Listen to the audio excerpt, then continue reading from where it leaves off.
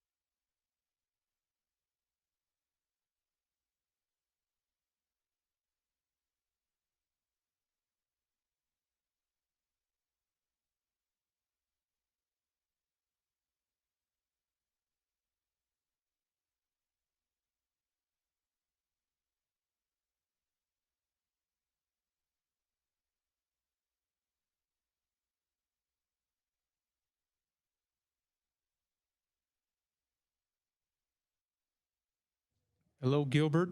Can you hear it? Can you hear us? Yes, I can hear you. Thank you.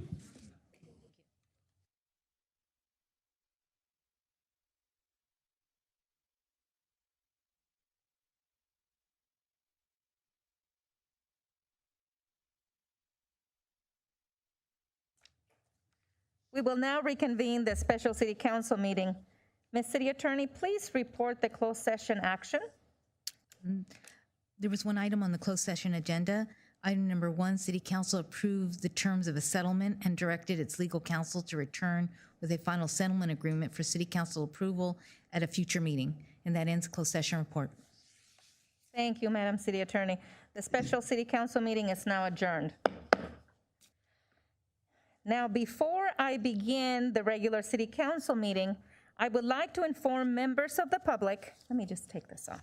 Members of the public that I will be taking public comment for non-agenda public comment and for items on the agenda via our teleconference line.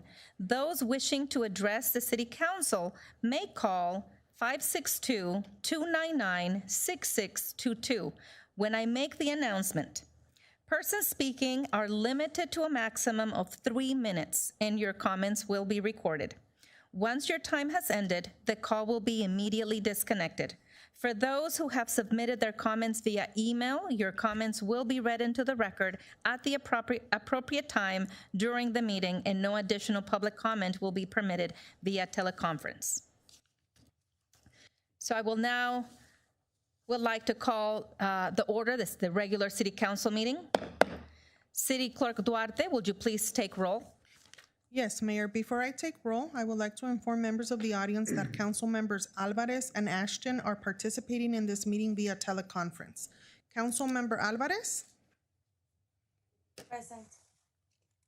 Council Member Ashton? Present. Council Member Trujillo? Present. Mayor Pro Tem Pacheco? Present. And Mayor Frometa. Present. Thank you and good evening, everybody. I would like to call Pastor Alex Vargas from New Season Downey to lead us in the invocation. If we can please stand. Awesome. Thank you so much, Madam Mayor. Good evening, Mayor, council members. It's an honor and privilege to be able to pray this evening for the council meeting for this great city of Downey. Let's go ahead and bow our heads, close our eyes. Father God, we come before you tonight. Lord, we just want to give you thanks for another day of life that you've given every single one of us. Father, I pray as we get ready to start this council meeting, Lord, that you would be with us, Father, that you would help guide us, give us wisdom. God, I pray for unity within the city council members, Father God. Lord, that they would lead this city well, Father, this great, beautiful city of Downey, Lord, that we would be a lighthouse in this county of Los Angeles, Father. So, Lord, I pray for every single council member, for our mayor, God, our mayor pro tem, Lord, and our council members, God. Lord, be with them, guide them, And Lord, I also pray for every city leader, Father God, in our departments, God, our police chief, our fire chief, God. I pray for protection over the men and women who keep our cities safe, Father. Lord, I pray, God, that you just continue to do great things within the city of Downey, within this leadership, God. We thank you for the families. We thank you for this great city of Downey, Lord. So I pray, God, that you would be with us for this council meeting, Lord. And once again, I pray for unity within the city council, Lord. In your name I pray. Amen and amen. Thank you so much. Thank you, Pastor Vargas. I appreciate you taking the time to pray for our city and for each one of us. Blessings to you and your family. And once again, thank you. I would like to call on Councilmember Trujillo to please lead us on the flag salute. Thank you, Madam Mayor. Please face the flag, put your hand over your heart. Ready, begin. I pledge allegiance to the flag of the United States of America and to the republic for which it stands, one nation, under God, indivisible, with liberty and justice for all. Thank you.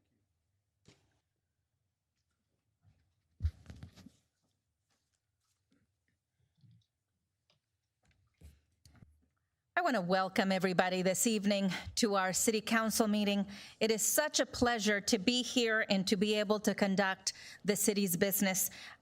We know we continue to navigate through a very difficult time as our country, as our world navigates through COVID-19, and we continue to go in the right direction with infection in hospitalizations heading down, but still we have death rates continuing to increase. And so we continue to have the council chambers closed to the public, and we hope that in the near future we can reopen once again. But I want to say welcome to our community members, to our community leaders, to our residents.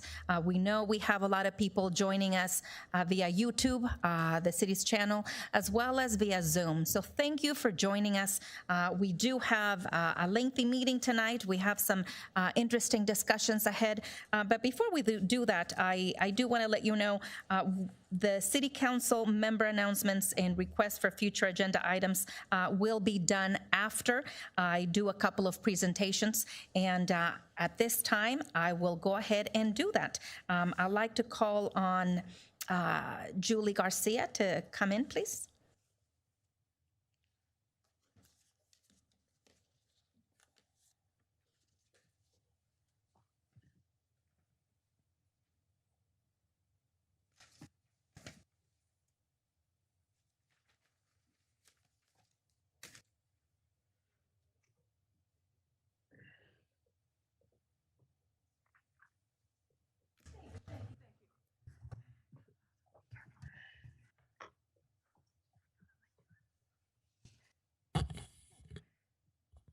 Definitely nice and clean. Thank you very much, Yoli.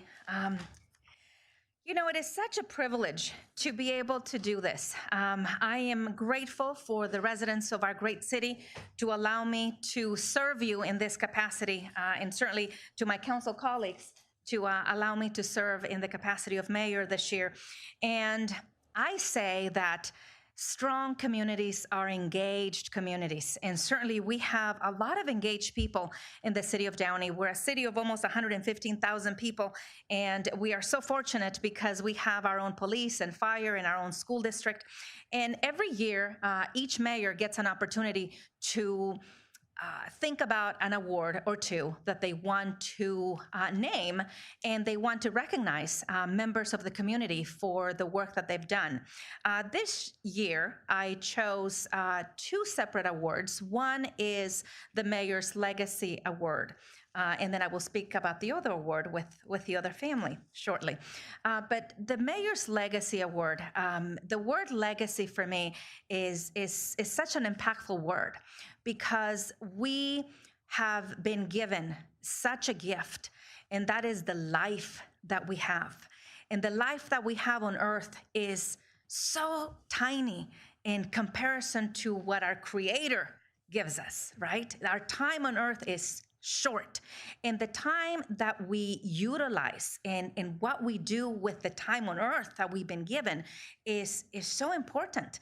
And there are so many people in our community that are doing such extraordinary work. And it's hard sometimes to pick one or two, and certainly over the next several months during 2021, I will have the hard decision of picking certain members of our community only. I want to describe to you somebody that I hold very dear, and the name is Julie Garcia. Julie is tenacious and is passionate, and she's committed, and she is someone that is persistent. Julie was born and raised in the city of Downey, and she attended Downey schools, just like many of us. We are a product of our Downey schools.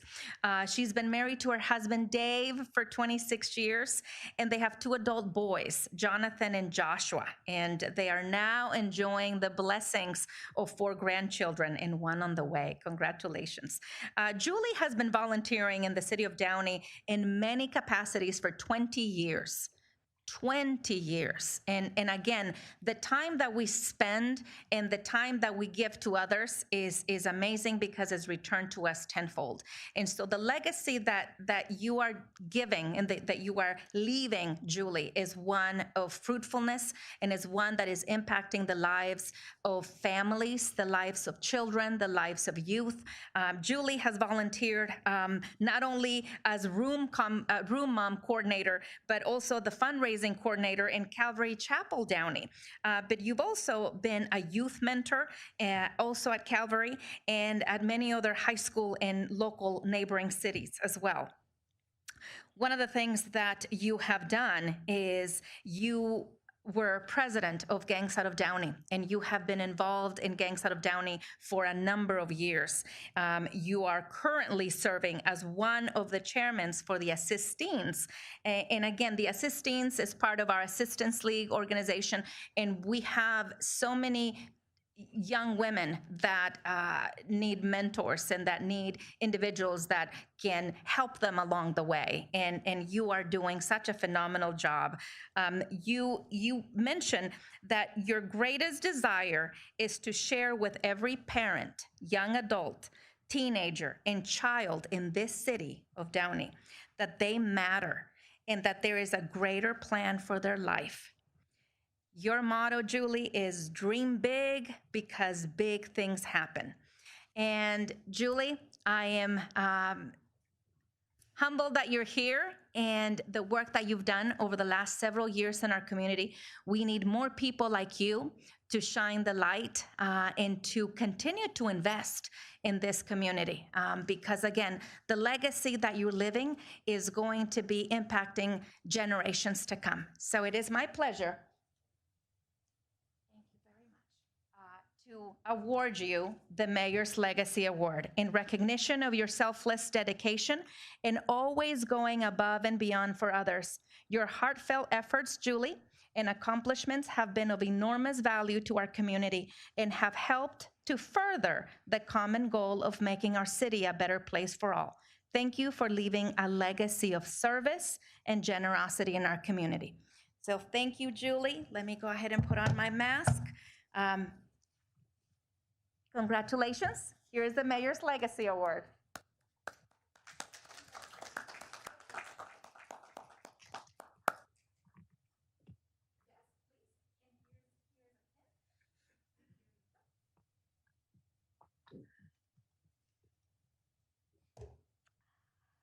Wow. How should I take this off? Proverbs 29:18 says, where there's no vision, people perish. Serving others has always been my vision, and it remains my purpose. Serving others has always helped keep my eyes off of myself and continues to be the driving force for what I do. It's been what we've built our family values on, and we will continue to lead by example. You see, I'm a living testament of what can happen when you maintain that vision and when you make right choices. So my desire is to set that example, to leave a legacy of service, to leave a legacy of making right choices. And as I've served on gangs out of Downey, as I've served in the community, and as an assisting chairman, I've learned that our youth today, they need encouragement. They need someone there that will stand beside them, someone that will show them that they do matter, and that's going to lead them in that direction to fulfill the dreams that they have. So my promise to you, Mayor, Madam Mayor Claudia, to the city of Downey, to my family, because of them I've been able to serve in the capacity that I have, is to continue leaving that legacy and to do what I do as unto the Lord, but to those around me as I serve. Thank you. Thank you for this Mayor's Legacy Award. I'm humbled. And this is far greater than I even, when I received the email, this right here, it's a huge blessing, and I thank you for that. So have a good evening.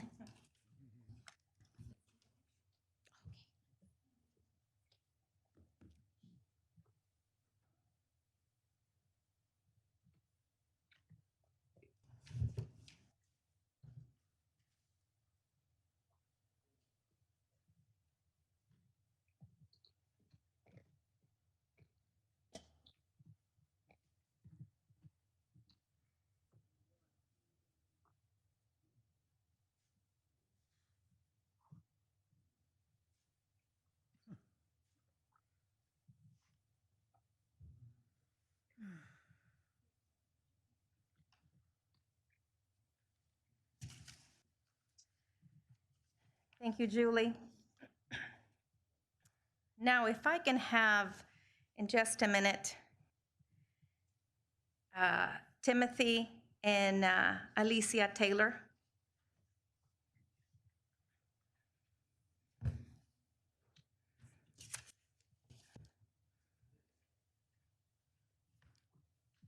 Hello, Mary.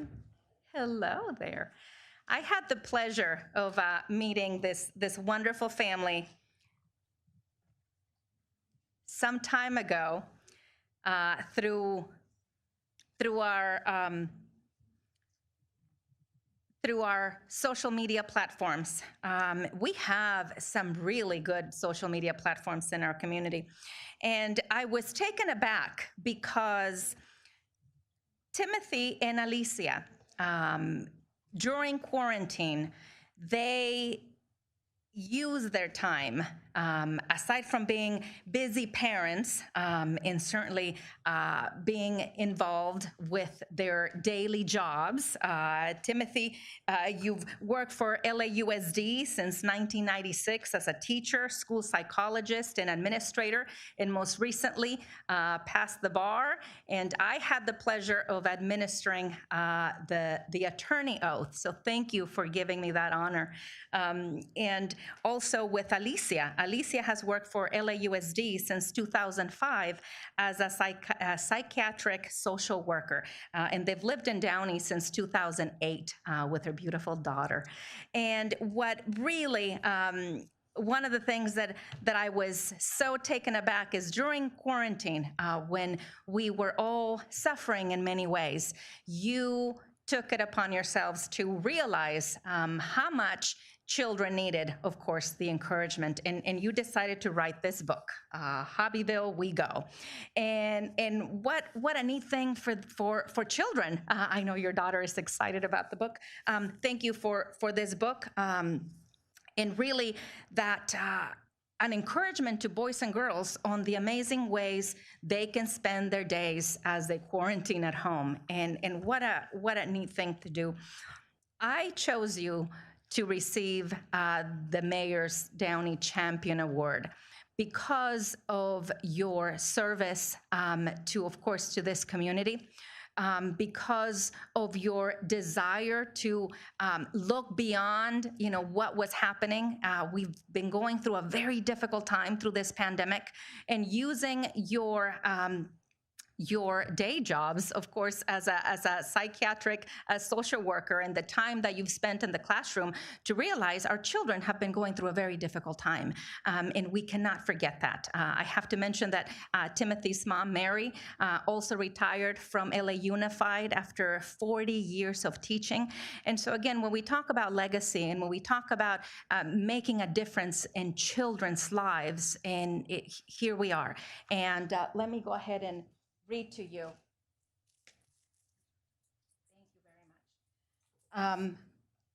I couldn't think of another couple this time to award the Mayor's Champion Award for the hard work and the diligence and your foresight and your continued commitment to serving, of course, your family, your community, and the children and the needs of those children in this community.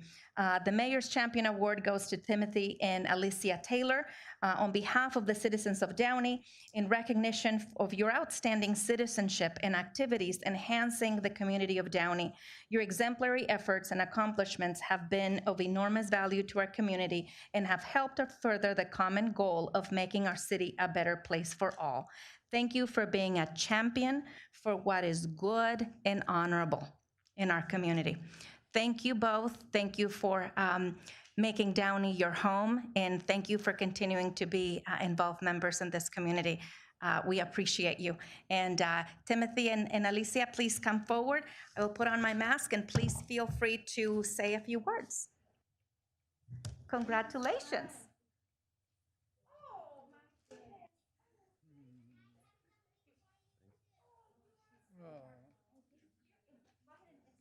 Thank you. Well, thank you very much to Mayor Frometa and the entire City Council for this wonderful recognition. We're really overwhelmed with all the support that the Mayor has shown for our book. We want to also just give a sincere thanks to the Mayor, to Mayor Pro Tem Pacheco, and to the City Council for the great leadership that you have all shown this past very difficult year. We know that the decisions that you make aren't always popular with everyone in Downey, but we want you to know that the majority of us really support you and understand the work that you're doing to keep us all safe. Neither Alice nor I are originally from Downey, as you mentioned, Mayor. I grew up in Westchester, and Alicia grew up in South Los Angeles and Southgate. But we just feel so fortunate to now call Downey home, and especially to be raising our daughter, Juliana, in Downey, and to have her going to a wonderful, wonderful school in Carpenter Elementary. We just feel very, very blessed to be here, and thank you again for this wonderful honor. Thank you so much. Congratulations. It's picture time, and please get a pen. Thank you both for being such Thank you, champions Mayor. of our community. Thank you. Thank you, and congratulations.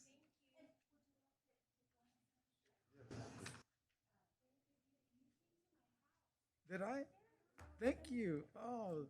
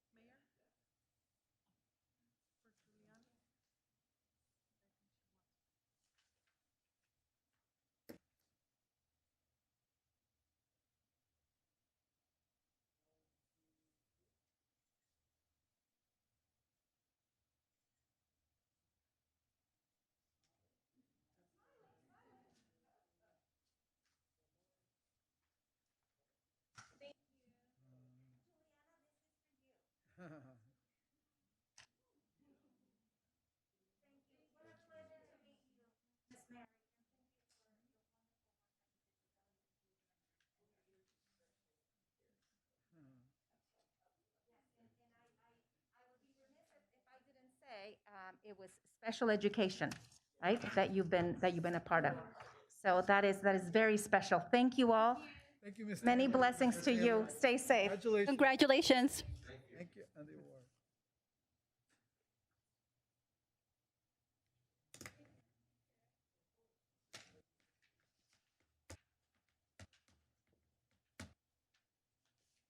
Can I look at the book? Yes, yes.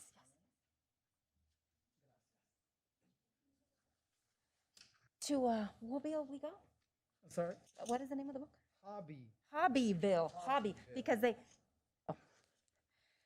Okay, well, that was, it's always important, I think, to recognize, again, members of our community that are doing significant things. And again, this wonderful family have been involved in special education in children with disabilities. And I think that is outstanding.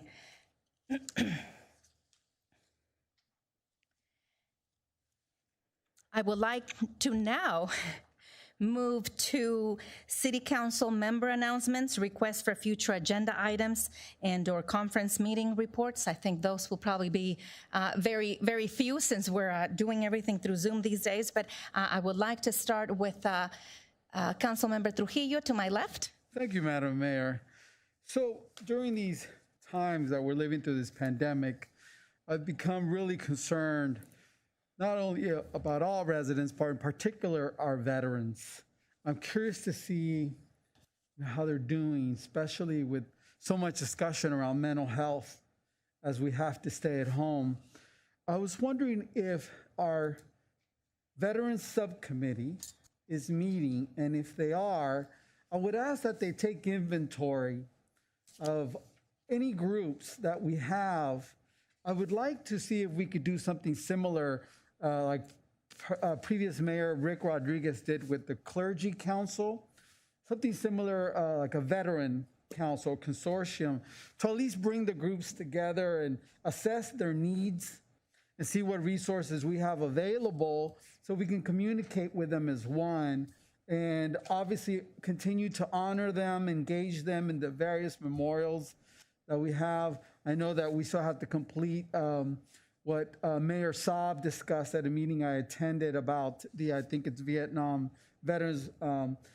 We have some very special pieces that we want to display somewhere, so I would like to see what's going to happen with that.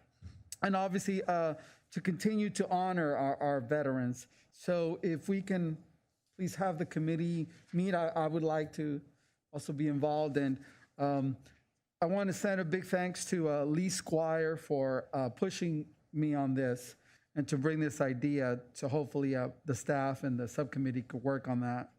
I also wanted to perhaps discuss concerts in the park. I know that it's too soon.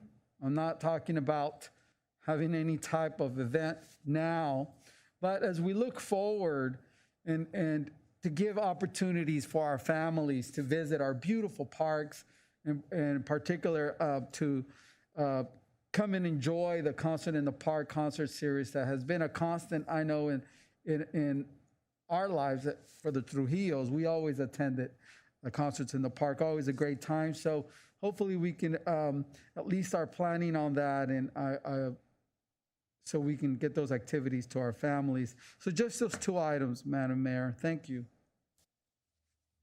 Okay, thank you, Councilmember Trujillo. Mayor Pro Tem Pacheco. Thank you, Madam Mayor. I'd like to just welcome everyone who's watching us virtually this evening. Thank you for joining us for tonight's council meeting. A couple of, actually, I attended one virtual event last Tuesday. It was a St. Raymond's Career Day event, and unfortunately, it was held via Zoom instead of in person. But as always, it's a pleasure talking to the students. I'm hoping that someday in the near future we can all meet in person, but for now, everything is being held via Zoom. I also had the privilege of welcoming some newly elected officials for our League of California Cities LA division.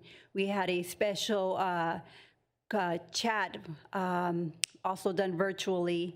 And it was a good opportunity to speak to newly elected officials and let them know about the League of California's LA City Division and what we can do for them. Also, I did want to mention an upcoming event, the Downey TLC. They're having their virtual 5K from February 13th to the 21st. TLC is part of Downey Unified School District, and they offer much needed services for families who are dealing with difficult situations, from health services, counseling and group support, to also homeless services. So please support TLC. You can register for their virtual 5K event. You can find more information on their social media Facebook page, or you can always visit their website at Downey TLC. And that concludes my comments. Thank you, Madam Mayor. Thank you, Madam Mayor Pro Tem Pacheco. If we can go to Councilmember Ashton. Thank you, Madam Mayor. I appreciate the opportunity to speak again. Just two quick items for staff.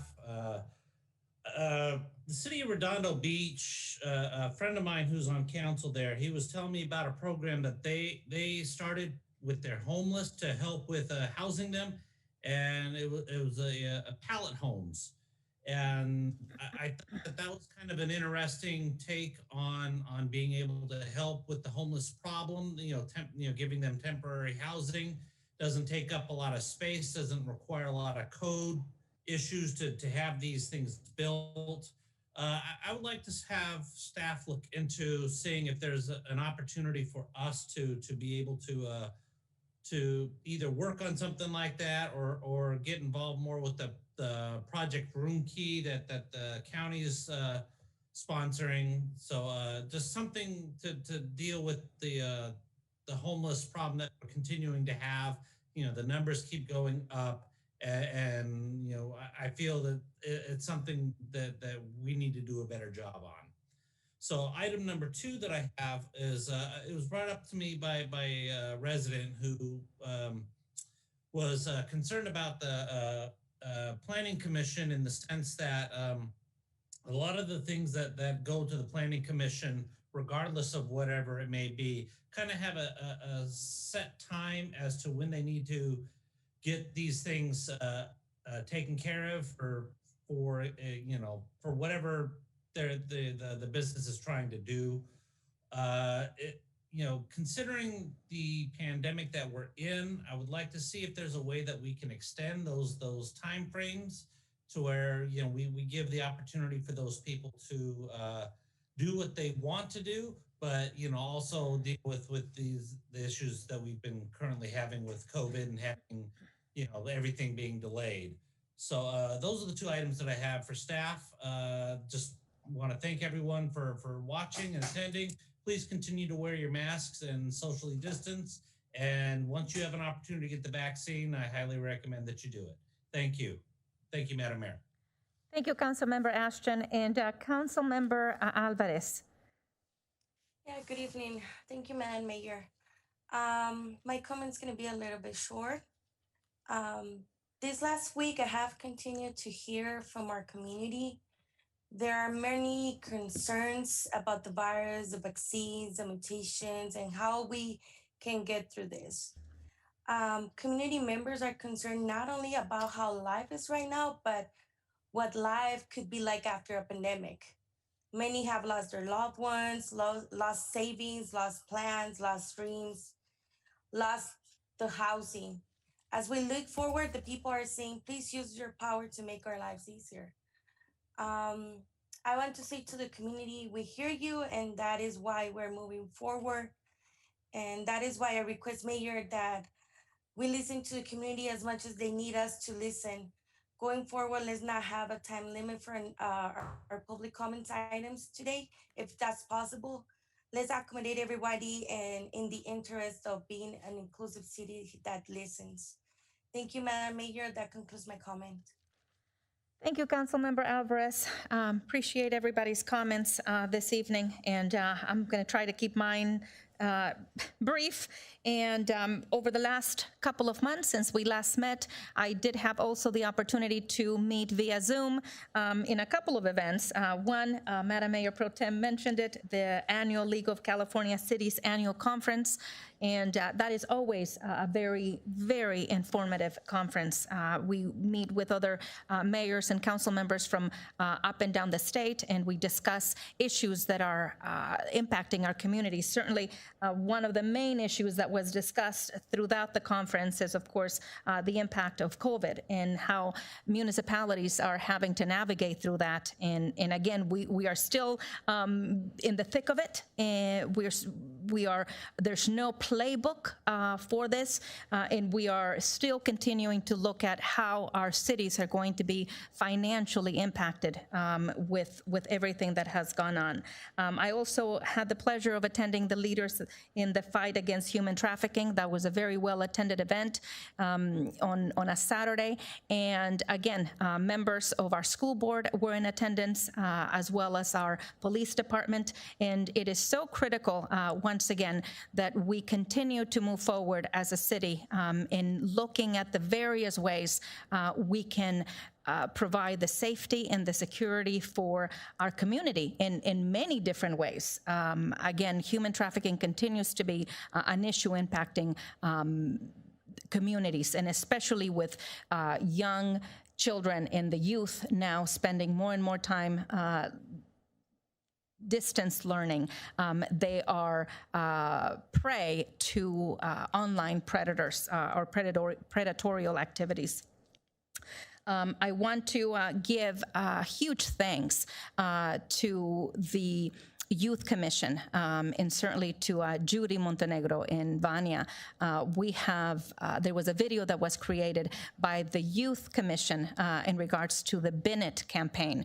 And all of us council members are so dedicated to our community in addressing the various issues, from trash in our city to illegal dumping to areas that are focused on looking after our veterans and mental health issues, certainly people that have been impacting negatively financially. And again, we are facing such difficulties, and there are no easy answers. As communities, we are navigating the very best we can, given the financial resources that we have at our disposal, and also looking for the financial resources that the federal government is going to provide to us as we continue to navigate through these very difficult times. Because as it's been brought up by other council members, certainly families have been impacted in more ways than one. The mental component is huge. Certainly the financial component is huge. And so as elected officials, it is our privilege to serve our communities, but we are faced with such difficult choices and decisions that never in our lifetime had we imagined that we would be facing in having to the decisions that we would have to make.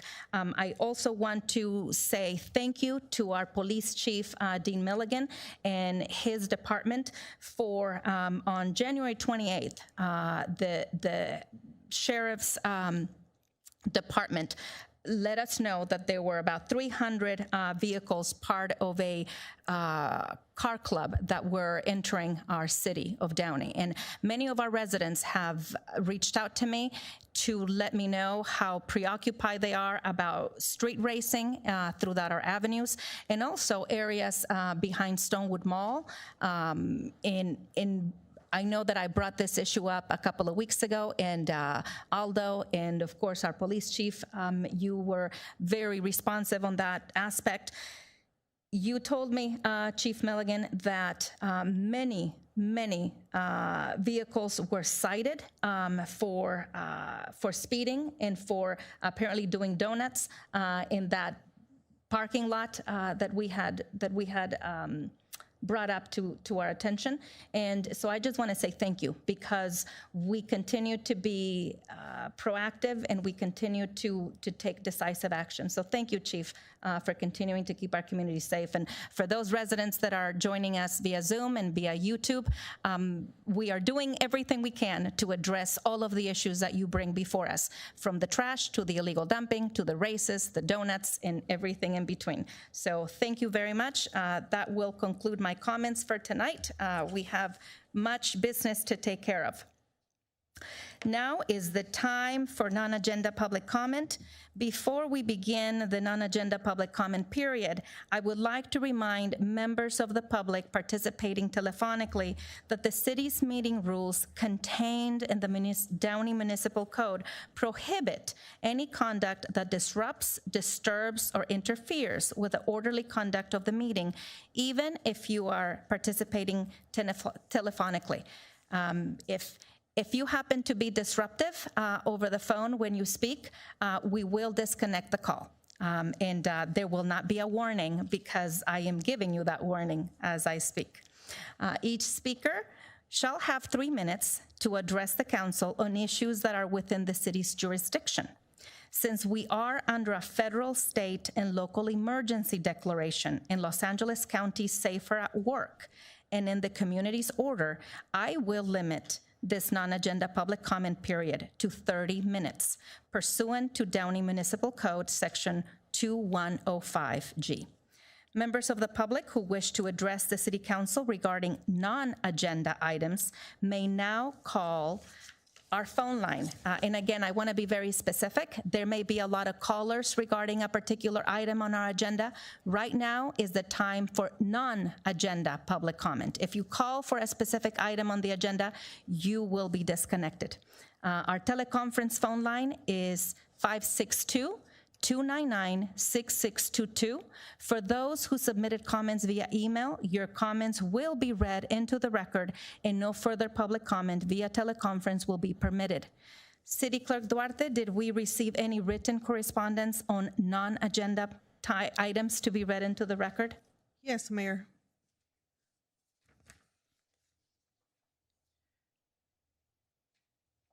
We received an email from Jeff Bell.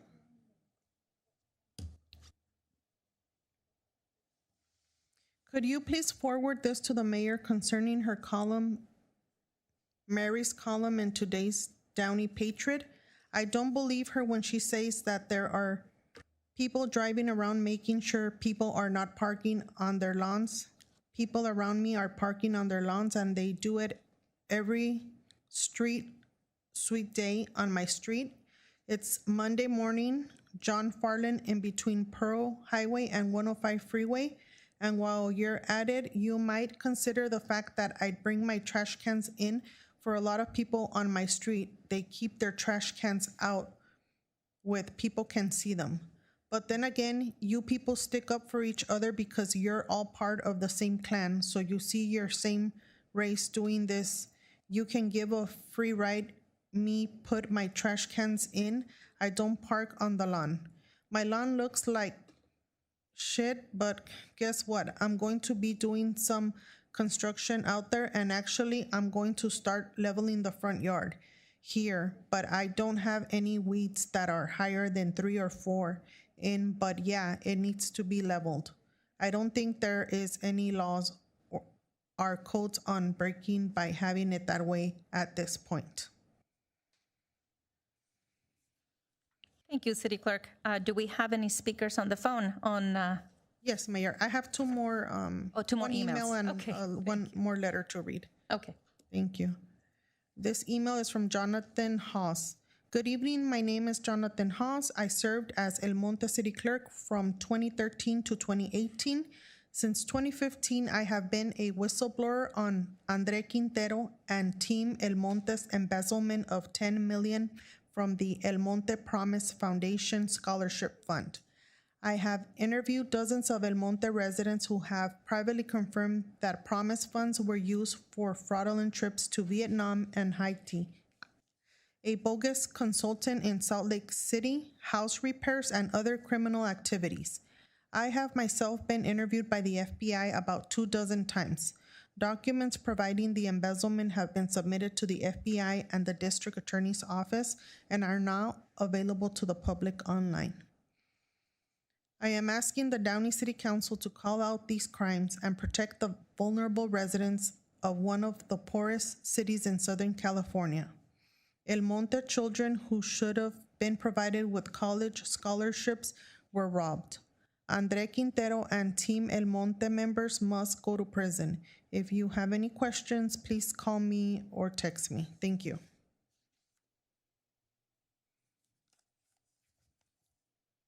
This correspondence is from Mr. Lee Squire, Vietnam veteran, civil rights advocate for students with disabilities. Good evening, Mayor and City Council. We, the people of Downey. Subject, Certificate of Recognition for Curtis Care Daycare Center for Children with Disabilities. I am asking for City Council to present a certificate of recognition to Curtis Care, which is a daycare center for children with disabilities. They celebrated their 25th anniversary on August 7, 2020. Their certificate of occupancy is dated August 7, 1995. This daycare center is a victory for equality and opportunity. The community came together during October 1994 and attended a city council meeting. We fought for the civil rights of children with disabilities for a daycare center to be developed at the site of a vacant bank building. The owner of this site was a Black businessman who wanted to open a daycare facility and was funded in whole or in part by Regional Center. I want the certificate to be issued during February 2021, as February is Black History Month. This gives honor to Dr. Martin Luther King Jr. And he attached a copy of the certificate of occupancy.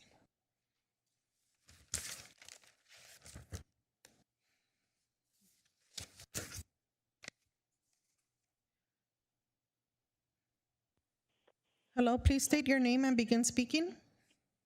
Mommy! Good evening.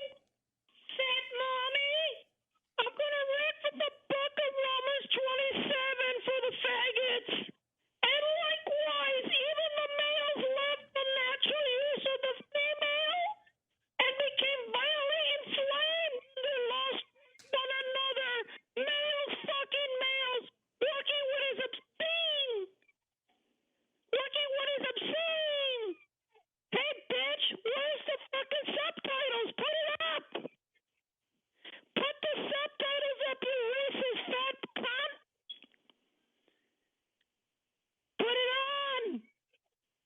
You're garbage, Miss Mayor. Miss Mayor. Why are you so fat now? What are you eating, the money? Like a goat? Mommy. Getting fat from eating the money? Why aren't you helping the renters, Mommy? We have to listen to this. Can we cut it off? Shut up, fool. I'm speaking. I got the floor. Why do we have to listen to this, man? Shut up. All housing accommodations are covered under state law. I think we should hang up on them. Should be protecting the rights. Shut the fuck up, asshole. Speaking. This is non-agenda public comment. Access to housing on item consent number 5, which I will be speaking about, you That you can cut off. We're not on consent calendar and we're not on agenda items. This is non-agenda public comment. It's non-agenda. I'm trying to say. Non-agenda.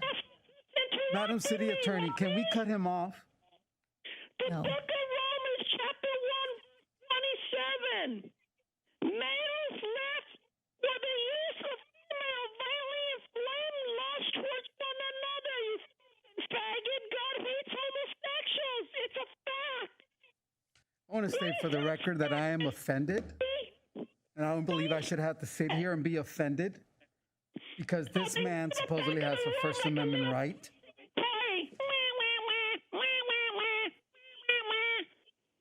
And besides, who's the champion award me? First Amendment, you jackass. First Amendment, you psycho social Cynthia and Mr. Westchester.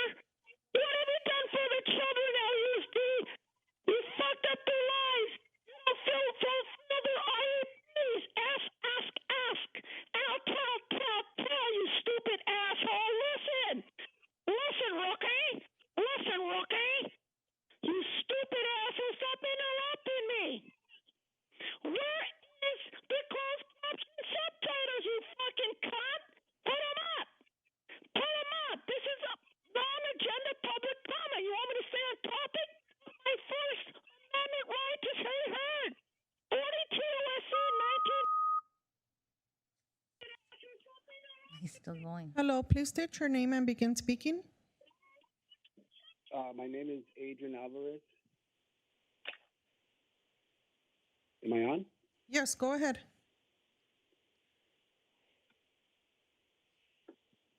The City of Downey Facebook page is a clear indication of the city's double standard when it comes to the treatment of working families on the one hand and influential business people on the other. Business people who, by some weird coincidence, contributed handsomely to the electoral campaigns of pro-business politicians who now sit comfortably on this same city council. The so-called business-friendly city council is very consistent in informing, legislating, and advocating for the wealthy people of the city of Downey, known in some circles as the Mexican Beverly Hills. But the working people of Downey, those that compose the sector that was labeled essential workers, which is overwhelmingly composed of working Latino immigrants, Spanish-speaking families, is grossly neglected in your Facebook and legislative agendas. Take the terrible ongoing crisis faced by Deliana's law-abiding working families who, in spite of working hard, could not earn enough money to simultaneously be able to buy groceries and pay rent. Working people, yes, here in beautiful Downey too, have to make painful decisions like either buying food for their families or paying rent, go hungry and have a place to sleep, or eat and be homeless. Yet, the city council conveniently has not clarified to its residents that this city does not have rent control. This is not item. Even to the false notion that Downey has rent Please tell him this item is. Sir, this is non-agenda public comment. This is not item number 8. You will need to call back in regards to item number 8. This is regarding your Facebook page.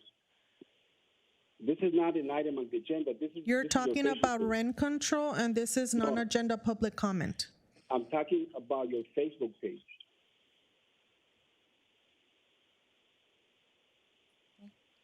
I'm talking about the discrepancy in the neglect to properly inform working families of Downey about the fact that Downey does not have rent control. Please disconnect. He keeps mentioning rent control. That is not an item that we. He can call back for item number 8 and speak. Please state your name and begin speaking. David Bowers, Downey, California. I speak tonight about a non-agenda item. I speak again about an issue that you should keep in your mind as you make your difficult decisions impacting others in Downey.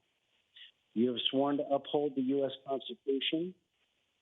The Constitution was designed to help a nation that was founded on the goal of protecting the blessings of liberty for the people. We have made great strides in that direction. However, as I watch, hear, and see the news over the last decade plus now, it becomes painfully clearer every day to me that the government has lost its moral compass. I see that the blessings of liberty are no longer what are protected by governments, and many government leaders prepare to pursue power and become corrupted easily by those around them. It is with my best wishes for all that I remind you that a free person is not obliged to consent to the dictates of a corrupted government that violates the rights and freedoms of the people.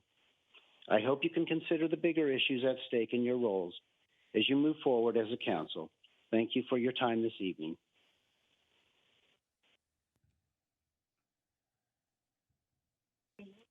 Hello, please state your name and begin speaking. Spanish, Bárbara Rodríguez. Make sure he knows. Sí, ¿va a hablar en español?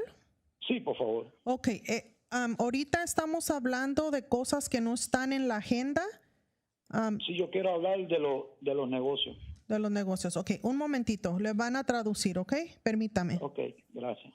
Igual como siempre, si puede decir unas palabras y luego nos permite hacer la traducción. Sí. Ok, Sí. gracias. No, gracias. Just remind him if he touches on one of the items, he's going to be disconnected. Okay. Solo le queremos avisar que si habla de algo que esté en la agenda, vamos a tener que desconectar la llamada y luego puede volver a llamar. ¿Está bien? Ok. Gracias. Permítame un momentito. Sí, sí.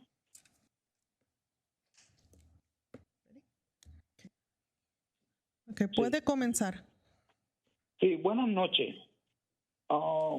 Mi nombre es Bárbaro Rodríguez y quisiera decirle que en la cuarta enmienda de los Estados Unidos uno puede expresar de lo mal que está que está haciendo las cosas. Pues, señor, ¿puede repetir, por favor, su tema, lo que dijo de la encuesta, de la cuarta enmienda de los Estados Unidos? Yes, good night. My name is Bárbaro Rodriguez, and I would like to say that according to the Fourth Amendment of the United States, it affects how one can borrow. Continúe, dijo que puede prestar. No, es para expresar el ciudadano, para que exprese lo mal que está hecho. Las cosas que están mal hechas en el territorio de los Estados Unidos.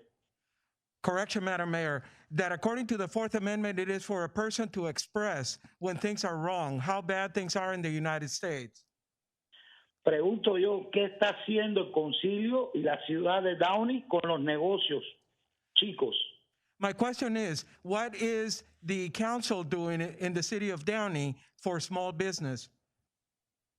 Porque hay amigos míos que están perdiendo su negocio de 25 años y ellos dicen que la ciudad le está prestando dinero, no le está ayudando. I have some friends who are losing their businesses of 25 years and they are saying that the city is loaning them money, it is not helping them. Pregunto yo que pregunto todo, ¿por qué hay dinero para no ayudar a los pequeños negocios que pagan altos taxes en esta ciudad? My question is, and I ask everybody, why is there money to, why is there not money to help the businesses who are paying such high taxes in the city? Porque ellos con la pandemia han estado cerrados y han seguido pagando taxis y la ciudad no sigue cobrándole los taxis.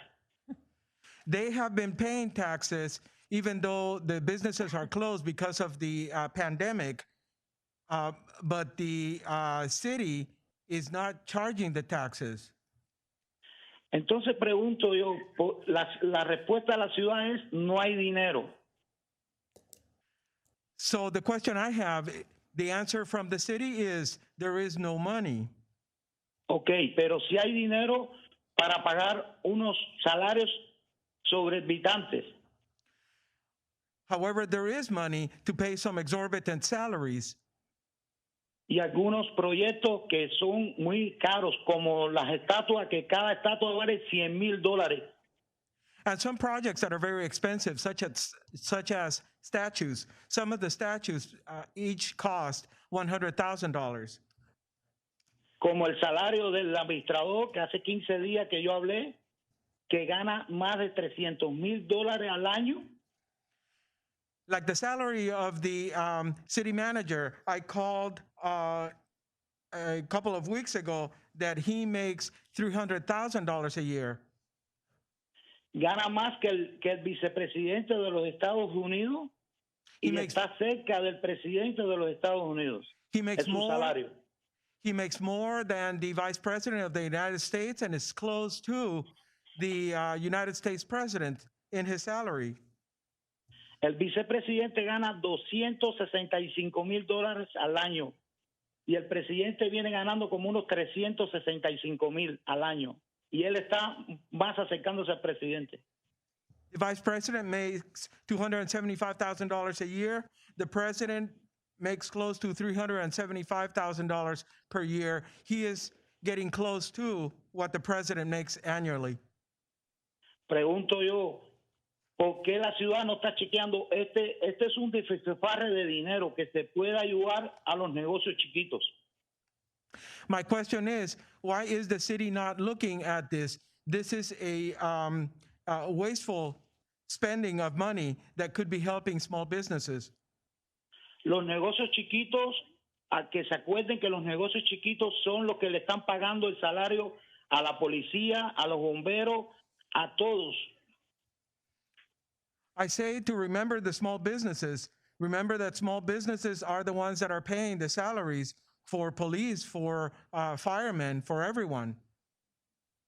Por eso, necesitamos la ciudad de Downey, el concilio, necesita concentrarse en estos altos salarios y ayudar a estos negocios que son los que pagan taxes en esta ciudad.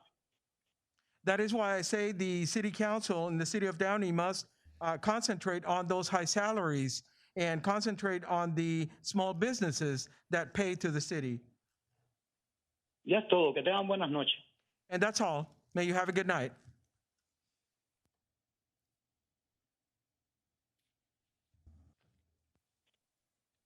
Hello, please state your name and begin speaking. Yes, this is Joey from the city of Downey.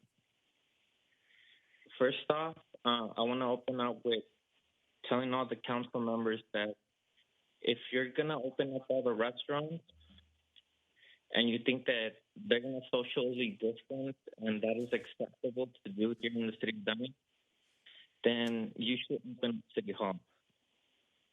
The people should have access to the chambers and be able to be present during these meetings. If you're saying it's safe enough to go out and eat, you're saying it's safe enough to go to City Hall and participate in our own government.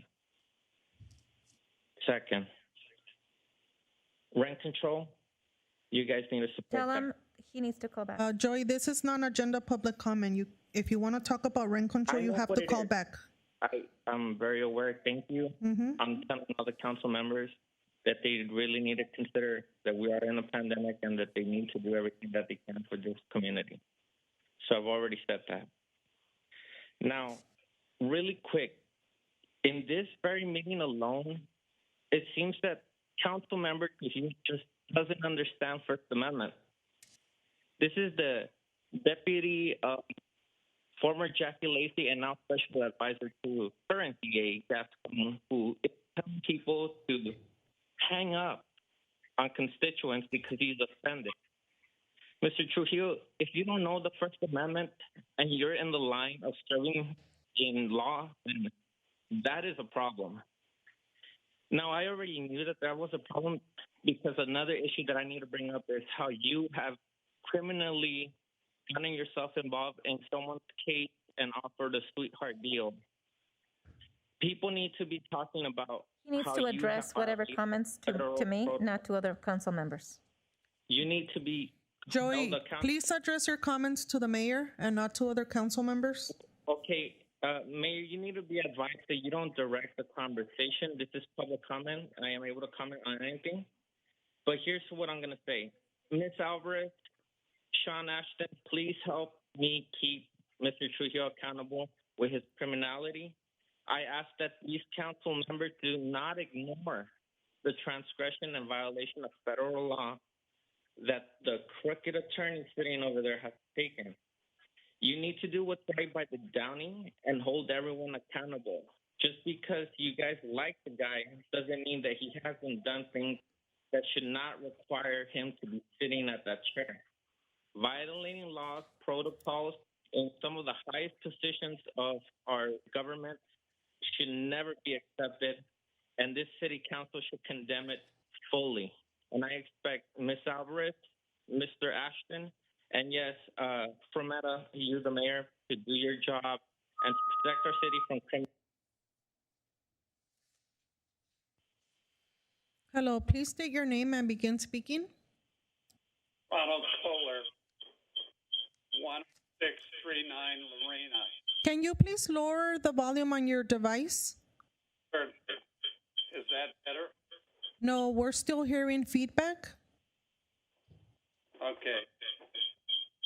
You can lower the volume completely, and we'll be able to hear you.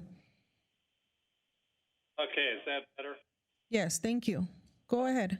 Thank you. Again, Ronald Kohler, 10639 Lorena, Downey. I've been a resident of Downey since 1959. Very, very involved with Downey. President Quantz, president of both boards for the Downey Hospital before it was absorbed by IPH.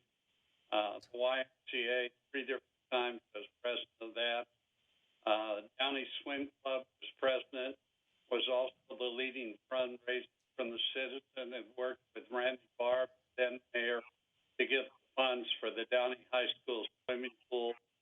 And I love Downey very, very much.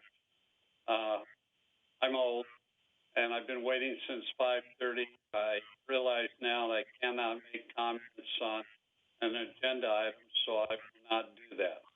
I'm owner and founder of Lurie Management since 1973. And again, we worked very hard to beautify Downey and get owners to increase the appearance of their building. But most of all, my comment tonight is to apologize on behalf of people for the first call. I really appreciate you, Madam Mayor, City Council, and what you have to put up with, and I'm so very, very sorry for that. I haven't had dinner yet. I've been waiting since 5:30. I'm not going to wait for the agenda item. I will come one or two of the council members about it. Thank you very much for listening to me. And again, I really thank you for what you're doing and what you have to put up with. I pray you don't have too long evening. I have a 7 o'clock meeting, so I'm not going to wait for the agenda item. Thank you very much for your time. Good night. Thank you.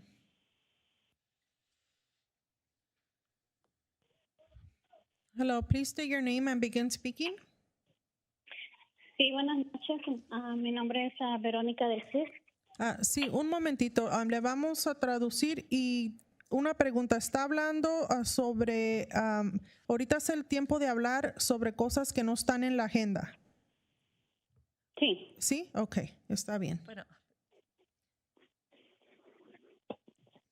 Ready? I'm gonna start.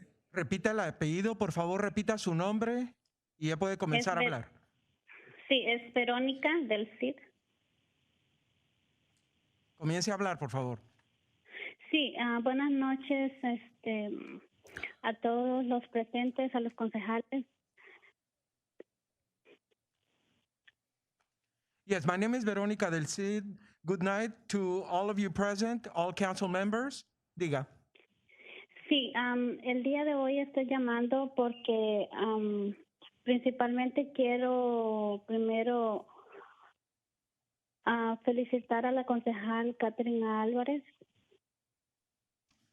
Today I'm calling mostly because I want to congratulate Council Member Catherine Alvarez Por su trabajo continuo para los ciudadanos de Downey. because of her continuous work for Downey citizens. Por su esfuerzo para mejorar la vida de todos los ciudadanos, ayudándonos en el sentido de seguir en la lucha que comenzó hace más de un año. For her efforts to help all of the citizens to continue on the fight that she started over a year ago. Yo sé que el día de hoy el tema del control de rentas es un tema muy importante que I know that tonight the rent control item is a very important item.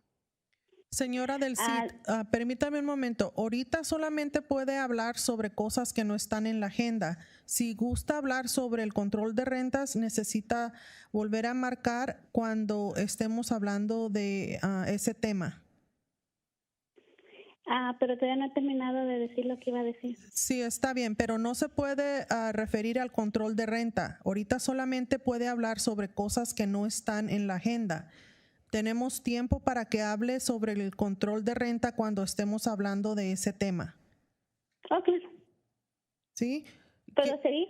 Sí, siga, por favor. Ok.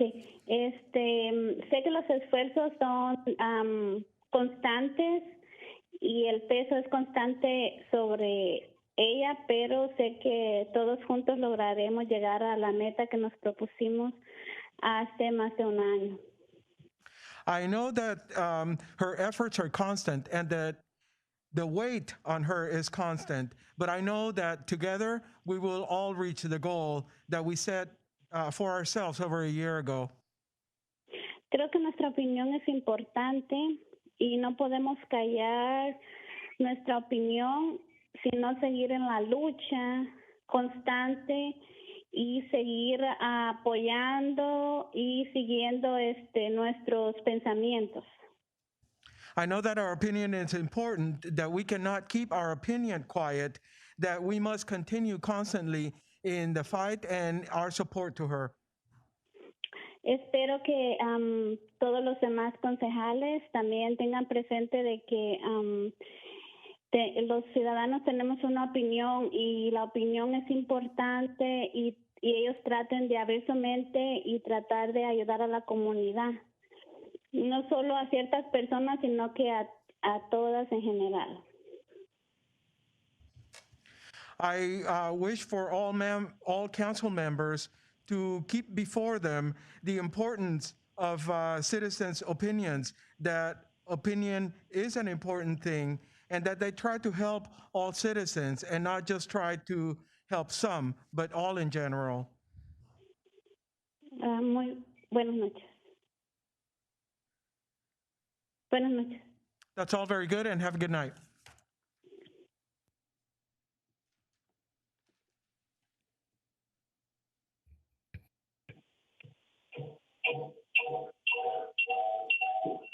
Can you please lower the volume on your device?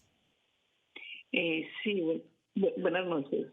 Buenas noches. ¿Sí puede bajarle el volumen a su, no sé si es su teléfono o su computadora? Al teléfono ya se lo estoy bajando. Ok, gracias. Le vamos a traducir. Si permita, por favor, hable algunas palabras y luego permita que el intérprete haga la traducción, ¿eh? Sí, buenas noches. Mi nombre es María Arango y le estoy hablando para saber qué podemos hacer los residentes de la Comolet, que la luz es muy poquita y hay mucho, no estamos seguros en la noche por tan poca luz que tenemos, tanto en la calle principal como en los Allen, entre la Downey y la Paramount. Ok, un momento. Downey and Paramount. ¿En la calle Comalet? Sí. Ok, entre la Downey y la Paramount.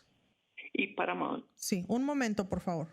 Good evening. My name is Maria Arango, and the reason I'm calling is to find out what can citizens do because the lighting is too low. There is not enough lighting such that it is unsafe at night on our main street with the Comalet between Downey and Paramount. Puede proceder.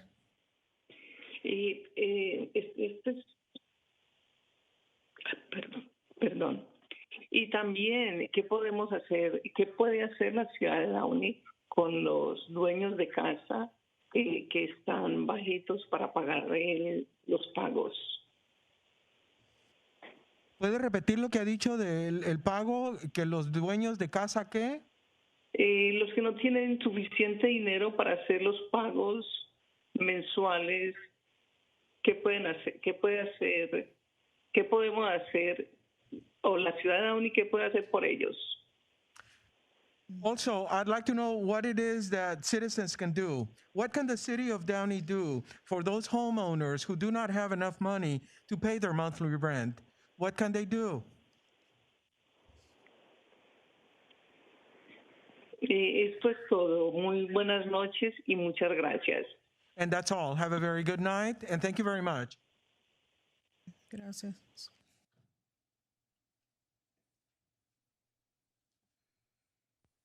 Please state your name and begin speaking. My name is Alexandra. I've lived in Downey my entire life. I want to first start by asking our city council to continue to wear masks throughout the entirety of city council meetings. If you're not going to allow the public inside of council chambers, then you need to be keeping your mask on We are amid the middle of a global pandemic. People are dying. Our hospitals are filled. And if we truly want to stop the spread of COVID-19, it needs to start with our city leaders. Masks need to be on the entirety of the meetings. We need to social distance. That means even if you're in the middle of a photo, you shouldn't have to take your mask off for that. You shouldn't have to hug people. People are sick. People are dying. It's so important. And if our city council members truly care about the community, then they want us to be safe. That's all I ask. I just ask that we be safe. Thank you.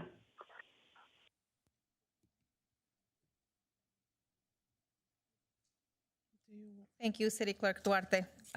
We have reached the 30-minute time limit for non-agenda public comment. And at this time, we will move forward with a consent calendar. But before I do that, very quickly, and before I forget, I know we have a lot of callers and a lot of items to get through on the agenda, but I did want to address a couple of items that some callers brought up. And one of the callers brought up the what are we doing to provide assistance for renters. Uno de las personas que llamó nos preguntó qué es lo que está haciendo la ciudad para dar asistencia a personas que están rentando en medio de esta pandemia.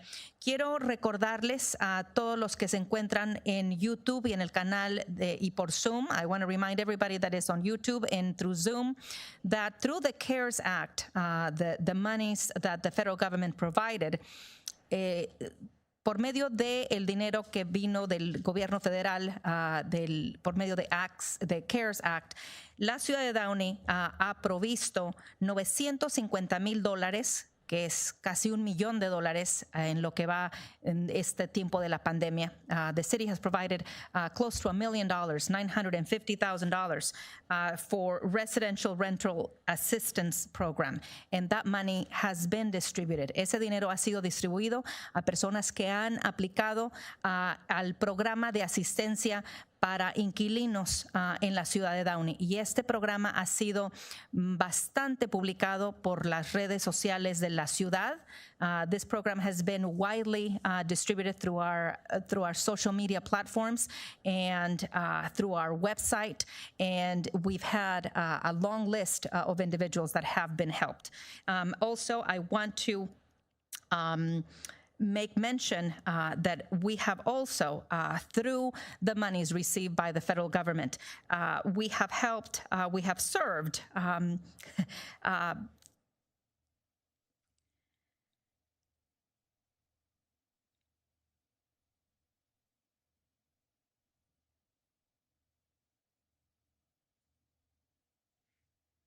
those applications, those $950,000 that have been given have gone to 923 applications. Hemos recibido 923 aplicaciones para el programa de asistencia para rentas y ese dinero, $950,000, ha ido a esas aplicaciones de 923 aplicaciones que se han recibido.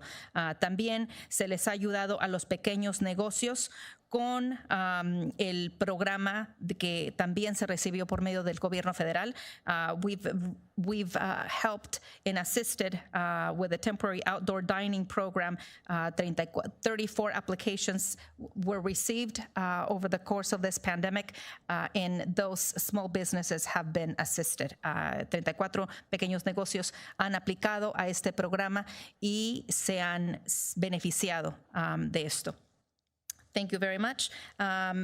Also, addressing the issue of masks, we keep our masks on. There are many of us that have thankfully been vaccinated. I've been fortunate enough to work for healthcare, and I've received my Pfizer vaccine 1 and 2. I highly recommend those of you that are able to receive the vaccine to go ahead and do that. Now is the time for consent calendar items. And members of the public wishing to address the City Council regarding consent calendar items may now call our teleconference line at 562-299-6622. For those who submitted comments via email, your comments will be read into the record and no further public comment via teleconference will be permitted. I do also want to remind you that the callers will address their comments to me and me alone, and that's how we will conduct our meeting. I also want to remind you that there are many cities that have remained conducting their council meetings virtually and not in person. Certainly, we really would like to open up for the public, and when it is safe to do that, we will open them up. In the meantime, we will remain close to the public until we see that the numbers continue to come down and for the safety of our community. City Clerk Duarte, did we receive any written correspondence on consent calendar items? And I just want to make it clear to our community that we will get to the discussion item that many people want to speak on, but right now we are focusing on consent calendar items only. Did we receive any written correspondence to be read into the record? We did not, Mayor. Okay. Do we have any speakers on the phone? We do, Mayor. And I would like to ask you to please let them know if you are calling regarding a specific item in tonight's agenda. This is not the time just yet. The time will come, and if you do speak about that item, unfortunately, we will have to disconnect your call. Thank you for understanding.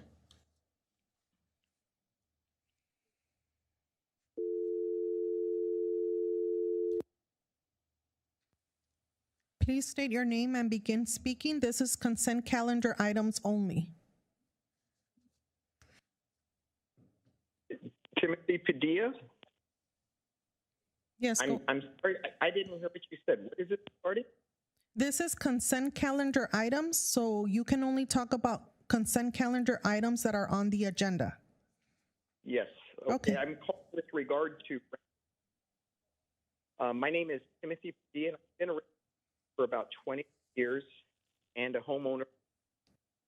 And I just wanted to simply state that I'm against any further rent measures.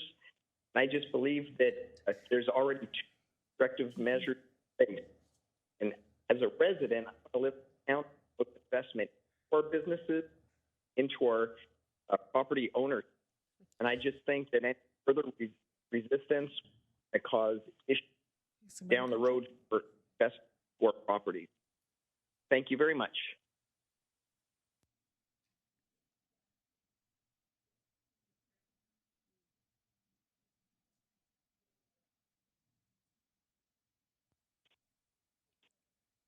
Hello, please state your name and begin speaking. Yes, this is Joey. Just real quick, right now our city is going through a pandemic. Millions of people are suffering in our country due to this crisis. For the most part, Hi, Joey, we are on consent calendar items right now. Yes, I know that. I'm making a comment. Okay. What item are you calling about? Item number 8. No. That's an administrative report, so you will need to call back during that item. Right now, we're on consent calendar items. All right, but I will be allowed to speak tonight. Well, you'll call back for item number 8, correct? Sure. Thank you. And I just want to say, We apologize if this has been confusing. We want to make sure that our members of the community have an opportunity to speak on item number 8. That is the rent control item. That is under administrative report. We are not there yet. I know it's already a long evening.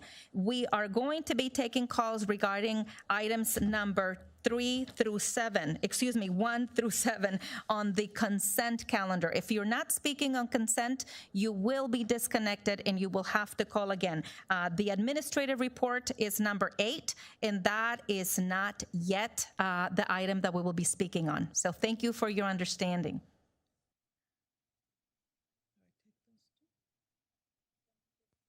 Please state your name and begin speaking. Good evening. It's Herman. Can you hear me? Go ahead, sir. Thank you. State law regarding items 1 through 7, regarding the minutes of the calendar that passed for individuals with disabilities, should have the right under the state to lease, rent on housing accommodations free from discrimination, because God hates homosexuals. Sir, what item are you on? I said I'm on the minutes of the calendar, you dumb bitch, and 1 through 7. Herman, if you continue, we will hang up. Concentrate on the consent calendar items. I already disconnected him. Please state your name and begin speaking. Hello, good evening, Rodolfo Cortez. So I would like to speak about. We can barely hear you. Can you speak louder, please? Oh, sorry about that. Can you hear? Is this better? Hopefully, this is better. So I would like to speak on item number 4 on the consent calendar. So just for people who maybe can't see it on their screen. So this is adopt class specifications and compensation for the position of utilities inspector, GIS technician, and water system operator. So it's adopting a resolution of the City Council of the City of Downey, specification of specifications and establishing compensation for the position of utility inspector, GIS technician, and water systems operator. So I think it's really great that the City Council is, continuing to figure out ways of making sure that the water in Downey is healthy, because there's been a lot of reports, generally speaking, that water in our region in southeast Los Angeles County is not very healthy. So, for example, you can look at neighboring Pico Rivera and Southgate. There's been reports that that water is heavily polluted. It's very important for the City Council to take serious. Community members are concerned about the water quality, and of course, hiring more people who looking at that issue is very, very important. I think it would be wonderful if the City Council did additional work around the water, just inspecting its basic quality.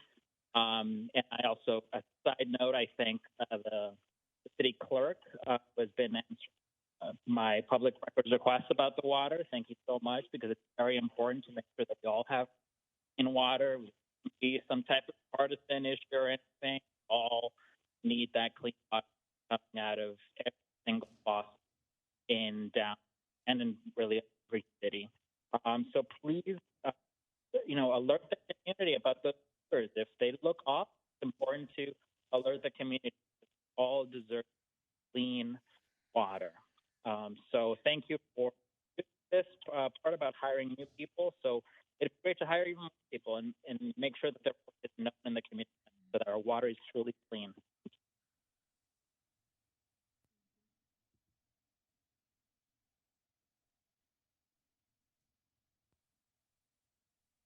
Please state your name and begin speaking. Yes, my name is Joseph Bartolo,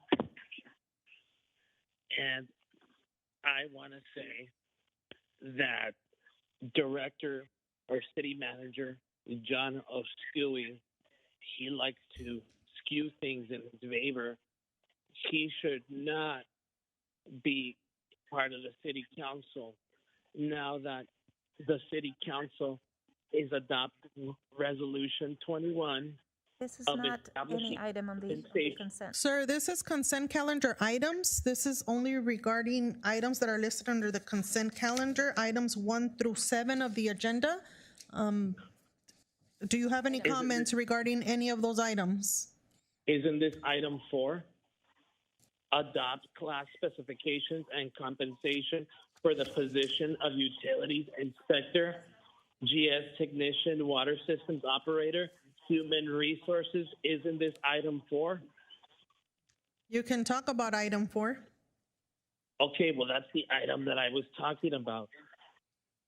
Director Oskui should refrain from being involved in the classification of these positions because he is in conflict as he is a director for the Central Water Basin. Oskui cannot be part of the council for the city of Downey since he's already a director for the basin. That is conflict of interest. What's going to happen is the FBI is going to raid you like.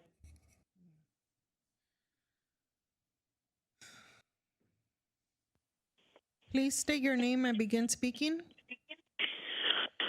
Hola, señora panzona puta. You cut me off. Let me behave. The speaker is warned. Please, your comments. What you said, you fat slob. You.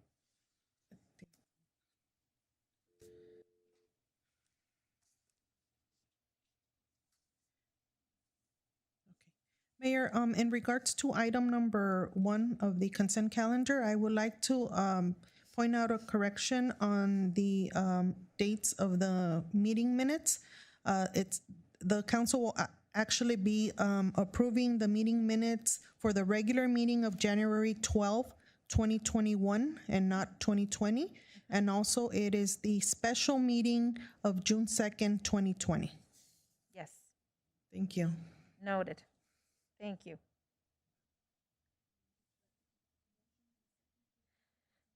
Yes, I would like to take a motion in a second to approve the consent calendar. I'll make that Madam Mayor, motion. I'd like to pull item number 7 for discussion, please.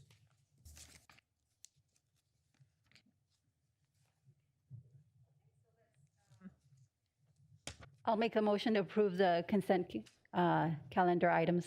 And I'll make the second. And if you can please take roll. Yes. Madam Mayor, I need to sustain from number 1.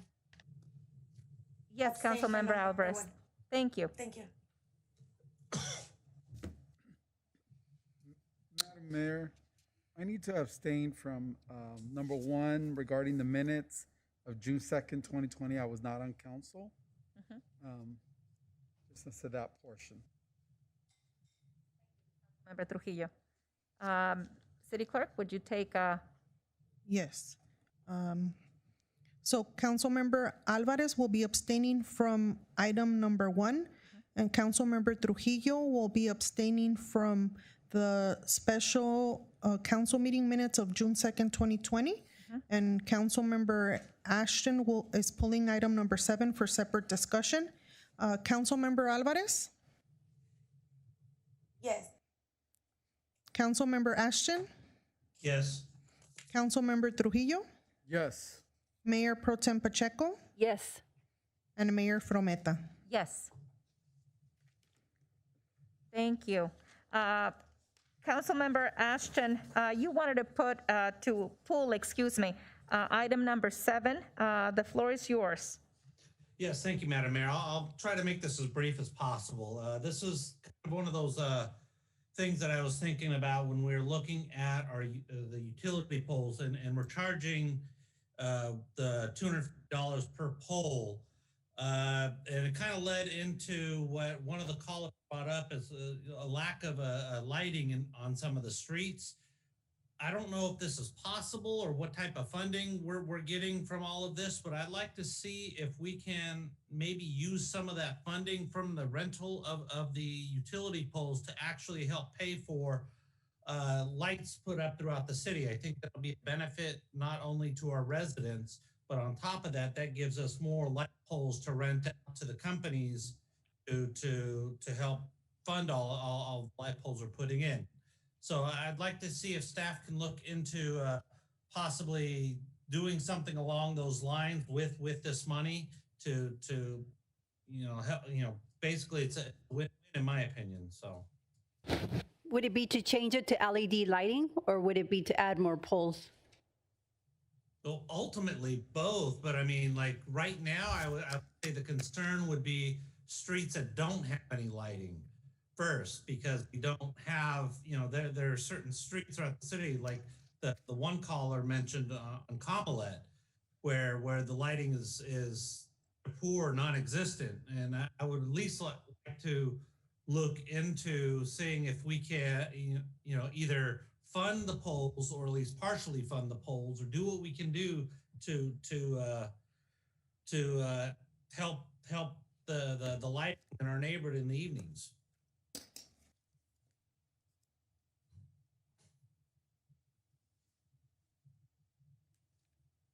So yeah, that would be my only comment on that, and I was hoping to get some feedback from Gilbert or Delfino on this. City Manager, do you have staff? Can staff address Councilmember Ashton's request regarding this particular item? Madam Mayor, yes, I actually spoke to Councilmember Ashton earlier today, and I did mention it to our Public Works Director, Delfino Consunji. He should be on the line, and he could chime in on that. Okay, thank you, City Manager Libas. Mr. Consunji, if you're on the line and you can provide some feedback regarding this item. Yeah, thank you very much, Mayor Frometa. We can certainly look into that particular issue.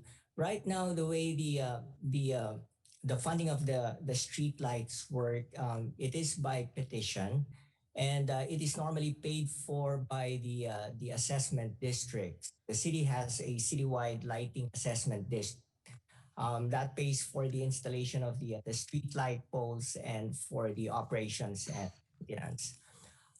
Just to put this also into perspective, a new street light pole costs about $7,000 to be installed. The rent that we will be charging the carriers, the revenue is about $270 per location per year.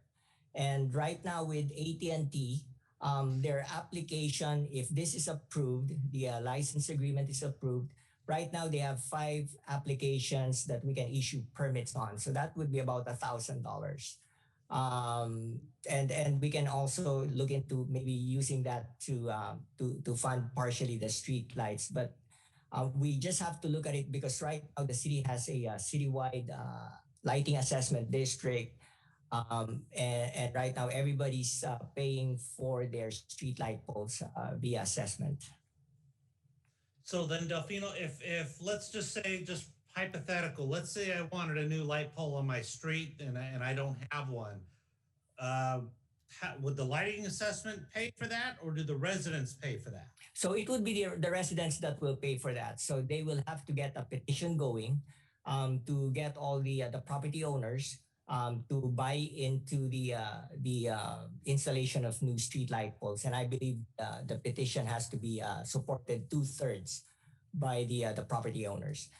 Once that is approved, then we can proceed with the installation of the street lights. And like I said, each street light costs about $7,000. And $7,000? About $7,000. Okay. So the installation and the operations and maintenance, the annual operations and maintenance is paid through the assessment rates, through their property bills. So then, I mean, just my thought on this would be like if there's a way to help with, covering those costs for the residents that need more lighting on their streets, one, and then two, like as Mayor Pro Tem mentioned, possibly even, using those monies to upgrade to the more cost efficient LED lighting. That would be optimal, assuming, with the, especially with the one that we own versus the ones that like Edison owns or who else. It would just be something that I would like to see if we can look into. And like the $1,000, it's $1,000 per light pole or $270 per light pole. Is that correct? It's $270 per light pole per year. Okay.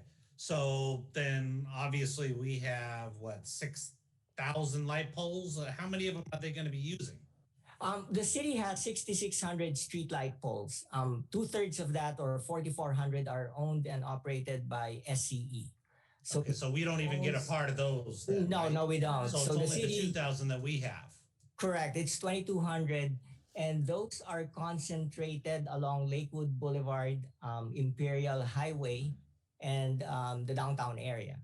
So it depends on also where there is a gap in the coverage of the carriers, because they will only apply for locations where they have a gap in their coverage. And like I said, like AT&T, even if this master license agreement is approved, they're only applying for 5. So it's not like they're applying for hundreds or thousands of these street light poles. So basically it's not even enough for one light pole. That's correct. And okay. Most of the time they prefer to install on SCE facilities. So that has been the case this past 5-10 years. Okay.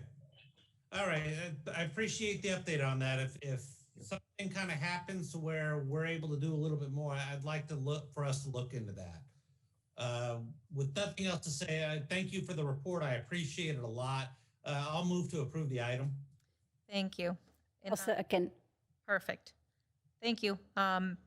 City Clerk, can you please take roll? Thank you, Delfino, and thank you, City Manager Levis. Councilmember Alvarez? Yes. Councilmember Ashton? Yes. Councilmember Trujillo? Yes. Mayor Pro Tem Pacheco? Yes. And Mayor Frometa? Yes. Okay, so now we are moving on to the administrative report. This is now item number 8 in our agenda, and it is the last item. This is to discuss and provide direction to staff regarding the establishment of a local rent control ordinance. And Councilmember Alvarez, you wanted to bring this item for discussion for this meeting. And the floor is yours. I would... Madam Mayor, did you want to let our public comment? Oh, yes, yes. My apologies. My apologies to all. Yes, we need to open this item to our public. I know that we've been waiting long enough, and many of our callers perhaps have grown weary of waiting so many hours.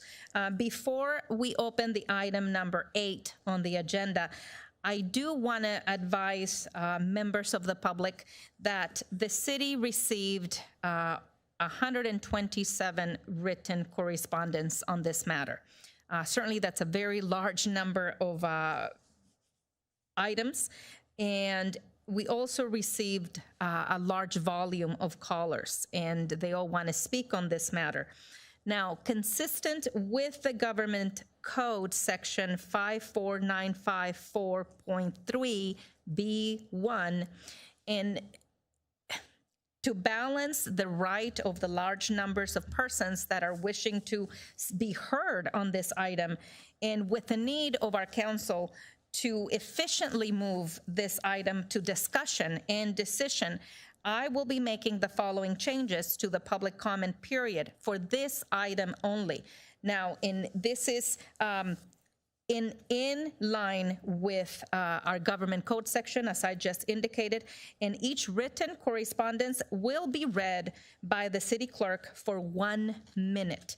The same amount of time will be given to each caller.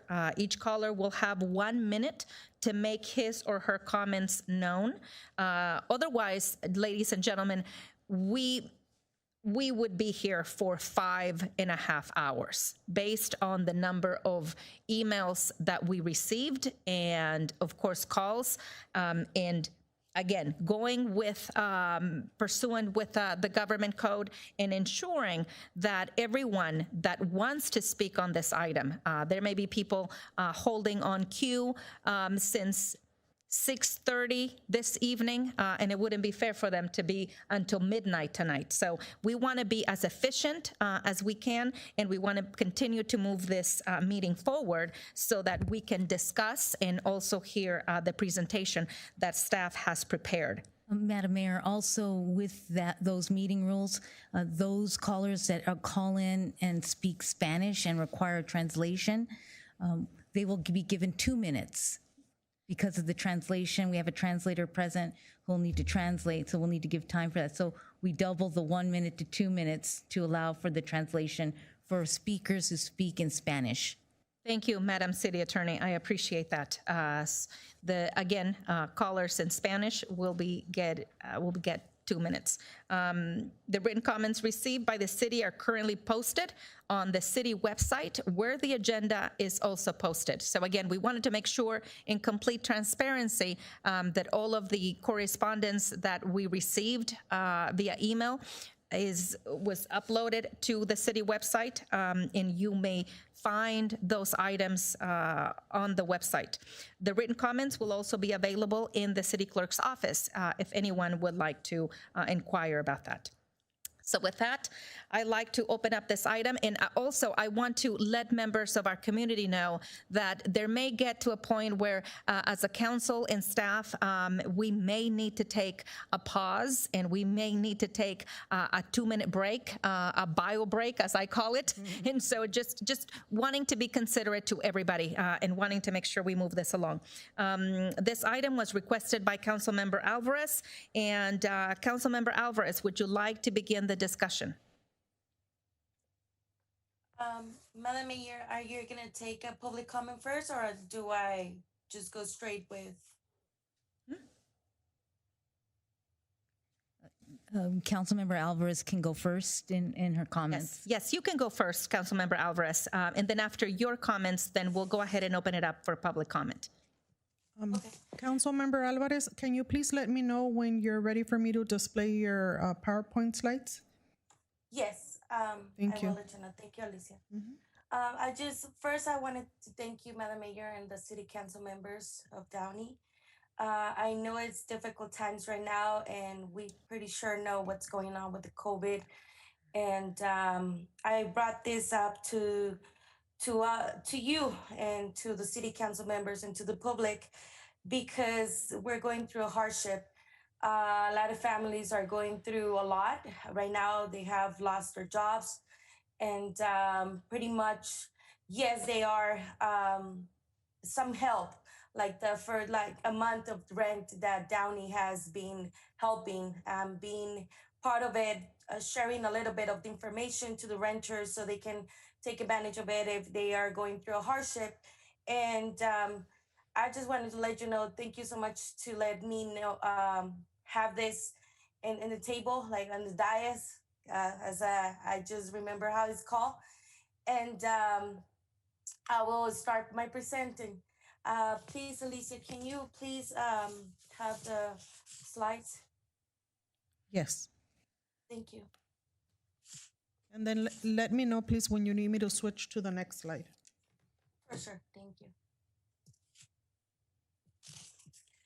Okay, so as we see right here, Downey Tenants Protections. Most of the people who lives in Downey are renters. We need tenants protections. According to the census, the percentage of tenants is very high in the city of Downey. We have to understand that tenants is not only the ones that have a contract. There are tenants living in the living room, paying for a room or a garage. Yes, they do have a roof in top of their heads, but this way families help each other, and that's where we see that they're going through a hardship. But like this don't have the opportunity. People like this don't have the opportunity to live on their own because of the skyrocket on rent. Rent control will eliminate the excessive rent increase. This is called rent control. We gotta understand that we have elders that they're receiving their social security, and sometimes they cannot even pay a rent, or they just have to choose and live with another person so they can have a roof on top of their heads. We gotta think about the veterans. There's some of them in the park. I have talked to them, and we really need to get into work with them as well, so we can have roof on their head, on top of their head as well. Also, I wanted to talk about the handicaps. We know, and I know for first experience, that it's not as simple just to get a check and pay a rent. A lot of people get short on that. Please, next slide. So, as you see right here on the slide, um, this is much higher than California average, which is 45.1 tenant occupied housing right here in Downey. And the majority of renters in 2019, there were 32,073 housing units in Downey, and 17,172 of them, or 53.5%, were occupied by tenants. We gotta see that the census show it that this was the percentage of people who was housed in rent apartments or houses, but we haven't count the people who actually lives in the inside of the house with another roommates, because they're afraid maybe not to fill out the survey, and we have seen it because maybe they don't have a documentation, or they're not legal, and that is why they didn't reply to the survey. So I believe it's more renters in city of Downey. So what is rent control? The city or the county has the power to limit the rent to its tenants by passing its own law, requiring to eliminate excessive rent increases. These talking points right here is what cities adopt for rent control. Next slide.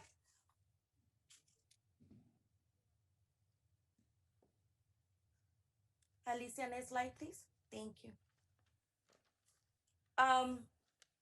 This is the cost of burden paying for more than 30% of income to housing costs. This is per HUD. And we have seen families that are paying 60 to 80% of their income to housing. Next slide.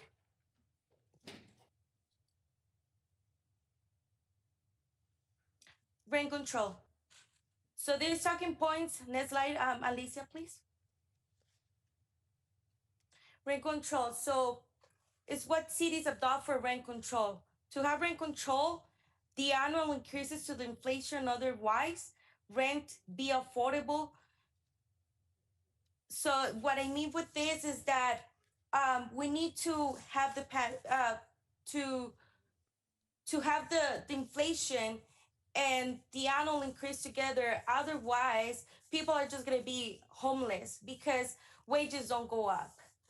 The idea of tying CPI with the rent control is to make able to slightly maintain the income of a family to be able to pay the rent. In some areas, families, tenants are experiencing that rent are increasing in some way that does not make much sense with the rest of the economy. With this artificial inflation that we have, since everything goes up except wages, we have to tie something real. Rent control does not prevent the owners from demanding an amount that they believe is adequate for the apartments.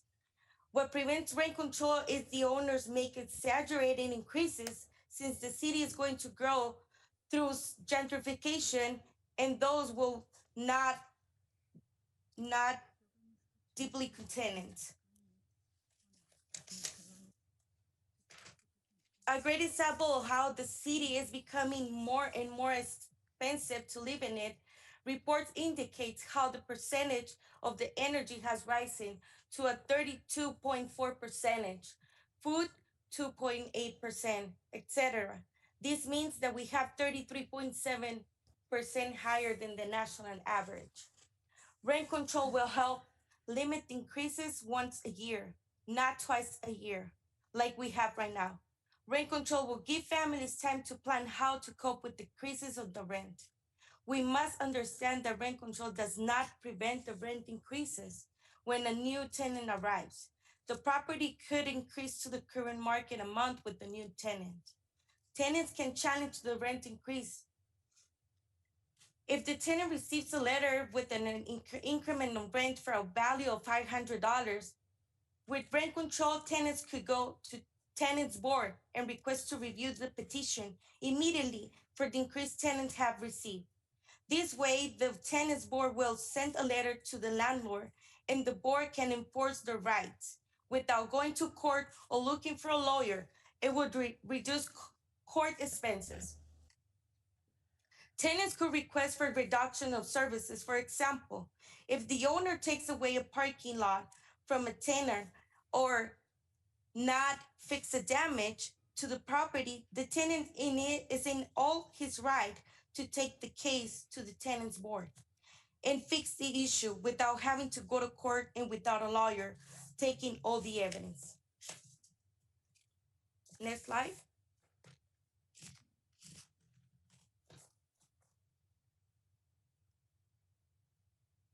So this is what we have in here. Is rent control is very different from the rent cap. We got to understand that AB 1482, it's a rent cap, it's not a rent protection. This rent, they call it rent protection as a call act of 2019, but in reality, it's not rent control. Rent control will rent increase tied to CPI, as I told before. Rent increase once is a year, not twice a year, as AB 1482 has it. The rent control tenants can challenge rent increases at rent board as well decrease in services. So we gotta be on the loop with this AB 1482, how it's actually affecting the families. AB 1482 applies to Downey and for certain cities that don't have the rent control. The city of Baldwin Park has passed the rent control, so they have the protection that we really need to use as an example. AB 1482 doesn't apply to all the tenants. We gotta see that this 1482 doesn't apply for moms and pops renters, not even to single homes and another tenants. So we gotta see that it's quite a bit difficult for these people as well, that they don't have no protections. Also, we gotta see that renters that they're living in apartments that they were built before after 1995 doesn't apply for them either.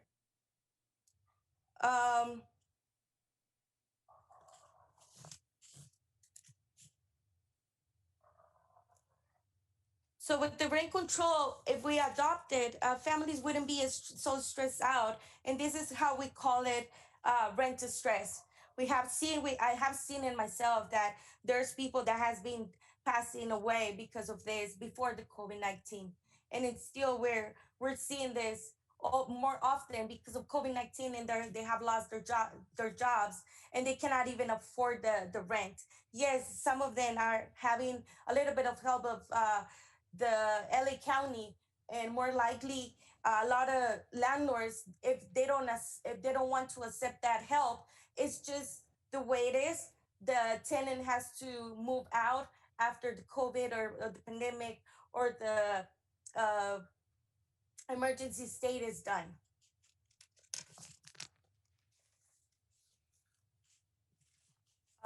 Next slide.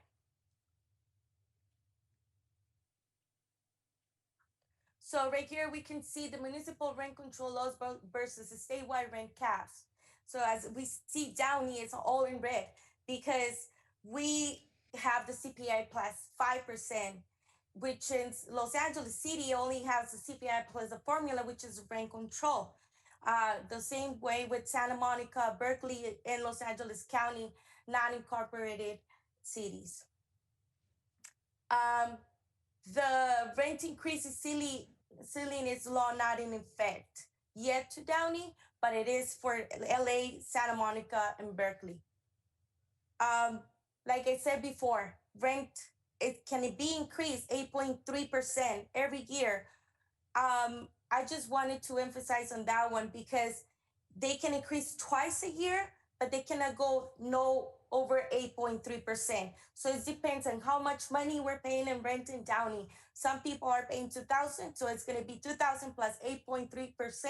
In 10 years, they're going to be paying over $1,000, which families don't have money to pay that if we continue with this system that we have right now. Next slide, please. So we have right here a chart where the blue line is Downey, and we can see Santa Monica on the yellow line.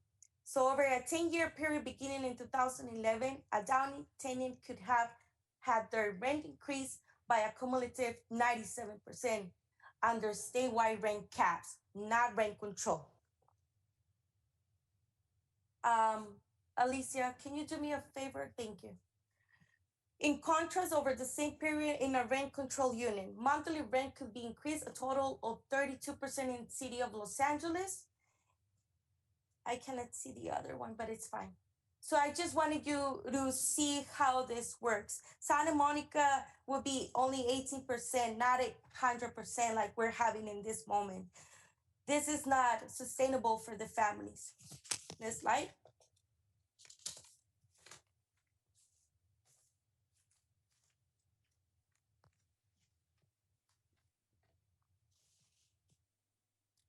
Just cause for eviction protections goes hand with the rent control.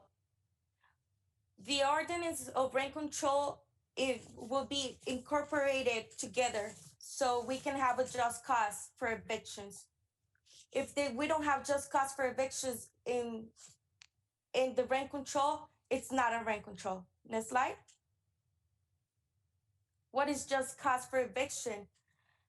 Our city will pass the rent control. If there is an abusive evictions, it will help tenants. This protection will actually helping tenants into retaliation. We gotta understand that some landlords sometimes will be requested to fix any issue inside of the apartment, and tenants cannot do it because they're in fear of retaliation. And we have seen it so many times as well, not only in Downey and all Southeast LA. For with the just cause eviction, the landlords will have to have a just cause to evict the tenant. It's not just saying I'm tired of you and I'm just gonna let you go. And we gotta understand as well that 1482, if you haven't lived in the apartment for 1 year, it doesn't apply to you either. This will actually work for the city of Downey, so we can count the evictions that it's going on persistently in the city of Downey. How?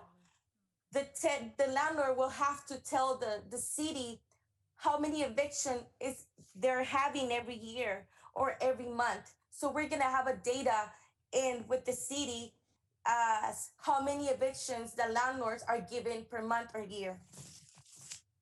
Next slide.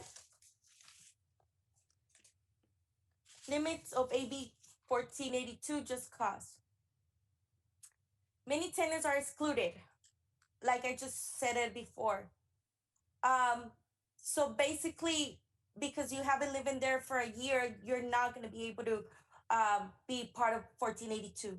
It doesn't apply to single homes and condos and more tenants. there's a substantial remodel loophole. A landlord can evict a tenant to remodel their unit, and tenants is not allowed to return.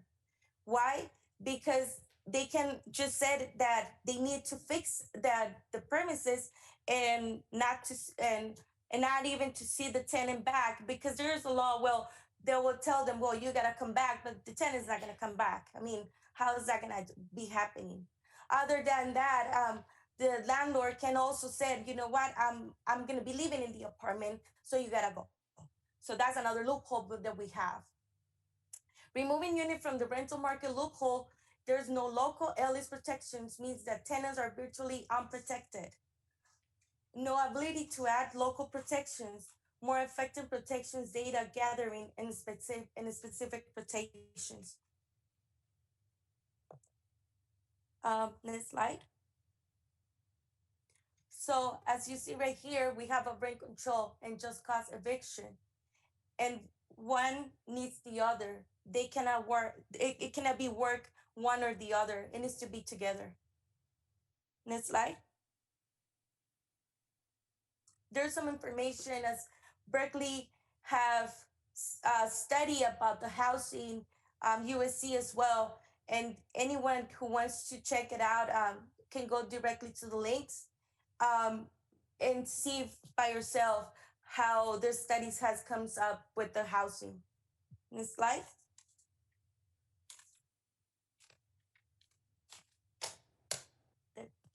That's it. Thank you. Thank you, Madam Mayor. That's it. I'm over. Thank you, Councilmember Alvarez. I would like to call staff. Mr. Aldo, do you have a report to provide us regarding this item? Madam Mayor? Yes, City Manager. So one of the things I wanted to sort of set the table, Mr. Schindler is going to get up there and do a presentation. Actually, much of the information that Councilwoman Alvarez presented is also in his presentation as well. One of the things I want to make sure, and we all understand, is that staff's position is always to present the facts of a particular presentation and not to the merits of whether rent control is something that is effective or not effective. That's for a policy decision for the council to take as to whether something has merit and whether or not staff should pursue moving forward. That said, Aldo can give you a presentation, and we are also available to answer any questions on this. This is certainly not the first time that we've had to tackle this issue. We've quite frankly have tackled it on many occasions, not just in light of the pandemic, but in light of other housing affordability issues throughout the years. So with that said, I will invite Mr. Schindler up, and he can give you a presentation as to essentially where the city stands right now today in terms of the metrics of, for example, units in the city, the vacancy rates, things of that nature. The rest of it will be determined by the council as a body to give staff direction as to whether or not they want to pursue anything beyond the discussion tonight. Thank you. Thank you, City Manager. And again, I want to say thank you to the members of the community that are following us via YouTube and Zoom. I realize that we're well over two hours into this meeting. This is an important discussion, and I do want to say thank you for continuing to stay with us. After Mr. Schindler's presentation, then I'm going to go ahead and open up the lines for public comment on this item. And so thank you for your patience, and thank you for continuing to stay with us. We'll be opening up the lines shortly. Mr. Schindler, thank you for your presentation in advance. Thank you, Madam Mayor, and good evening, City Council members. Thank you, City Manager. There is a lot of information out there in terms of what's happening in our real estate market as it deals with rent. As we know, the census 2020 ended later than usual based on the pandemic in the fall. So a lot of that data is still being fleshed out, and it's difficult to get accurate data there. Same with consumer price index and other data as well. So with that said, I'm going to provide some data. I didn't want to go point counterpoint, but just to give an example of data that we found as well on similar topics. And as our city manager said, the major point of the presentation is just to provide what our housing stock is and where Downey is in terms of its housing stock. So in terms of housing type by units, you'll see that the majority of our units are single family residences with 57%. And then our townhomes, which are at 5.8%. Now, townhomes and condos are different. You'll see a lot of condos that are rented out. You won't see that with townhomes. And you'll also see a lot more bedrooms and larger unit sizes with the townhomes, and that's why that data was separated. The rest of the units fall out from 2 to 20 or more, and then you've got mobile homes as well within that data. I believe Councilmember Alvarez referenced 32,000 units roughly. We were at 34, so we're close in those numbers. And once again, you've got different data sources, and the census is also trying to update itself regularly. In terms of the ownership percentages, so we were close also. Just a slight difference in terms of we see a majority of ownership at 50.8% versus renters at 49.2% for 2018. And that model is somewhat consistent if you look at 2010 and 2000 in terms of the numbers. Once again, you've got slightly over 50% and slightly under 50% for the owner versus renters in our community. In terms of vacancy rates, we were able to collect this data from querying our real estate community. And you could see that you had a vacancy rate of 3.3 in 2015. And if you follow the graph, it goes to 3.6 in 2020. And we thought this was interesting to share too. It's just the median incomes. When we compared our city, we compared them to the Gateway Council of Governments, and those are the cities that are within our area, from Long Beach to Montebello. Includes the cities amongst the 710 and the 605, and some amongst the 5 freeway. And we include ourselves in there as well. Downey's highlighted with a median household income of $75,878, and you can see the listing of the other cities as well.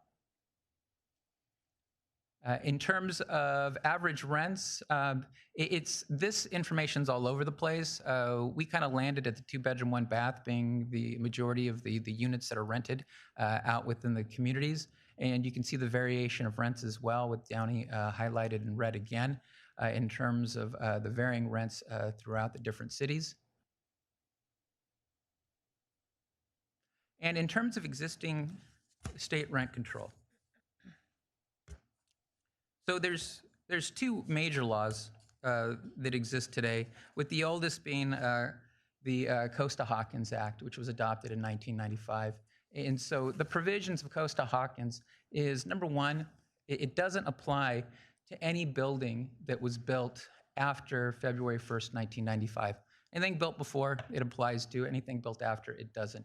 And it also doesn't apply to single-family homes, condos, and other units that could be sold as individual units. A house you can sell as an individual unit. And I believe Councilmember Alvarez made reference to that too, that there's some exclusions as well. It also prohibits vacancy control. And what that means is it allows a landlord that when a tenant is subject to rent control, when that unit is vacated, the local ordinance can't restrict the rent from changing for the incoming tenant. So the landlord has the ability to increase rent at that time. And once the new tenant is in the unit, that's when rent control limitations apply, as long as the tenant. That's Costa-Hawkins. Councilmember Alvarez made a reference to AB 1482, which I'm going to show on the next slide as well. This Costa-Hawkins, the older of the acts, generally applies to the time limits and the types of units in terms of what it controls. In terms of Assembly Bill 1482, I'm going to show a lot of the same information that Councilmember Alvarez had there. And she mentioned just cause in terms of eviction requirements. So in terms of having a cause to evict somebody, one is at fault. That's where the tenant's at fault. So the landlord has the ability to evict the tenant if they're at fault because they create a nuisance or they create a criminal activity, or they refuse to enter into a new lease that has the similar terms. Now, the landlord also has the ability to evict a tenant if there's no fault of the landlord, which is the family member is going to move into the unit, or the unit's being taken off the rental market, and the unit is being demolished. Councilmember Alvarez made reference to, I believe it was the Ellis Act. One moment, I just want to make sure I get that reference accurate. Yes, the Ellis Act, and that's accurate that our city doesn't have it. You know, there wasn't a lot of cities that have it, and that provides restrictions on landlords in terms of when they can take or how they take units off the market, in terms of notifications to tenants and assisting tenants in terms of relocation. And an example is you have an apartment complex that converts over to a condo complex, so it's no longer for rent; it goes on the market for sale. And the intent of the Ellis Act is to protect the tenants that are there in terms of that transition. And so if a unit or a tenant is being evicted due to no fault, once again, a landlord, family member moving in, or the unit's being taken off the rental market, AB 1482 mandates that relocation assistance is provided to the tenant. So it's equal to 1 month's rent, or they have to waive the last month's rent for that tenant. And then also, as mentioned, rents can't be increased in a 12-month period more than 5% plus an increase in the CPI. Or 10%, whichever is lower. So once again, so that 5% plus whatever that CPI is whatever that CPI is. And so it was mentioned also in terms of the amount of time that rents can be increased. Rents can be increased twice a year, but it has to stay within that cap. So they can't be increased twice at this rate, which increases it. They have to stay below that. And Aldo, if I may, is going with this slide, the limited no fault evictions allowed. We've had a couple of situations in this particular one where there were some examples of tenants being provided rental assistance and allocation, right? There's no fault evictions notices given, but yet they were protected because they were given rental assistance. They were protected under the state mandated protection. Yeah, if it happened within the timeline of AB 1482, then that's accurate. And also, there are exemptions in terms of AB 1482, and that includes, as was mentioned by Councilmember Alvarez, that single-family homes are exempt, condos are exempt, and rental units that are built within the last 15 years are exempt also. There is a rolling basis with that exemption. So the 15 years is anything built within the last 15 years is exempt, but anything built before that is not. So for instance, anything built from 2005 and before that is not exempt. And then it rolls forward. So next year, or in 2021, for instance, as opposed to 2020, the exemption then bumps to 2006. So then the following year, it bumps to 2007. So it does start to catch additional newer units that are built. And then also, as mentioned by Councilmember Alvarez, cities do have the ability to adopt their own rental ordinances or rent control ordinances that are more restrictive than AB 1482, as she mentioned. You can add additional protections for tenants. You can increase the relocation if you'd like. That, once again, is an option that some cities may or may not take. In terms of the Consumer Price Index, as mentioned, there's a lot of data out there. Pursuant to AB 1482, the measuring point on an annual basis is the month of April in terms of when you look at the CPI and from April to April. So we focused in on the month of April over the last 5 years. And so, our current assessment of API for AB 1482 would be 0.7%. So that that math adds up a little differently than what was displayed. Here's an example that we looked at. So the average rent for a 2-bedroom, 1-bath in Downey is $2,025. And so with AB 1482, you could increase the rent on that unit by $115.43. And so we just wanted to show what that increase would look like. And that's that max increase. So they couldn't be increased any more than that within that year. In terms of cities with and without rent control, we did a survey and we found that 95% of California cities don't have rent control. You could see that 22 cities listed there do. We didn't include cities that provide rent control in mobile home parks.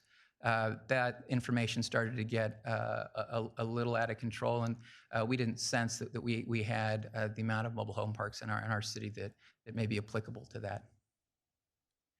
And then I just wanted to touch on, in the last couple of slides, are just different programs that we offer in the city of Downey to assist renters or individuals that might be threatened with homelessness. We continue to have affordable housing developments and created 206 affordable units, primarily through the use of home funds. In terms of our renter assistance, it's primarily funded through the Housing of Urban Development at the federal level with our home funds. We have our annual rehab grant program where we've served 73 households over the last 5 years, and we continue to do that.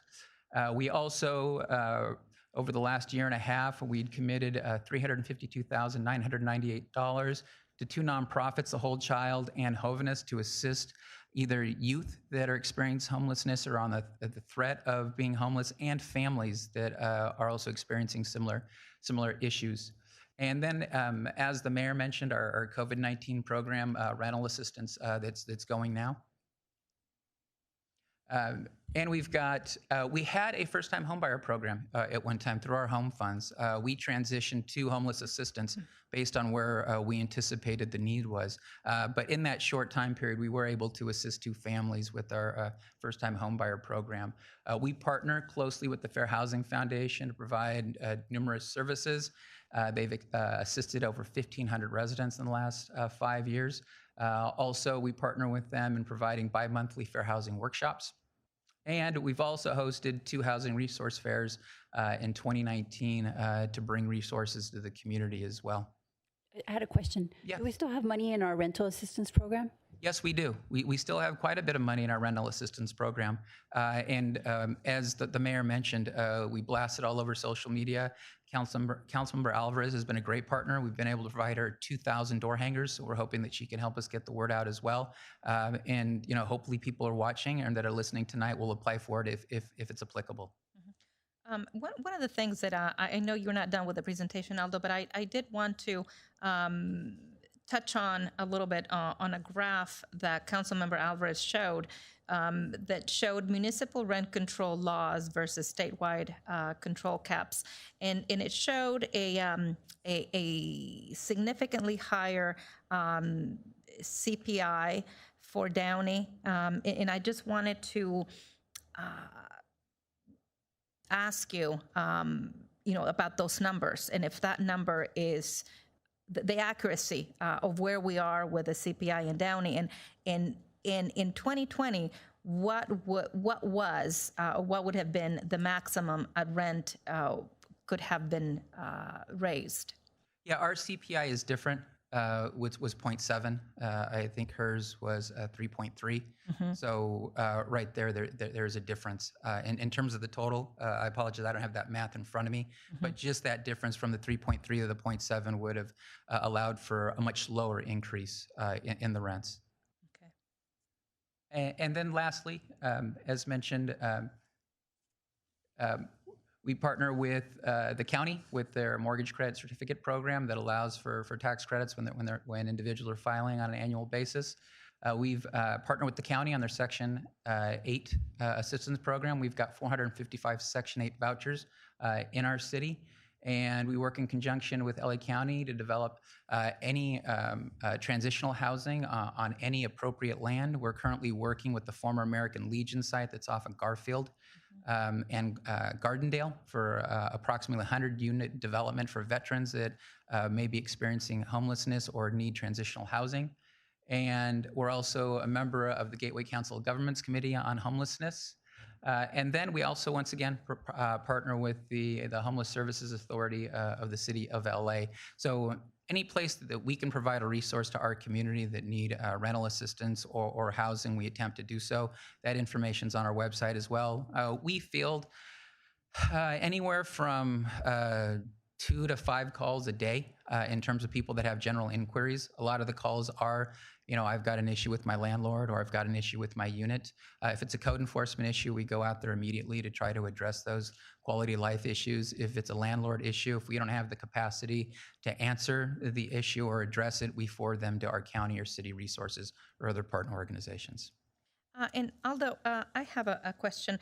You mentioned in 2020, approximately, we had a 3.6% vacancy rate.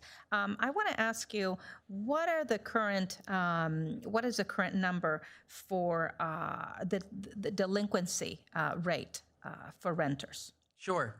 We looked at that as well, and we wanted to look at pre-COVID and COVID as well. We thought that might be interesting.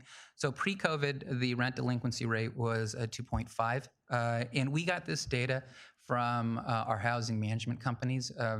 We have 4 housing property management firms that manage, hundreds, if close not to thousands, of units in our community. So we wanted to try to get a broad-based assessment of that. And currently, during COVID, the rent delinquencies is at approximately 5%.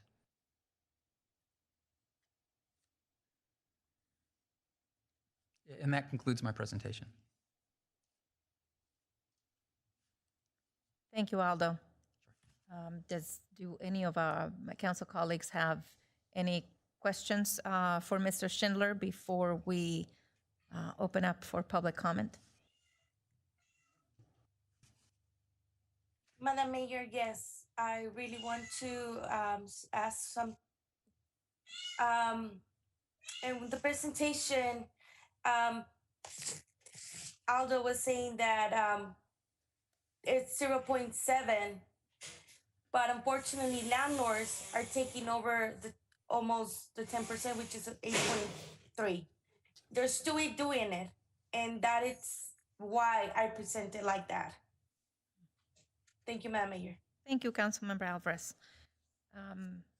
If there are no comments from my council colleagues, I will go ahead, and I know this is the time that everybody has been waiting for. Once again, I will remind everybody that because of the enormous amount of correspondence received on this item and the number of calls and callers we have on queue, I am limiting the time for comment on this item to 1 minute. 1 minute to read the letters, as well as 1 minute for the callers. And those that call in Spanish will receive 2 minutes because we do have the interpreter. So thank you again, everybody, for your patience. Before we do that, I would like to take a 2-minute recess. I think everybody needs a bio break. So again, my apologies for those of you on Zoom, on call, on YouTube. We will be back in just 2 minutes. Thank you.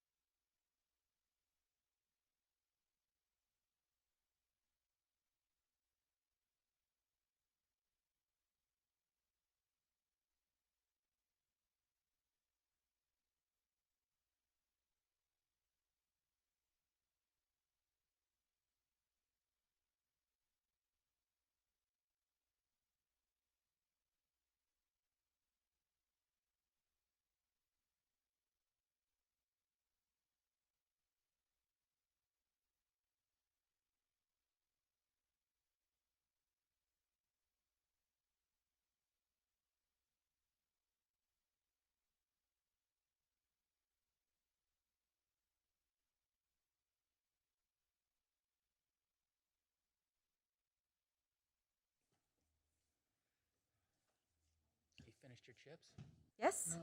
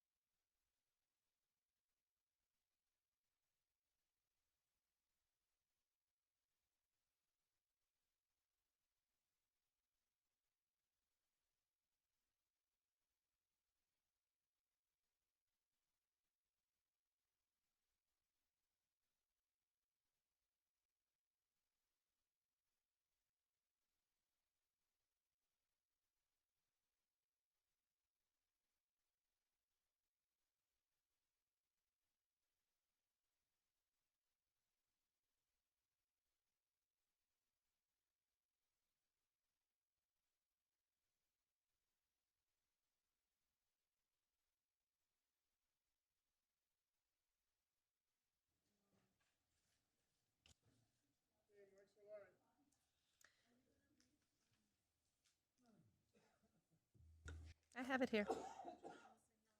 Yes. Okay, good evening, everybody. Thank you for being so patient. We extended a bit. There's many of us and only one restroom. I'm kidding. I've got to make light of this. Okay, members of the public wishing to address the City Council regarding item number 8 may now call our teleconference line at 562-299-6622. For those who submitted comments via email, your comments will be read into the record, and no further public comment via teleconference will be permitted. I just want to remind the callers, if your call is disruptive, your call will be disconnected. And one more thing, as a reminder, we are giving you 1 minute to speak on this issue. We've received well over 100 emails, and I know our phone lines are pretty much full in queue. So thank you, everybody, for your participation. City Clerk Duarte, may I, and what we're going to do is, again, we will have the speakers go first, and then we will read the emails last. May I please have the first speaker on the phone? Yes, Mayor. Hello, please state your name and begin speaking. Yes, my name is Dan. I just want to address the fact that Aldo was presenting, and I think it was called to question that council members should also be neutral. I don't believe Aldo was remaining neutral just because he was speaking on behalf of the Downey Chamber of Commerce. The Downey Chamber of Commerce doesn't represent tenants. I'd also like to point out to the city that 2,000 hangars for your 100 and something thousand people in your community is not sufficient. 2,000 hangars doesn't cut it. You know, the city needs to spread more awareness about this issue and distribute more flyers, hire personnel, but evidently the city of Downey is controlled by the Realtor Association. So that's not going to happen. And the state is providing money for feds assistance, not the city of Downey. Oh, you hooligans. You're hooligans. Thank you. Your time is up.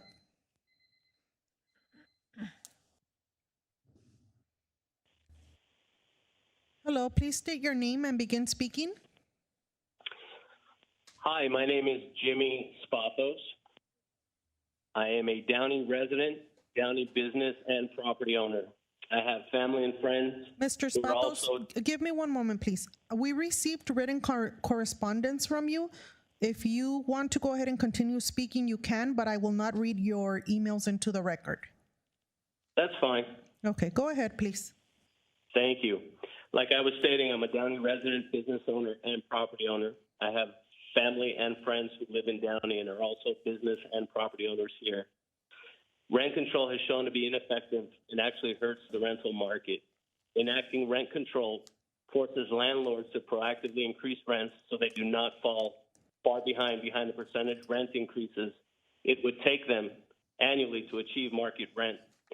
Some landlords who have owned property for many years consider it a privilege to be able to offer low affordable rents to keep stable tenants and better manage their buildings. Many of these owners have been forced to increase their rents incrementally every year so they can keep up with market rents. In some cases, it would take these landlords 20 years to achieve market rents. Ever since talk of rent control measures have begun statewide, in California as a whole, rents have increased significantly year over year. Thank you. Your 1 minute is up. Rent control has proven not to work.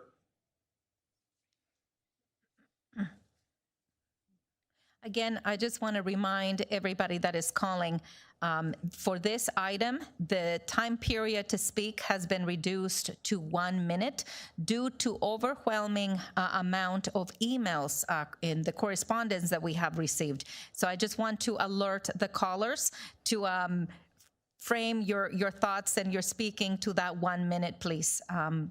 We don't want to cut you off mid-sentence, but it is 1 minute only. Thank you. Thank you, Mayor. Hello, please state your name and begin speaking. Good evening. My name is Gabriel. I'm a resident, a business owner, and here in the city of Downey. My concern with the presentations of both Councilmember Alvarez and both the city is that it failed to outline the number of assistance, the number of programs that are out there that already help tenants and already protect tenants. We have the Fair Employment and Housing Act that prevents landlords from discriminating against tenants. We have the freedom to contract in order to prevent tenants from being taken advantage of.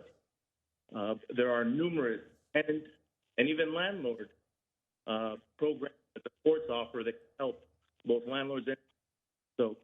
I don't think rent control is the solution. We already have plenty of programs that help tenants and landlords. Thank you. Thank you. Your time is up.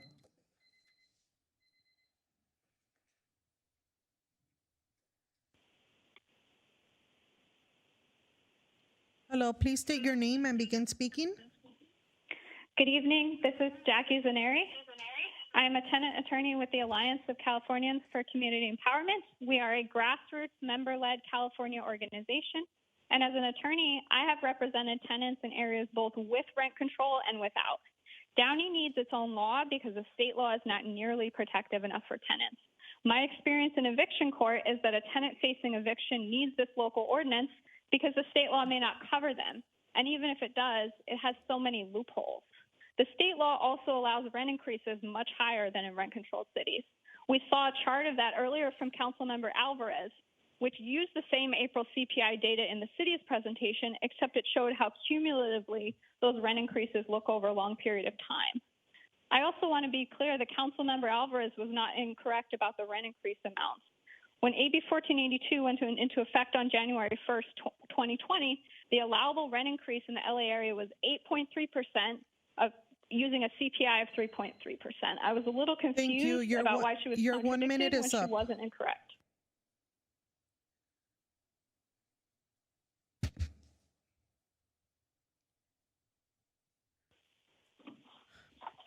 Please state your name. You have 1 minute. Yeah, hi, how are you? My name is Terry Saikali. I'm a local resident. I'm an architect. I specialize in low-income housing in the area of Los Angeles. Out of experience, rent control is at best inefficient, at worst, it's counterproductive. Today, there's a lot of other measures that are available to deal with the affordability of housing. The state already has enough laws that protect tenants, and there is a lot of programs that are in place to put more units on the market. So I would think you should look into that instead of looking into rent control. Thank you.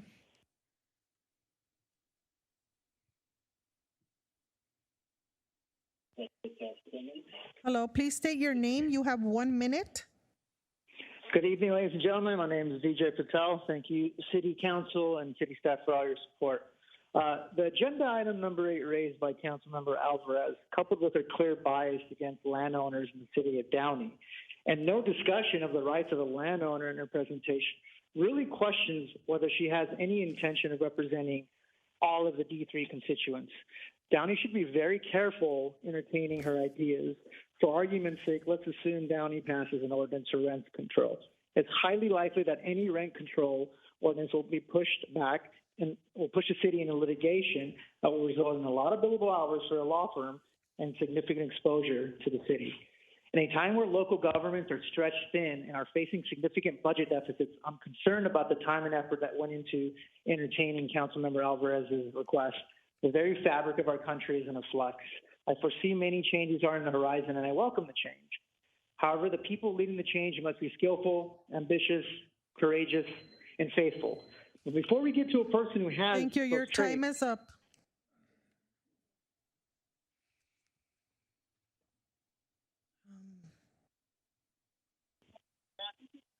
Please state your name and begin speaking. You have 1 minute.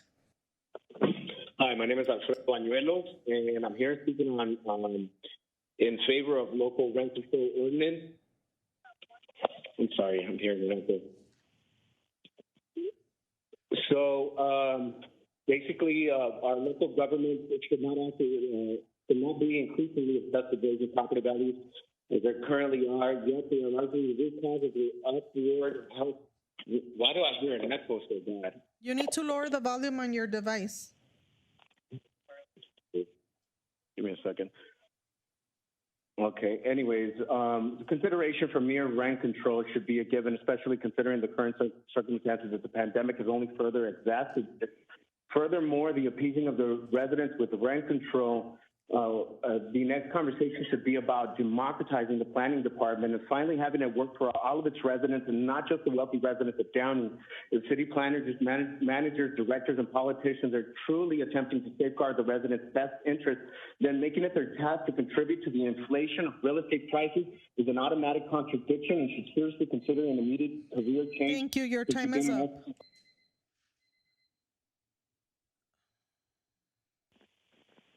Please state your name and begin speaking. You have 1 minute. Yes, my name is Brian Heyman. I live in the city of Downey in the 3rd District, represented currently by Councilwoman Alvarez.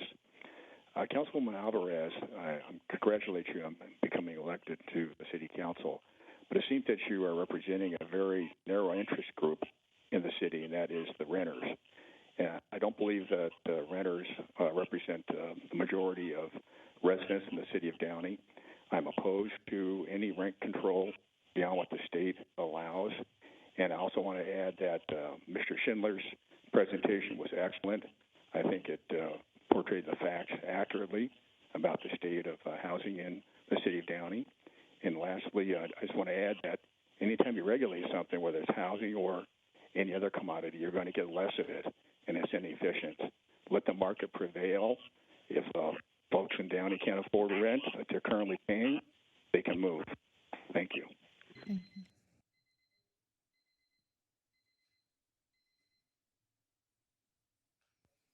Please state your name. You have 1 minute. Oh, no, I speak Spanish. Okay, un momento, por favor. Sí, gracias. El tiempo que va a tener para hablar son 2 minutos, incluyendo la traducción. Entonces, por favor, diga unas palabras y luego permita que el traductor haga la interpretación. Sí. Okay, puede comenzar. Sí, mi nombre es Bárbaro Rodríguez y estoy hablando por Catley. Te voy a decir una cosa, diste donde tenías que saber bien las cosas y enseñarle. Yes, my name is Alvaro Rodriguez, and there's something I want to direct to. There's something that you should know very well, something that I want to say. Enseñarle a este concilio que en esta ciudad hay problema con el control de renta. I'd like to show this council that in this city that there is a rent control a rent problem.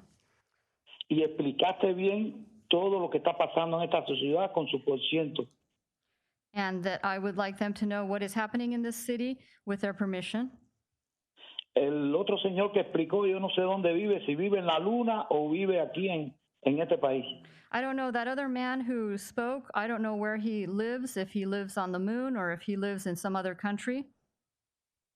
Pacheco, Frometa, acuérdese del 2019 que ustedes votaron con los intereses de otras personas, no de la comunidad. Pacheco and Prometa, remember that in 2019 that you were looking at the interests of other people and not the interests of the renters.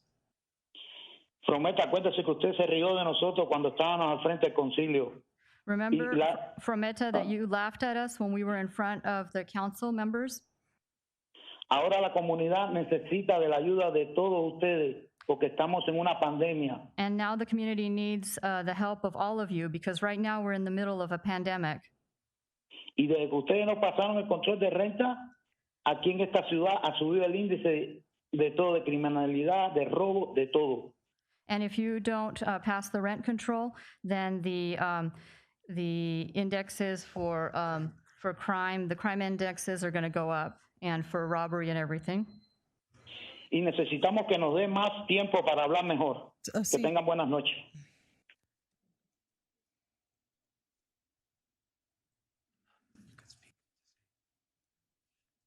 And you need to give us more time so that we can say things better.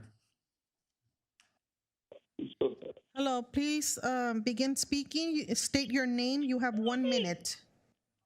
It's me, Mommy. It's me, Mommy, yeah. So, I support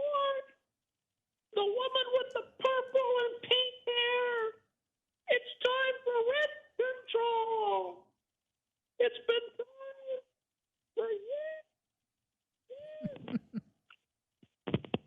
We need to have more control of rent. I support $1 a month rent. Thank you, Blanca Pacheco, the greatest woman ever. Now we will get $1 a month rent for the next year. Yay! So we'll have a place to live. Mr. Herman will have a place to live in his own car. Yes. Right now, we're waiting out in the parking lot.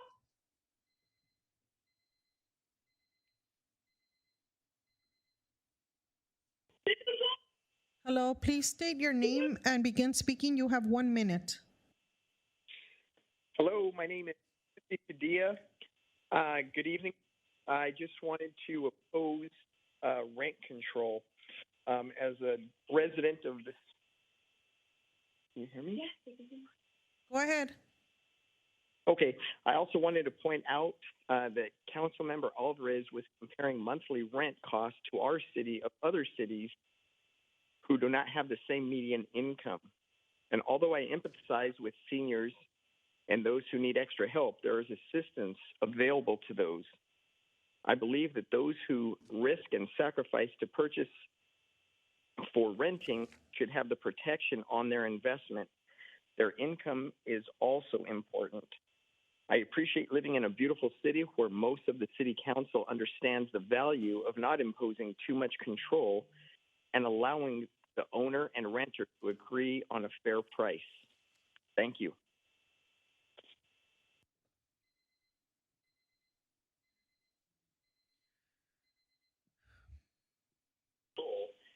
Please state your name. You have 1 minute. On a fair price. Kyle Jenkins. Go ahead. Hi, my name is Kyle Jenkins. I'm against rent control. I don't feel like there should be any rent control. You have 1 minute. On a fair price. My name is Kyle Jenkins. Sir, I'm if you can lower the volume on your device because it's you're getting an echo. There's a delay, it sounds like. There But is a anyway, delay on the live stream, so if you can lower the volume, then you can continue speaking. You're live now. Yeah, I did lower the volume. Yes. Okay, go ahead. I'm against rent control. I feel like it's unnecessary. The state has already taken it under its vote, and I'm just against rent control. Thank you. Thank you.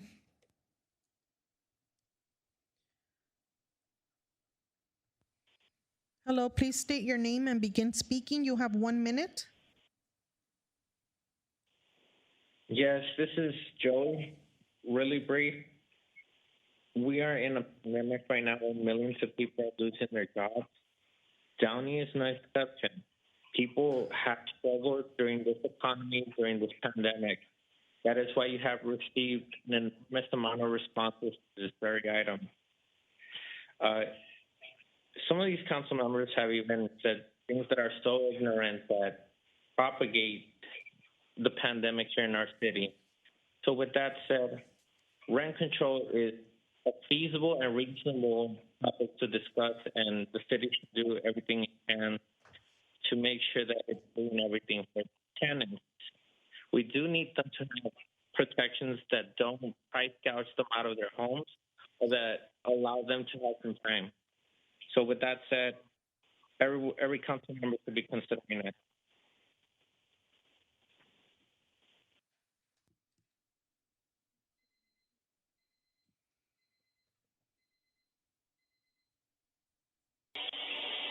Hello, please state your name and begin speaking. You have 1 minute. Sí, buenas noches. Sí, un momento, por favor. Va a tener 2 minutos para hablar y le van a traducir. Entonces, si nos permite, solo diga unas cuantas palabras y luego espere a que hagan la traducción. Claro. ¿Sí? ¿Cuál es su nombre? Verónica del Cid. Ok, ya puede empezar. ¿Ya puedo empezar? Sí, ya. Ok, buenas noches. Mi nombre es Verónica del Cid. Good night. Good evening. My name is Veronica Del Cid. Estoy llamando porque están tocando el tema relacionado al control de rentas y creo que es algo súper importante. I'm calling because you're talking about the matter of rent control, and I think that this is a subject that is very important. Muchas personas muchas personas somos personas que rentamos y en esta situación de la pandemia muchas personas están pasando muchas dificultades para poder pagar su renta. There are a lot of us who are renting, and because of the pandemic, it has become very difficult for us to be able to pay our rent and gather the money to pay our rent. Muchas personas han perdido sus trabajos. A lot of people have lost their jobs. Muchas personas también les han bajado las horas. A lot of people have also had their hours reduced, their work hours reduced. Y pues también han estado pasando muchas situaciones en las que dueños de apartamentos han subido demasiado la renta. And a lot of people have been in situations where they have the rent has increased, and so they've lost. They've had to lose the apartments where they've been.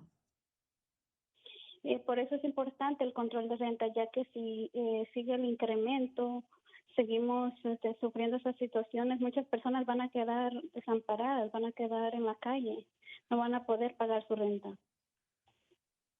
And so that's why it's important to have rent control, because as the rents increase, people are going to be suffering situations where they're going to find themselves homeless, they're going to find themselves living on the street because they have not been able to pay their rent money. Ya se terminó su tiempo. Gracias.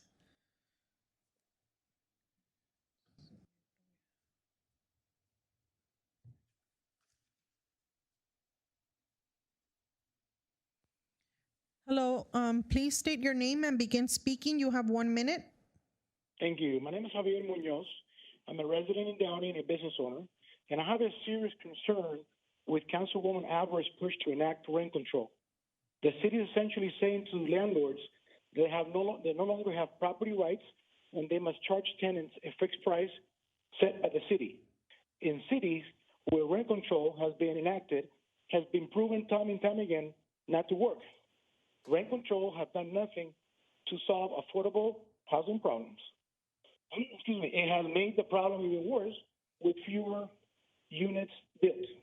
Another unintended consequence of rent control is that the lack of revenue for the landlord affecting maintenance and upgrades. It can lead to more rundown businesses buildings. Many of the duplexes and fourplex in Downey are owned by working class individuals, and any additional rent control could devastate and force properties into foreclosure. Thank you. Your 1 minute is up.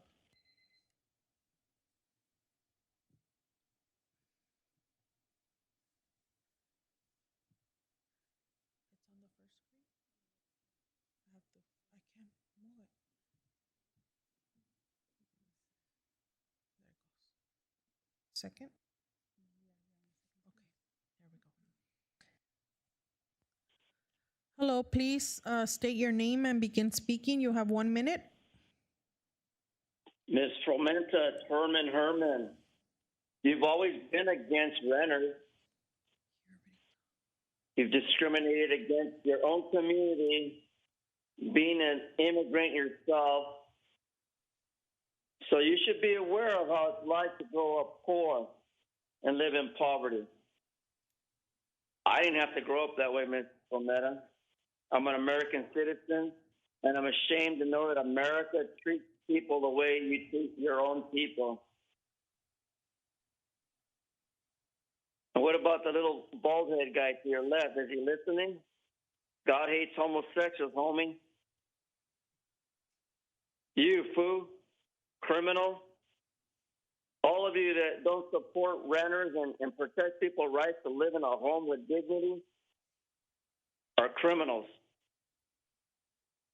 And you should fix your goddamn speakers, you dumb bitch.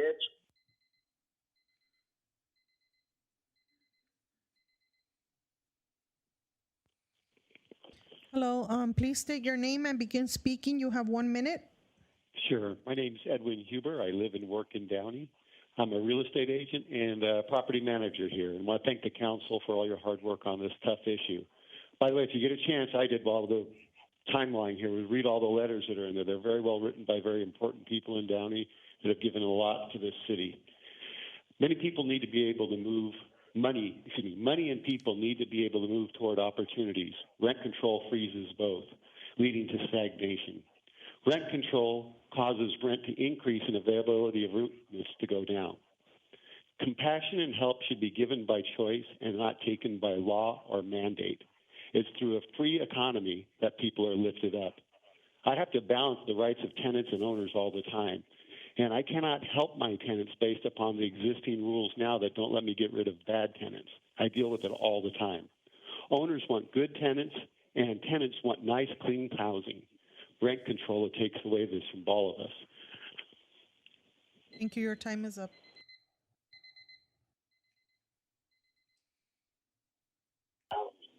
Hello, please state your name and begin speaking. Sí, buenas noches. Sí, buenas noches. Un momento, por favor.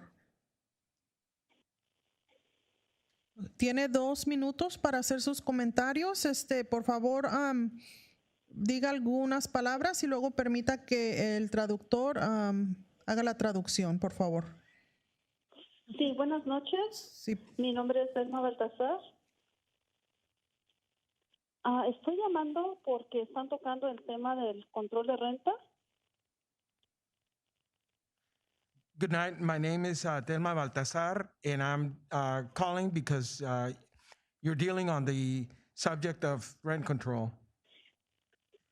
Pienso que es importante que ustedes como concejales apoyen a la comunidad de Downey para que pues haya un control de renta, porque pienso que están dando datos que dicen que hay ayuda, que los dueños no suben la renta, y no es lo mismo decirle y enseñar un papel a que uno viva en un lugar y que realmente le estén subiendo la renta y estén pasando cosas que ustedes realmente no dicen.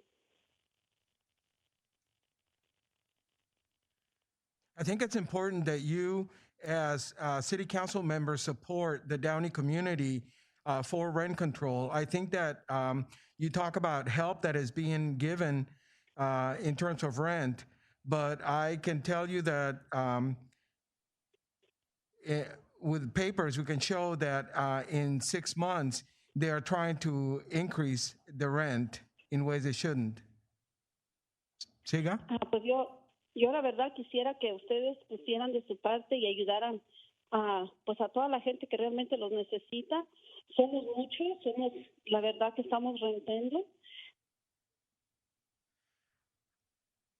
I think that really you should be doing your part to help all the people who are renting. We are many.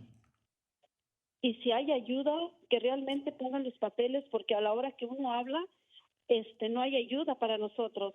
Tenemos que a veces llegar a corte, tenemos que pelear por nuestros propios medios para podernos defender.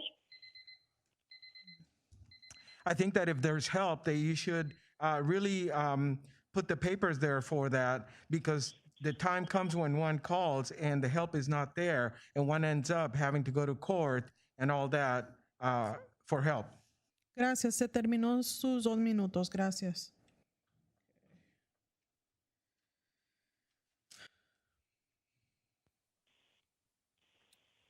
Hello, please state your name and begin speaking. You have 1 minute. Sí. Mi nombre es Guillermina Flores. Sí, un momentito, por favor. Tiene 2 minutos para hacer sus comentarios. Por favor, diga algunas palabras y permita que el traductor haga la interpretación. Muy bien, muchas gracias. Puede comenzar. Mi nombre es Guillermina Flores. Nada más mi comentario es que pedimos el control de renta, que por lo menos ese sea una parte en la que estemos más tranquilos de que den el ok y que haya control de renta. Lo necesitamos ya. Un momento. Yes, my name is Guillermina Flores, and my only comment is to say that we need to have rent control, that at least that is something that can be taken care of. You need to give the okay for rent control to be. Creo que somos parte importante de la ciudad de Downey y por ese lado nos podrían dar un alivio. Es todo, gracias. I believe that we are an important part of the city of Downey and that you could give us some relief this way. And that's all. Thank you.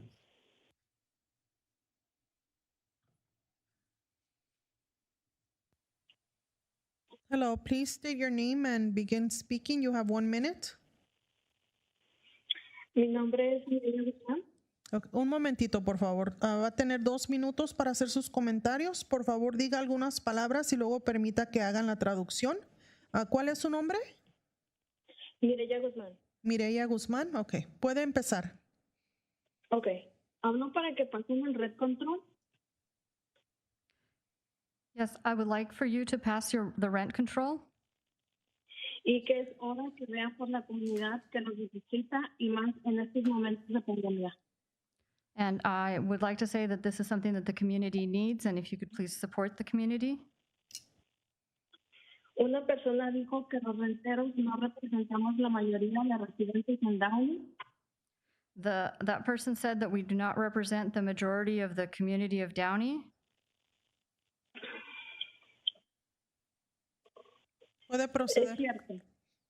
Pero demostramos que cuando es tiempo de votar en las elecciones, nos hacemos notar.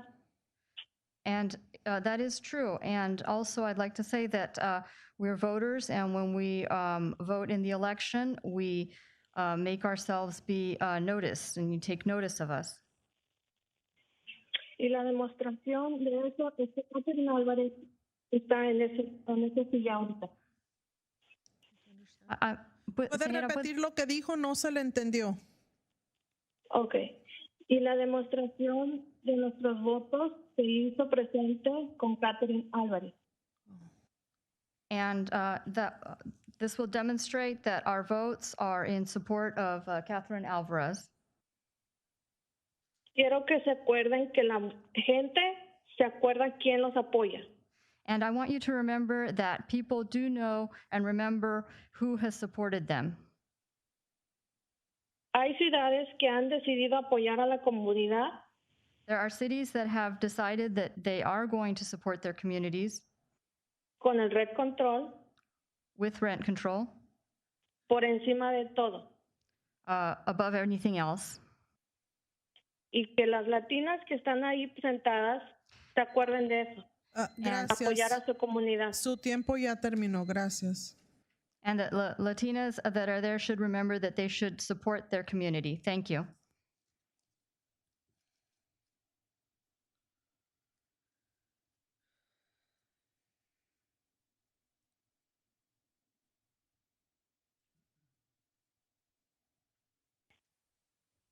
Hello, please state your name and begin speaking. You have 1 minute. Yes, my name is Renzo Vergara, and I'm a resident of Downey. I'm against Catherine's proposed rent control ordinance. Rent control does not address the California housing shortage. There is 3 million to 4 million housing units that needs to be constructed ASAP. According to Housing and Urban Development, aka HUD, the severe housing shortage is fueling the homeless crisis. Lower rent caps appears to help affordability in the short run for current tenants, but in the long run, it decreases affordability, fuels gentrification, and creates negative externalities on the surrounding neighborhoods. If society desires to provide social insurance against rent increase, they should either provide Section 8 vouchers or tax credits to landlords. Please remember that the American people had voted no on Prop 10 and no on Prop 21. if you plan on passing Catherine's version of rent Thank control, you. Your time is up. His name is Renzo.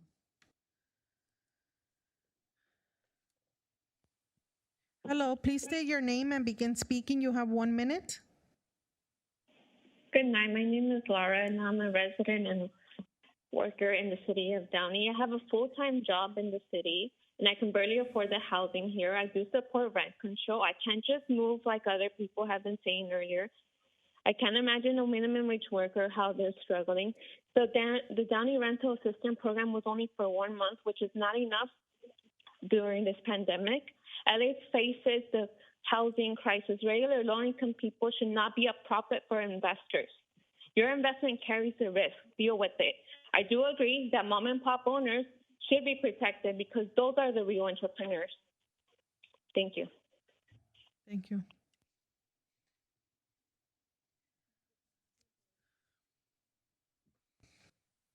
Hello, please state your name and begin speaking. You have 1 minute. Yes, mi nombre es Joseph Bartolo.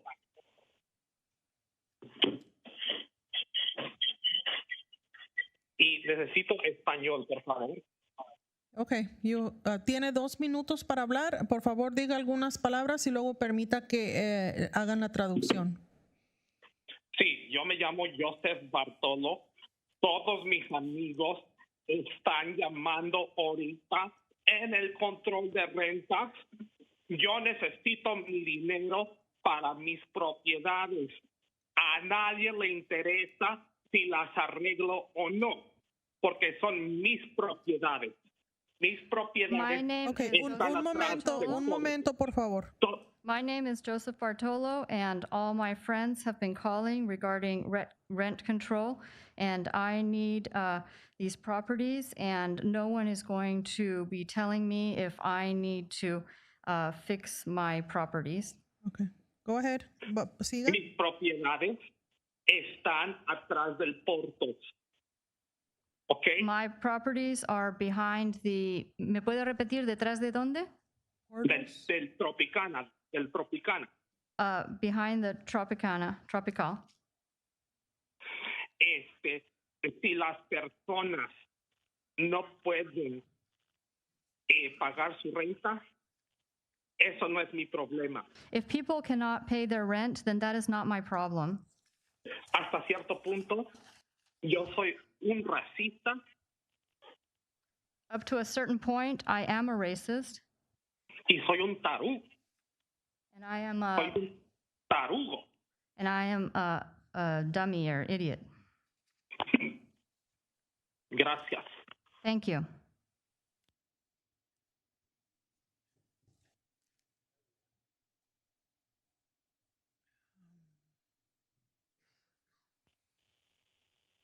Hello, please state your name and begin speaking. You have 1 minute.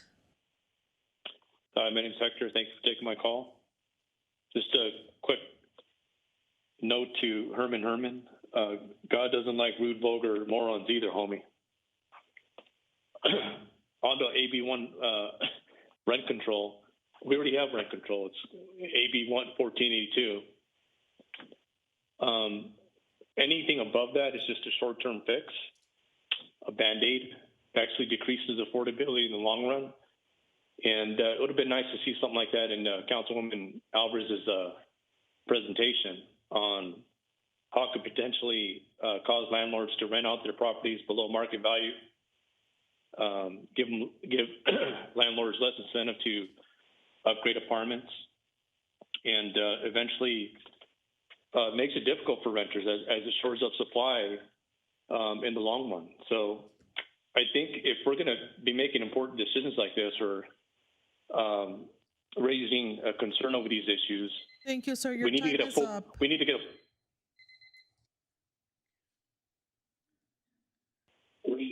Hello, please state your name and begin speaking. You have 1 minute.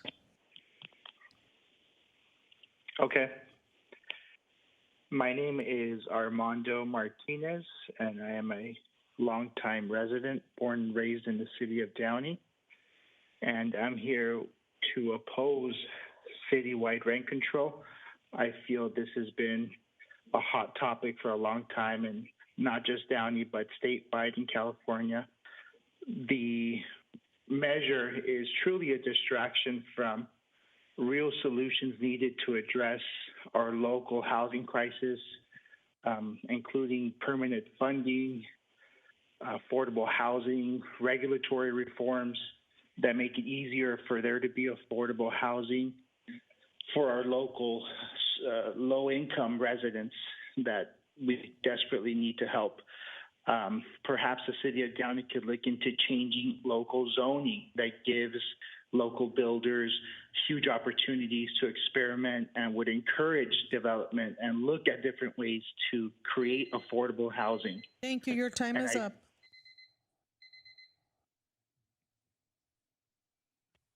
Hello, please state your name and begin speaking. You have 1 minute. Thank you.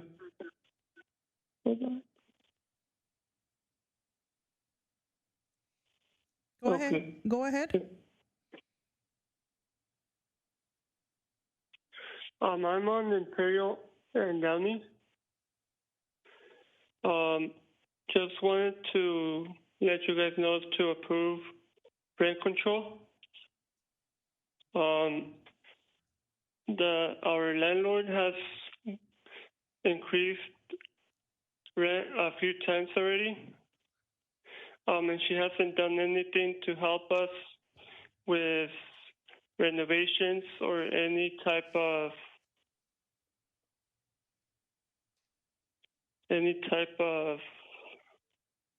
maintenance to the houses. There's at least 10 families in the driveway, and just wanted to approve rent control so they don't keep doing increasing rent.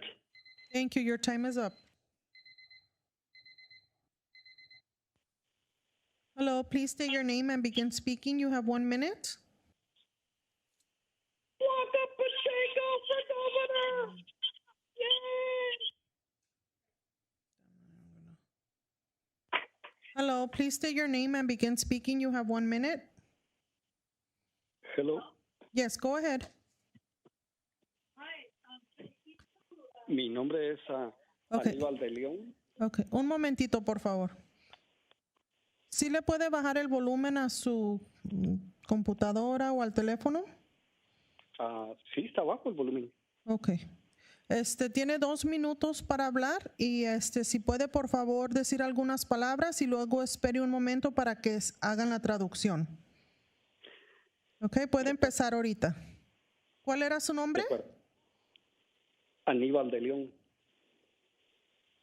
Aníbal. Siga, señor. Aníbal de León. Por favor, esta es una buena oportunidad para la ciudad de Downey. Aníbal de León, please. This is a good opportunity for the city of Downey. Para aprobar un control de renta. In order to approve rent control. Tenemos aproximadamente 66,000 personas viviendo en las calles. We have approximately 66,000 people living on the street. En el sur de California. In Southern California. Esto evitaría. This would avoid. Que más gente sea desplazada a las calles. That more people would be displaced onto the streets. Hoy en día vemos familias viviendo en carros. Today we see families living in cars. Tenemos que tomar en consideración como residentes del sur de California. We must take into account as residents of Southern California. De que no toda la gente vive de la forma que nosotros vivimos. That not everyone lives the same way we live. Si tal vez yo estoy en un cuarto caliente, cómodo. If perhaps I am in a heated room comfortably. Las personas que están viviendo en la calle no lo están así. Por favor, aprueben esa ley para beneficiar a los más necesitados. Sí al control de renta. People living on the streets are not in the same way. Please approve this law to benefit those who most need it. Approve rent control. estamos en pandemia, en tiempos de pandemia. We're in a pandemic and pandemic times. Hay gente que ni trabajo tiene. There are people not even having a job. Gracias, ya terminó su tiempo.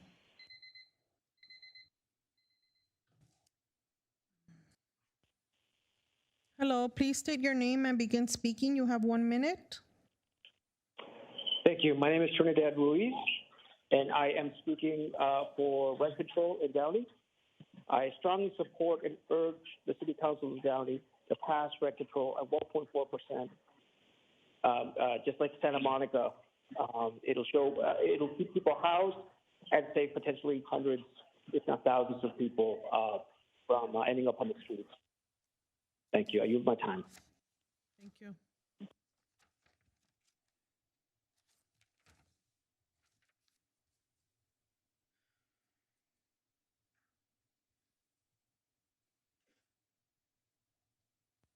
Hello, please state your name and begin speaking. You have 1 minute.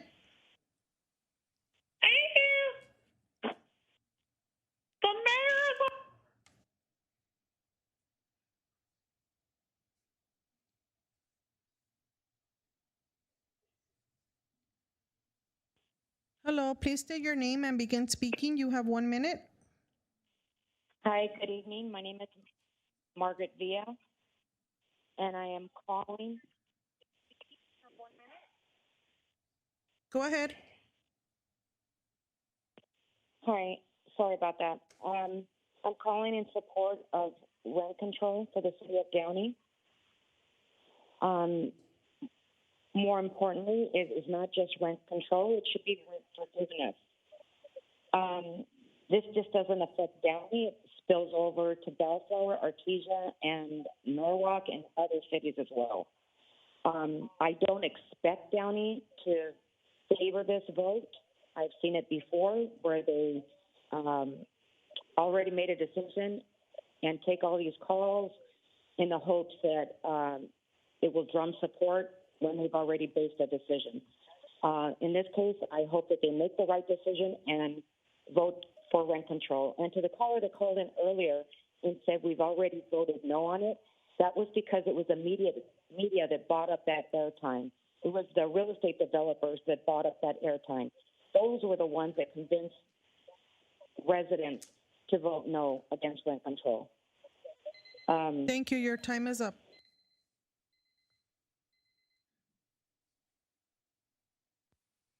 Hello, please state your name and begin speaking. So my name is Alex. I'm a Downey resident. I'm calling in opposing rent control. Get your fucking bread up, not your fucking funny up. I know you're being led by that Captain Alvarez bitch, hiding behind that pink ass fucking hair. You fucking dumb cunt with your fucking dumb bitch, poor fucking dumb motherfuckers. Fuck you, bitch. Sir, keep your comments to rent control, please. I think he hung up.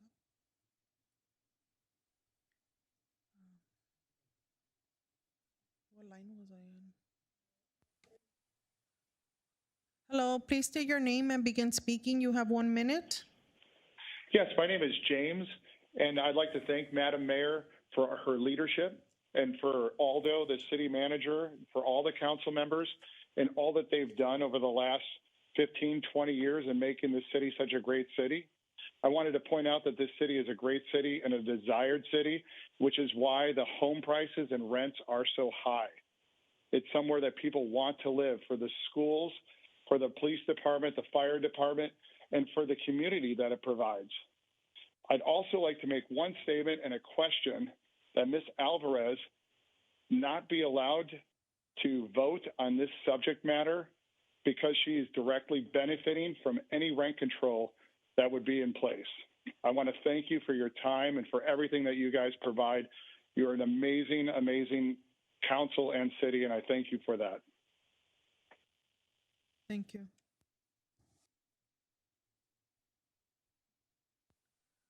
Hello, please state your name and begin speaking. You have 1 minute. Hi, good evening, everyone. Joshine, and residing in the city of Park.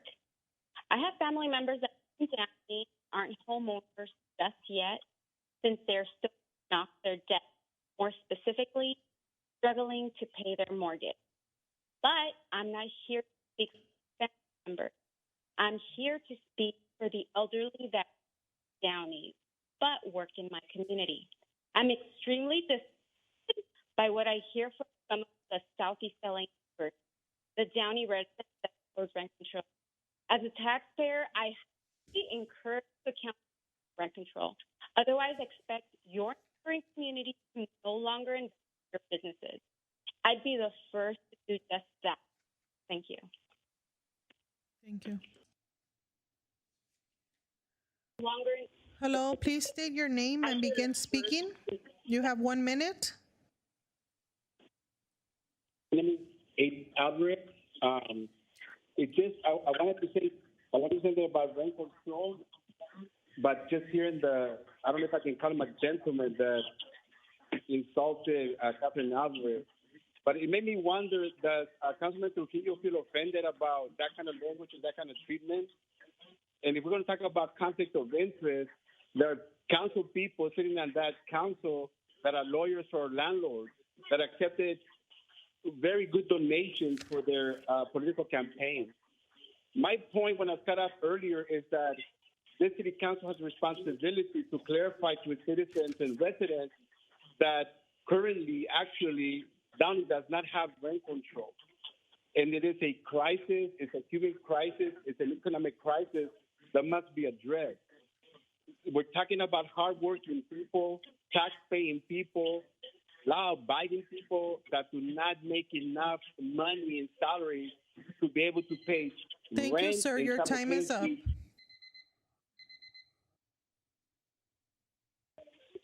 Hello, please state your name and begin speaking. You have 1 minute.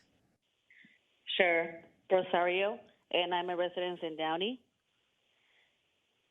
I would like to just inform Rometa at what point that one guy that gave the presentation was he honest about?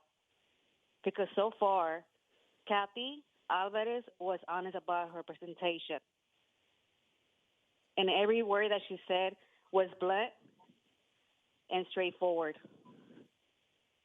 So I don't know whoever called and say that she was lying, and whatever was her name that you guys state that she was very straightforward and she was honest. And the fact that you guys cannot accept that, that's on you guys' behalf. Because you guys probably own properties, and we don't. We don't have that luxury. But we work very hard. And some people are suffering and they're hurting because of rent control. And thank you. Your time is up.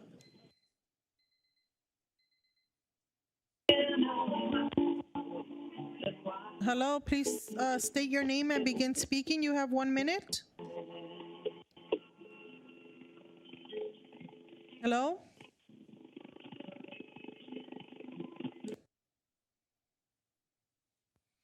Hello, please state your name and begin speaking. You have 1 minute. Hi, my name is Richard Rodriguez. I am a resident here in Downey. I just want to speak in regards to the city of Downey. You guys are an awesome city council. And I also want to state something in regards to Kathy Alvarez. I don't believe everything she's saying is 100% legit. I am a renter. I do not own property. I am here loving the city. I'm here to be a part of the city, and I don't believe in the rent control. I pay taxes just like everybody else does. And to be honest with you, I don't believe in the rent control that needs to be assigned right now, because this city is beautiful and it's definitely worth what it's worth. So sorry to say, I love everybody in here. It's a great community, and I grew up in Orange County, but Downey is my city. So that's all I got to say. Love you guys. Have a good night. Thank you. That is all, Mayor.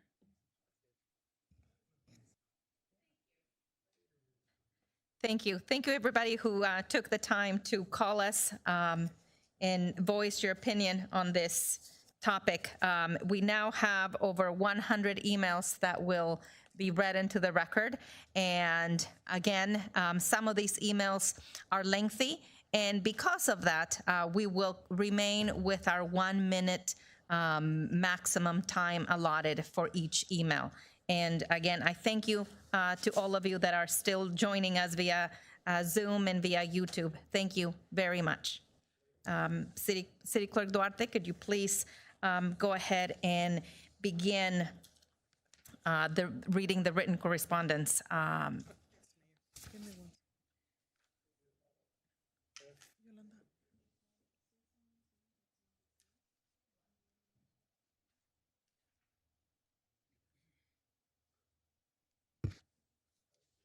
Okay, Mayor, I am going to read the emails that are against rent control.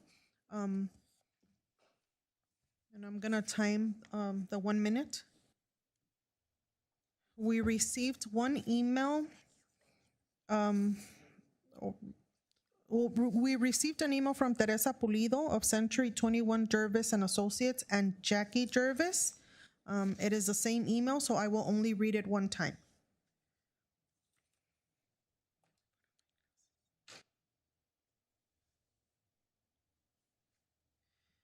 Downey Mayor and City Council, this is to inform you that as a business owner and landlord in the city of Downey, I am adamantly opposed to further rent control in Downey. We already have a law in place by the state of California via AB 1482. To enact even stricter rent control is redundant and unnecessary, as the state has already established regional guidelines through using CPI indexes based on areas within the state. To subject the desirable city of Downey to even stricter rent control would certainly diminish not just the property values, but the quality of population wanting to move into a city with even tighter rent control. We all know that cities that impose their own rent control have not flourished as Downey has. Do we really want this wonderful city of Downey to become one of those cities? In addition, this has been proposed by one council member with no input from appropriate professionals.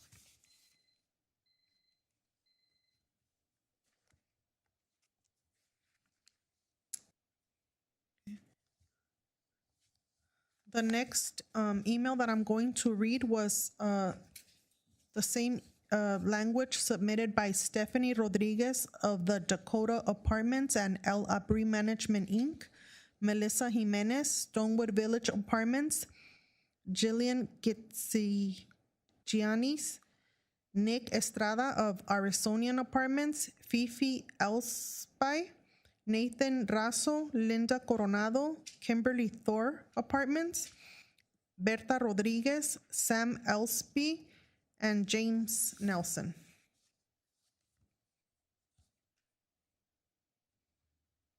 Dear Downey City Council, I urge Council to oppose item number 8. The City of Downey is already covered by rent control and just cause eviction policies through the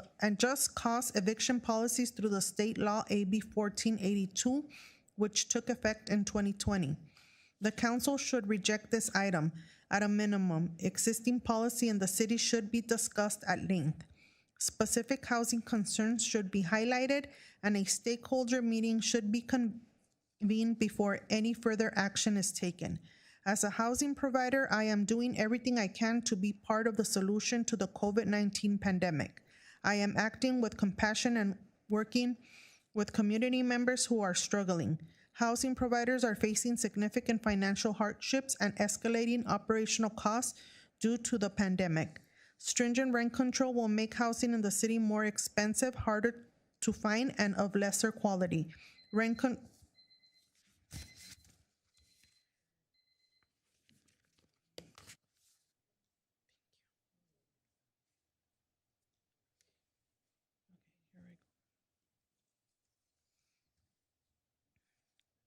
This email is from MJ Morrissey. My vote is no for a citywide rent control. As Megan McArdle has written in the Downey Patriot dated 2/4/21, economists agree rent control doesn't work. I am not a landlord or owner of rentals in Downey. However, I am a partnership in an 8-unit complex in another nearby city under a property management agreement. Every quarter, I receive an extension list of expenditures made to keep this property in good order. Last quarter, I did not receive a rental check because of extensive repairs needed. And yesterday, I received a notice stating the roof needs replacing, so probably I will not get any rent income for the coming quarter. With mortgages to pay off, high property taxes, high costs for maintenance, gardening, and etc., sometimes ownership of rentals is not real profitable. And when it is, money has to be set aside for costs that I've mentioned.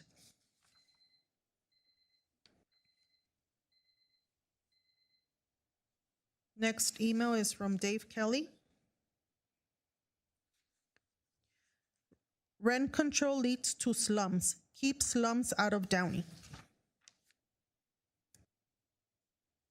Next email is from Silvija Hogue. To the Downey City Council, the proposed populist actions by Councilwoman Alvarez to insert Downey City Council into mismanagement of the economy through redundant, unwise, and proven ineffective measures around control in Downey must be resisted.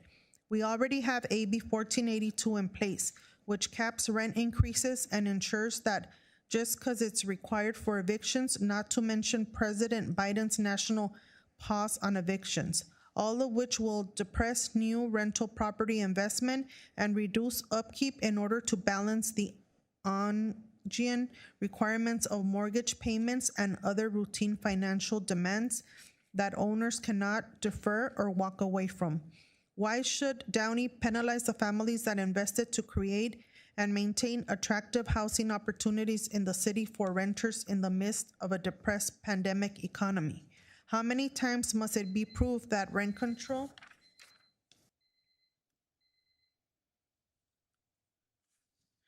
The next email is from Alexandra and Nathan Razo of Cornerstone Apartments. Dear Downey City Council, we are residents and property managers in Downey and urge the council to oppose item number 8.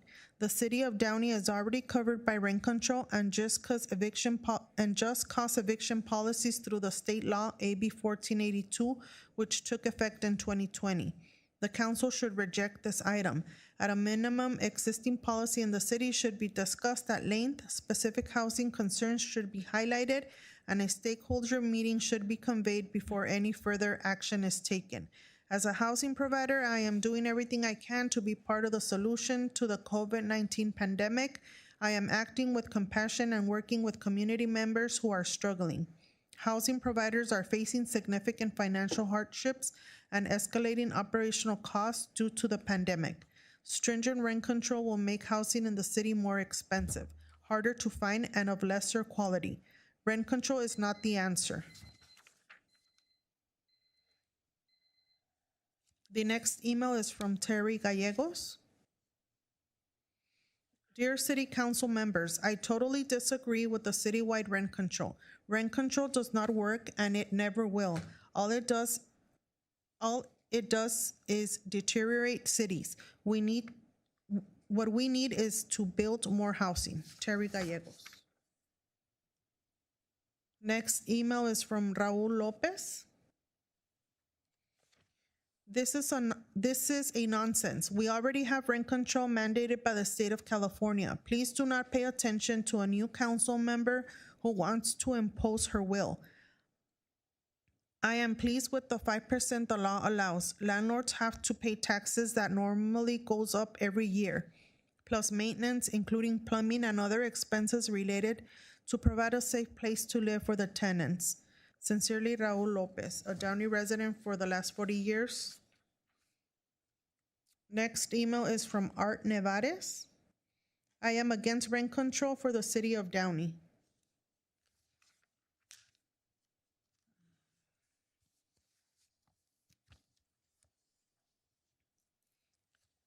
The next email is from Michael Berdelis.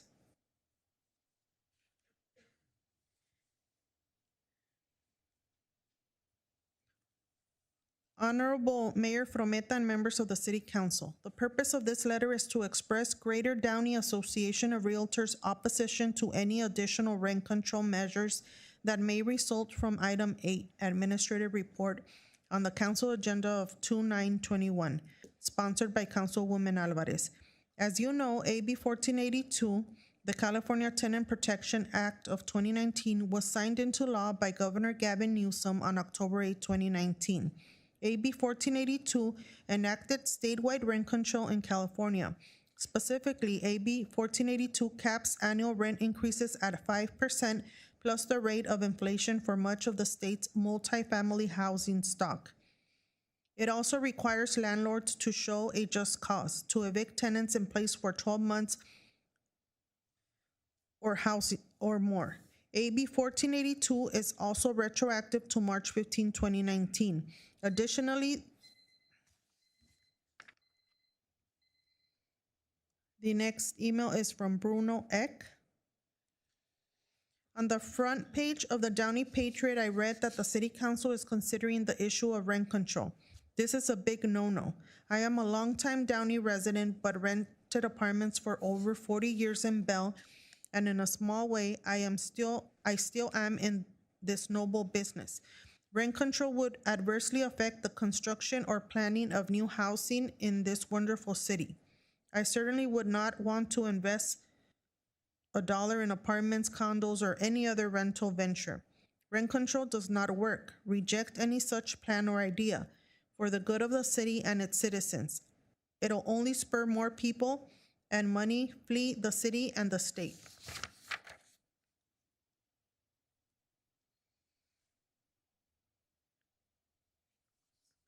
The next email is from Candy Grasabek.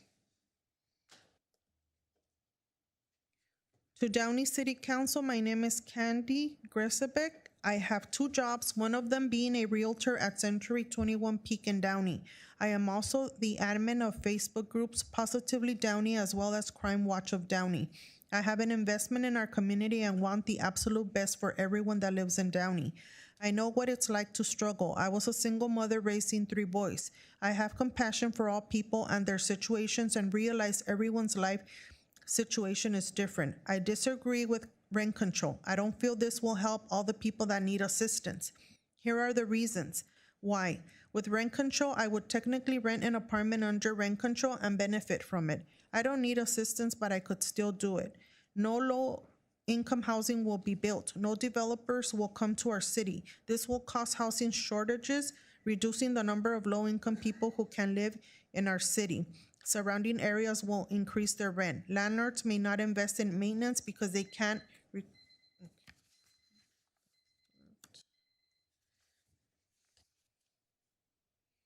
The next email is from Rola Saikali. And that person provided public comment, so I'm not going to read that email. The next email is from Jeff Worthy. To our valued city council members, I strongly oppose the council's consideration of the adoption of further rent controls in the city of Downey. The adoption of another layer of regulation of what owners can and cannot do with their property is another example of government overreach. But in this case, it will have an adverse effect on the vast majority of Downey citizens. As a realtor, property owner, and property manager, I have experienced firsthand the adverse effect that rent control has. Downey recently began supporting the construction of auxiliary dwelling units to assist in the current housing shortage. Further rent control will slow, if not stall, the construction of ADUs, as rent control would make them less desirable to those considering the projects, leading to fewer housing units in our area. Rent control has an adverse impact on the property value of existing homeowners whom you represent. Existing rent controls mandated by the state of California are adequate to provide affordable housing. Further rent controls would make it challenging for landlords to make an adequate return on their investment. The recourse for landlords to adopt to higher taxes, bond measures, insurance costs, maintenance, and improvement would be limited to evicting tenants. This was problematic during the last round of rent controls took place and hundreds of tenants in Downey were evicted from their homes as a result, only to move to lower quality, poorly maintained housing to find new shelter in an already tight rental market. The next email is from Juan Garcia. Greetings. I have been a Downey resident for over 30 years. I vote no for rental control in Downey. I have researched the issue of rent control and have determined that it does more harm to Downey residents than good. The next email is from James DeKay. Council members, I am adamantly opposed to adding additional rent controls within the city of Downey. Yes, it sometimes helps the poor and needy for a short period of time, but currently the state has imposed adequate rent control measures. The research I have done on this issue shows rent controls do nothing to improve the community as a whole, which is what you should be focused on. There is no doubt Downey is a preferred city to live in compared to other nearby, but we should not be subsidizing people to live here. We live in a supply and demand economy, and until the supply equals or exceeds the supply, prices will continue to rise. What incentive is there for someone to purchase or build additional rental housing if their income is stifled by unreasonable city ordinances? None. Please focus on the benefit of the community as a whole and vote no on any additional rent controls. Next email is from Grace Hernandez. Good morning. I have lived in Downey for 35 years with no need for rent control. I strongly oppose rent control in Downey. The statewide rent control is enough control. Best regards. The next email is from Angelica Arceo. I don't believe Downey should have rent control. Next, we have an email from Carrie Rogers. To whom it may concern, I am completely against rent control in the city of Downey. I own 4 properties in Downey, and I invested in Downey because it was a nice, clean city with no rent control. I am a fair landlord who takes care of our renters, and we do not gouge our tenants. We keep our properties in safe, working, clean condition. I do not think it is fair to use a one-size-fits-all approach to sticking it to landlords. I am once again completely against rent control in the city of Downey.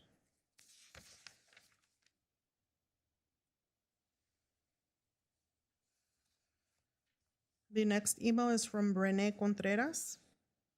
Absolutely not. I don't understand how folks don't understand simple economics after all these years. Any high school kid with basic economic classes can tell you rent control does the opposite, in that those who get it are happy at the expense of others who won't have the ability to secure housing, as all rent control does is stifle new housing development. Do we set limits on milk? No. And why not? Because of what I just stated. Folks who cannot afford milk, the government provides support via food stamps, etc., and that is more essential than rent. If the city of Downey wants to support renters, they should give them vouchers, but not rent control. We don't need Downey to set tighter limitations than already enacted by the state. Please understand basic economic principles.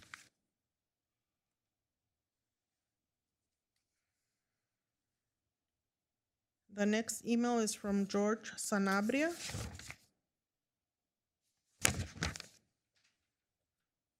People who are for rent control are obvious ones who believe that others should subsidize their living.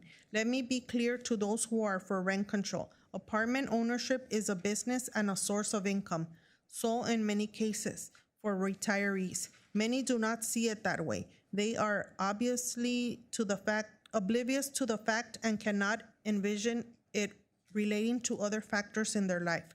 What if you work at your job for 30 years and have meticulously planned for your retirement? Then there are those coworkers who are close to your retirement age but have lacked to plan. Those who have lacked planning are now demanding to receive the same retirement income as you will. Does your 30 years of planning and sacrificing mean nothing? What if the employer states that, to be fair, both of you will retire with the same retirement income? You who has saved and sacrificed will have to subsidize their retirement. Many people want to live in Downey.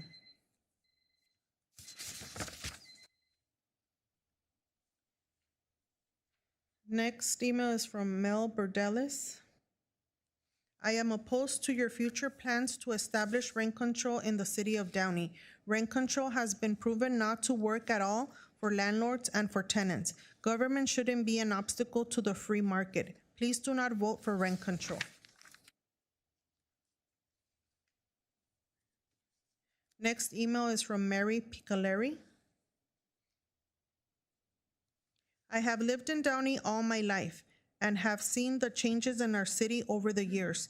When Governor Newsom enacted rent control statewide, I was concerned about more changes that would affect our city. I have noticed other cities like Los Angeles and how rent control has contributed to urban decay there. Tenants want to live in Downey because of what our city offers, safety and well-kept neighborhoods. Owners of any kind of rental property will not be able to supply manicured landscaping and upkeep the exteriors of their properties because there will be little or no funds to support the maintenance of the property. Rent usually increases because landlords' expenses increase as well.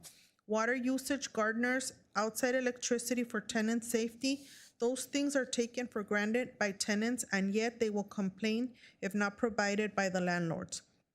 I think what our state has implemented is control enough. City Clerk Duarte, do you need to take a minute to, I know you've been reading now for probably about an hour. If you need to take a minute to, or two. Yes, okay. And to members of the public continuing to stay with us, thank you. I know there are many of you still following this discussion. We're going to take a pause to allow our staff to a moment to breathe and stretch their legs and use the restroom. So if you can please bear with us, we will be back in about 3-4 minutes. Thank you.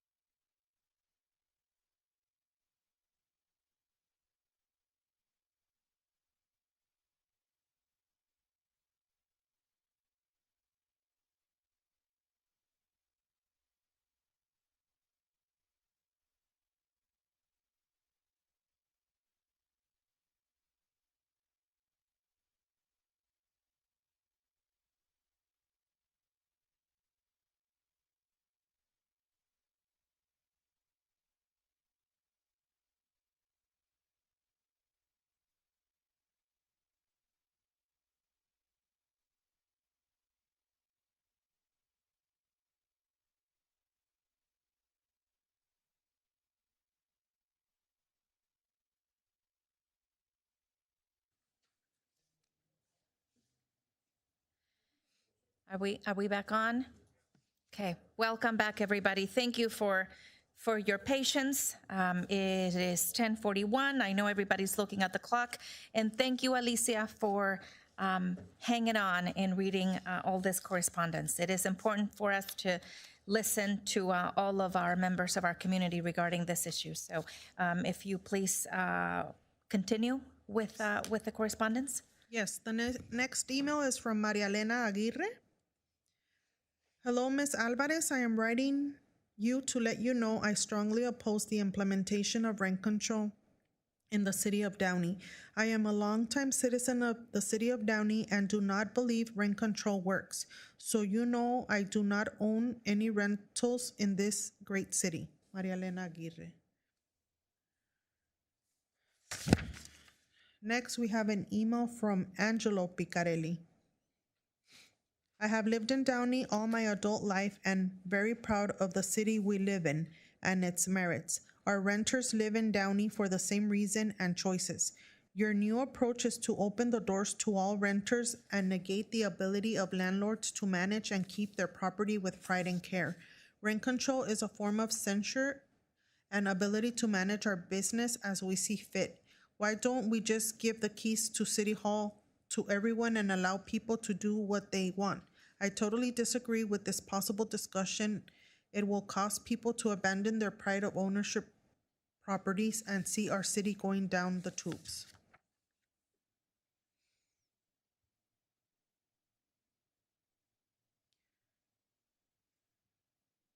The next email is from Mari Gomez. Hello, I am a property owner in the city of Downey. As many who live in the city, Downey is only going downhill. Statistically speaking, cities with rent control are prone to higher crime rate and property value decreasing.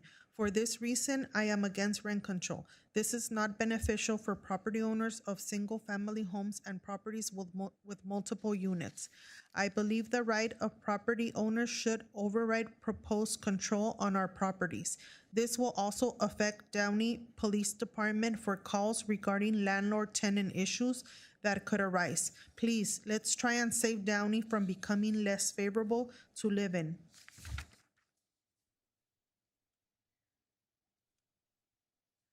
The next email is from Carrie Uva. Mayor Claudia Frometa and all city council members, I am writing this letter in opposition to the additional rent control measures that the Downey City Council is considering imposing in Downey. We simply cannot impose more restrictions on the existing AB 1482 law, which Governor Newsom signed on 10/8/19. AB 1482 implemented a statewide rent control. In my experience, most people do not know that the governor passed a rent control ordinance in our state. This ordinance limits the amount of money a landlord can increase rent to a 5% plus cost of inflation, which is around 2.3%. Requires just cause for evictions, meaning a landlord cannot give a tenant a 30 or 60-day notice to vacate because landlord wants the unit back, and requires landlords to provide relocation assistance money to tenants when they terminate a tenancy for no fault cause. Landlords. Next email is from Chris Hendershot. Dear Downey City Council, as the owner of rental property in Downey, I am opposed to additional rent control measures. I am in favor of rent control and feel that the measures adopted by the state are sufficient. Additional measures are redundant and unnecessary. Next email is from Angeline Dio. I am against the city having to come up with its own rent control law. AB 1482 is sufficient. Next email is from Vicky Broker. No, I don't agree. We do not need to have rent control in Downey. Thank you. Next email is from Sina Pepach. To whom it may concern, I am a resident of Downey and a property manager, and I am opposed of the rent control in our city. Next email is from Marquee Management. Dear Honorable Council, please oppose any further rent control in Downey. There is already rent control which was implemented throughout the state. Extremist groups keep trying to portray housing providers as villains. The reality is these are small businesses run by good people who care about the community. Please oppose rent control. Next email is from Darlene Roberson. I strongly oppose rent control in the city of Downey. I own one rental and I depend on that rent to pay my mortgage and expenses. As expenses increase, I want to be able to have the flexibility to increase the rent if necessary. Rent control would create an extreme hardship for me. Next email is from Guillermo Galvan. I am a resident in the city of Downey where I reside and work. I oppose the proposed rent control in Downey, which will greatly affect my dwelling and employment. Next email from Tina Garcia. I currently work in the city of Downey and this will affect my employment. I oppose rent control.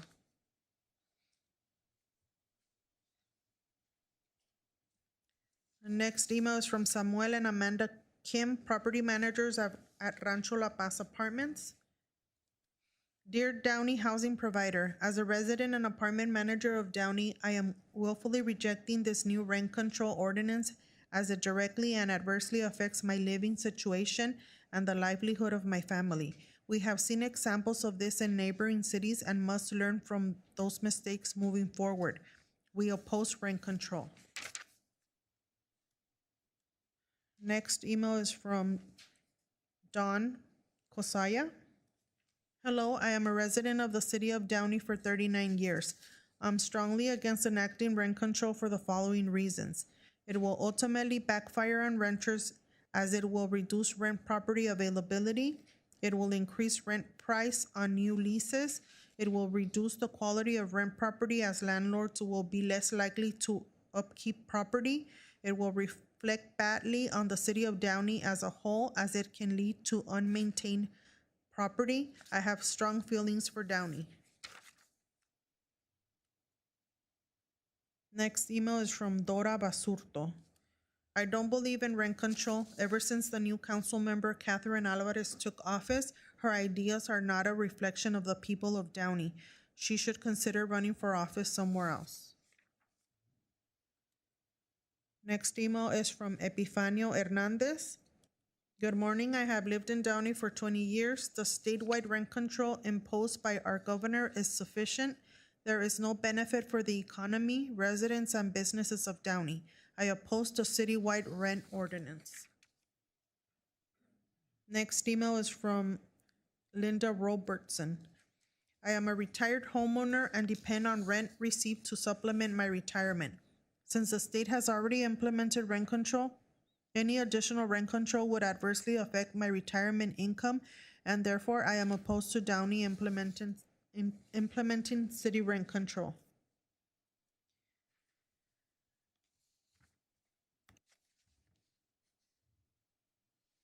Next email is from Ivania Navarrete. I strongly oppose rent control. This will ruin our community. Please, please, please don't allow this. Think about the future of your and our community.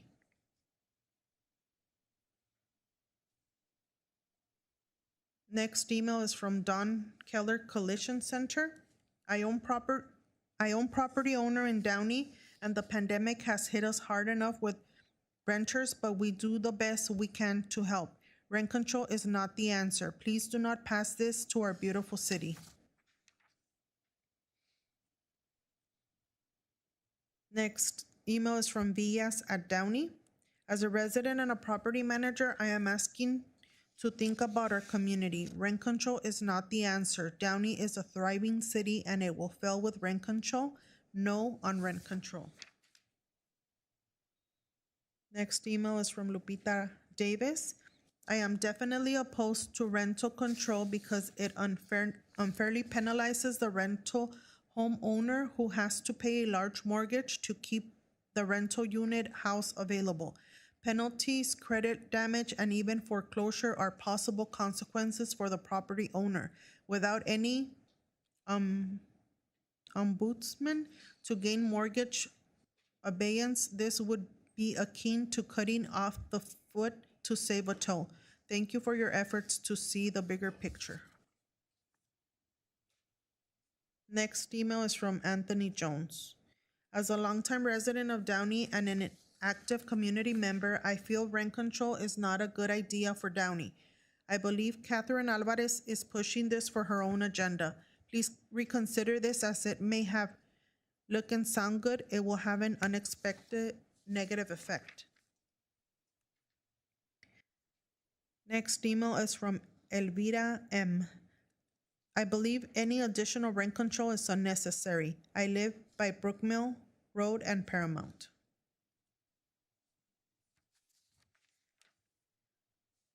Next email is from Marine Kim of the Village Apartments. A concerned resident of Downey, it has come to my attention and concern that rent control may affect our community. This is a concern of mine, as I am a property manager here in the city of Downey as well as a resident. I oppose rent control and hope that my concerns be made known, as I know the effects of this has taken on in the city of Santa Monica. We do not want the same repercussions here affecting our beautiful community.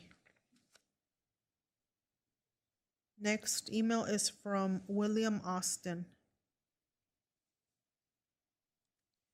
This email is to voice no on rent controls. When has a government, local, state, or national, ever run something smoothly and efficiently by taking control? Look at Social Security.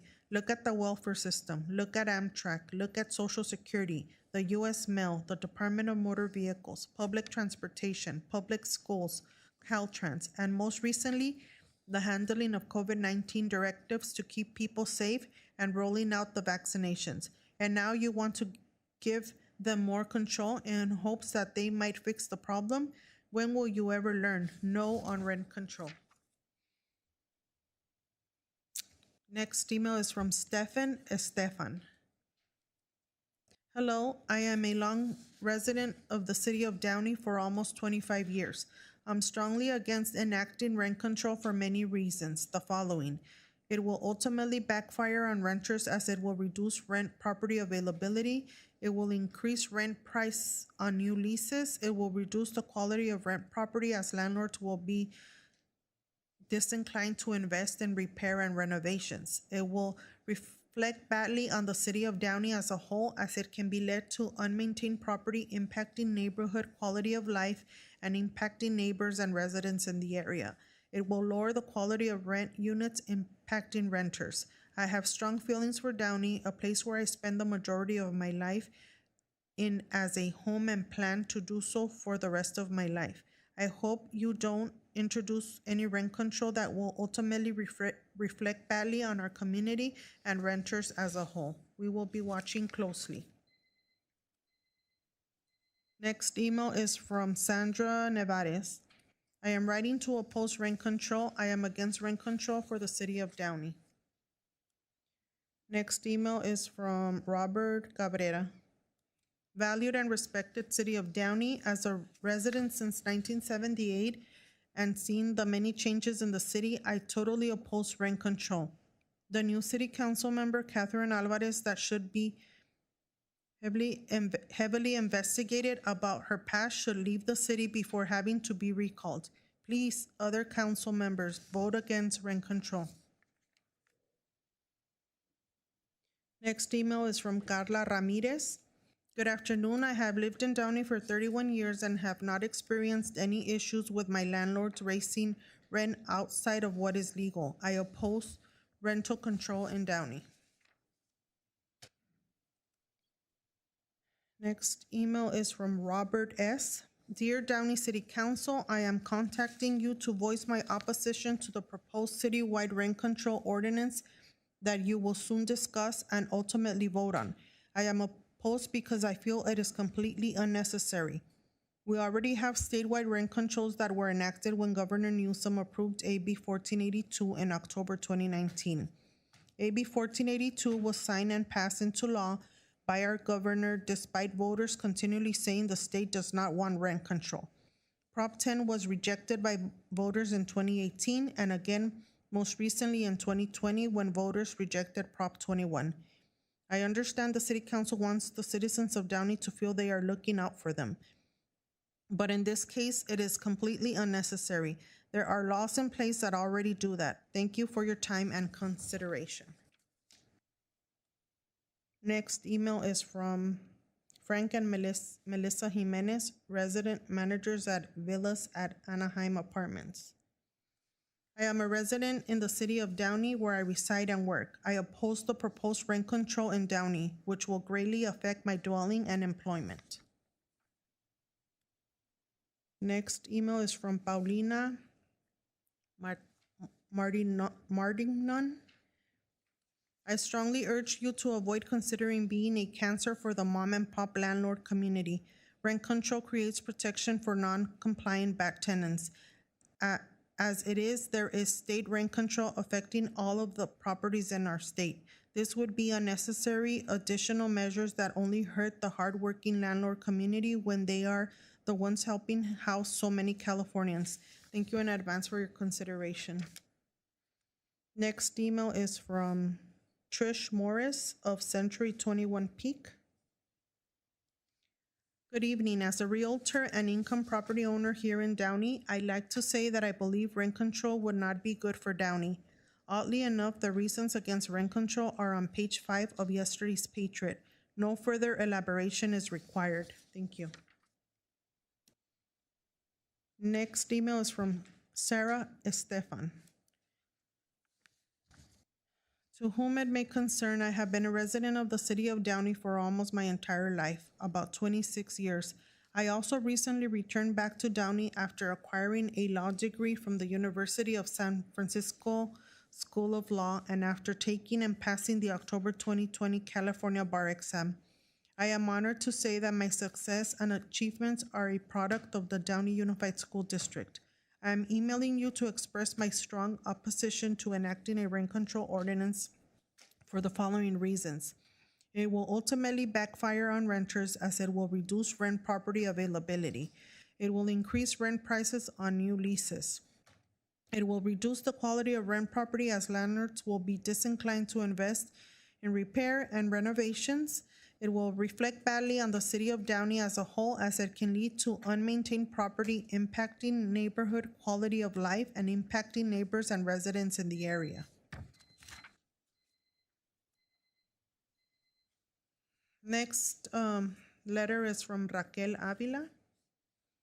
Mayor Frometa, I am writing this letter in opposition to the passage of rent control in the city of Downey. I am 90 years old and I rely on the income from my rentals.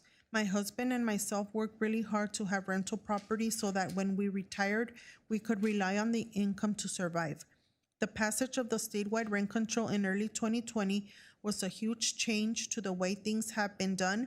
And now, if the city passes more restrictive rules, I don't think I can afford to keep my rental property. I urge you and all the council members to not pass rent control in Downey. Next, we have an email from Stephanie Anda. Hello, I read on the Downey Patriot that Downey City Council is considering rent control. I am against rent control in the city of Downey. I am a resident of Downey and also own a few properties here in Downey. I am not part of a big name investing company. Me and my wife decided on purchasing investment properties to prepare for our future and the future of our family.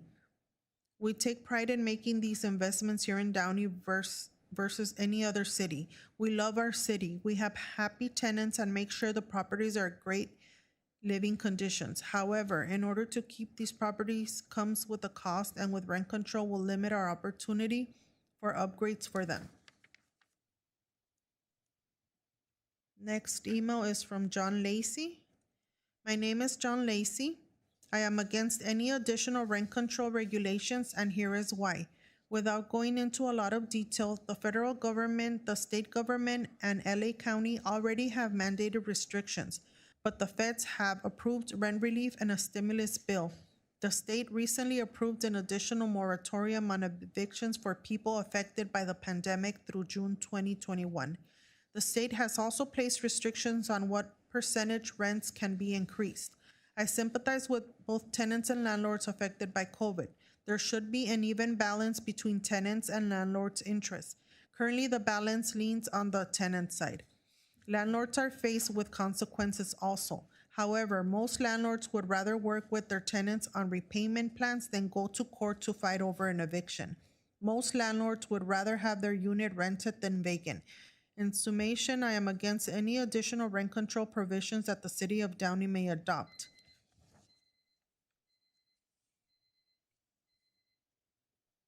The next email is from Ron Minikimi. Dear Downey City Council, I have been a landlord in the City of Downey for over 36 years. My wife is from Downey. I love the City of Downey. Study after economic study has shown that rent control does not work. Landlords lose any incentive to invest in their properties because they cannot recapture their investment and increase rents. As investment goes down, the building deteriorates over time and the value accordingly goes down, hurting the community as a whole. I believe that Downey is nicer than the surrounding communities. I also believe it is nicer because the Downey City Council had the foresight in the past to encourage investment in the city, not discourage it. Landlords are currently asked to house individuals without compensation who have been negatively affected by the COVID pandemic. Landlords are also limited by statewide rent control and just cause eviction policies. I urge the council to oppose item number 8. Next email is from George Abaki or Abako. To our esteemed officials, as a longtime resident of the City of Downey, more than 14 years, I don't favor enacting rent control for many reasons. Here are the main points. It will negatively impact rental units inventory in the future. Developers won't find it appealing to invest in this sector. Landlords will find themselves compelled to raise rent annually as per the new ordinance guidelines.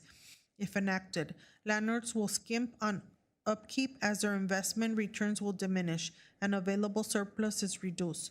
New leases values will skyrocket. Neighborhood with high density of rental units will see a degradation of the social atmosphere as a whole. Keep Downey as a beacon among the neighboring cities, where the residents are envied for the peace of mind and the good quality of life they enjoy. We will closely be monitoring. The next email is from Steve Roberson of Century 21 Peak.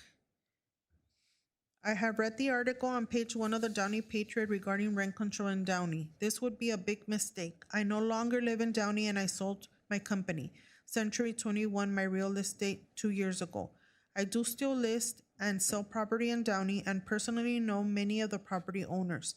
If any longer-term rent control is imposed in Downey, it would ruin the city. There are many mom-and-pop property owners that have mortgages. They purchase the properties based on being able to keep the units in good condition and pay the mortgage. Once a rent control gets put into place, you will see owners not take the same type of pride in their buildings. If the city can help the renters with credits, etc., I am all for it, within reason, but I do not want to see rent control in Downey. Next email is from Luis Gallegos. Hello. How will rent control help the City of Downey to grow? All it's going to do is create a big disparity between classes. Rent control is exactly what it is, control of a class of individuals, keeping them from looking to grow and better themselves. Landlords will also have no incentive to maintain their buildings, letting them become run down, because why would they put any money if they know they will not get a return on their investment? Downey will have a bunch of rundown looking buildings in a couple of years. Let's be honest with ourselves. What has rent control done for the city of Los Angeles? Let's continue to strive to be the best city for our hardworking citizens. No rent control.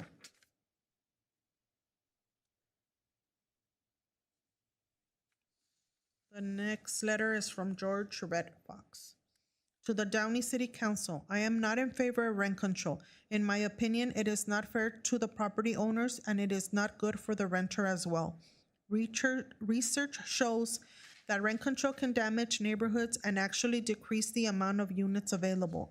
When a property owner isn't able to rent a unit at market value, the owner is more inclined to convert the unit into an owner-occupied space. When landlords are forced into a situation where they are not able to change market rates, then they will also be less likely to improve their properties because they have no way of recouping the money for the renovations through higher rent. Finally, I am not in favor of more government control, for instance, the U.S. Post Office, Social Security, as well as the rollout of COVID-19 vaccinations are all good examples of the inefficiency of government. The last thing we need is a government telling a property owner how much they can charge for rent. Next email is from Tracy Melton of El Abri Management. To whom it may concern, I urge the council to oppose item number 8. The city of Downey is already covered by rent control and just cause eviction policies through the state law AB 1482, which took effect in 2020. We are already limited to 5% plus the CPI, which in 2020 was 0.5 minus 0.6%.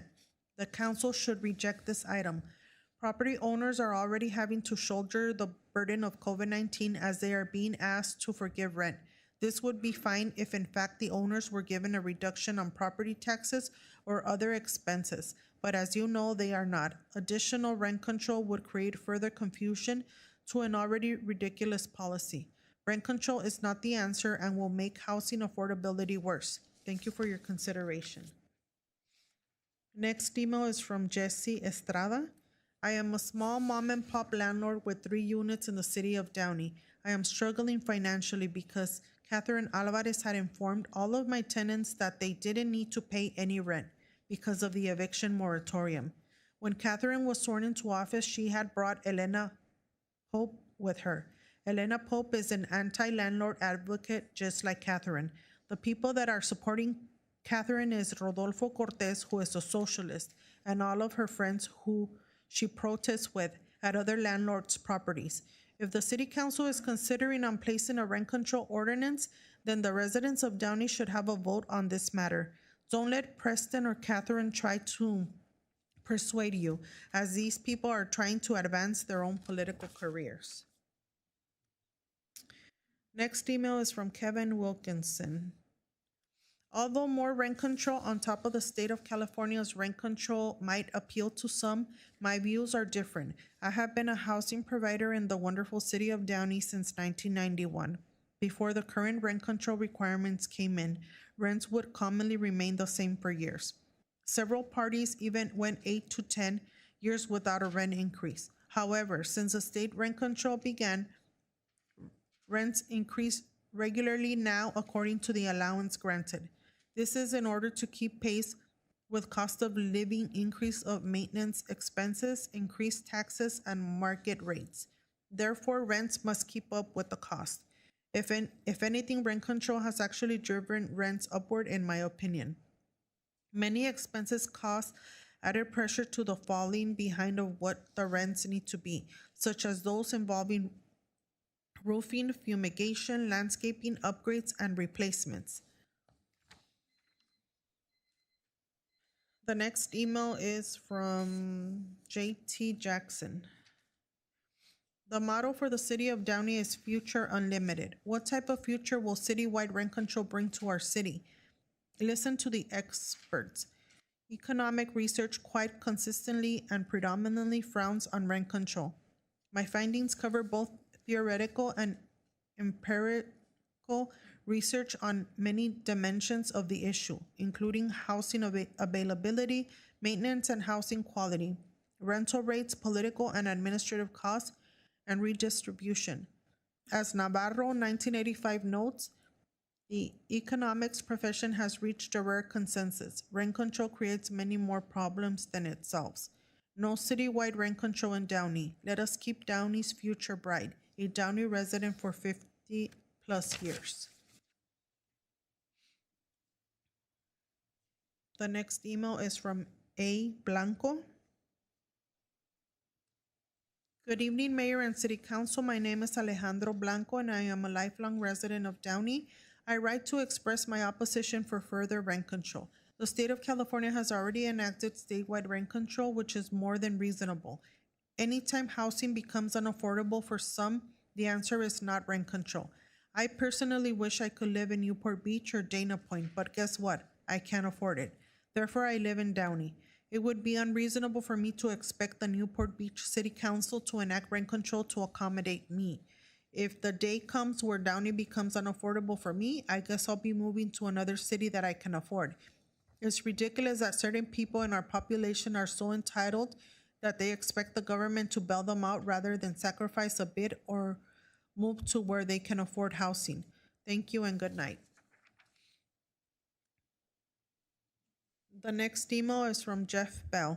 The only property I own is a property I live in, but for you people to force a homeowner or a landlord to be totally responsible for the taxes, the upkeep, and all the other things that I can't even think of, and then force them not to pass that along to renters who are basically being swarmed and controlled by all these entities begging for funds, promising that they won't have to pay for it. Let me tell you something. If I vote for something, I know I'm going to be paying for it. Raiders are nothing but a bunch of persons did you have worth, but they are also persons who should be accountable and responsible. If they want to throw their money away, that's their business, but they should not be protected based upon their bad choices. There should not be any rent control, but I understand what we have is 5% plus inflation. If you reduce that down to 0%, then you might as well just go start shooting all the homeowners and property owners in the head.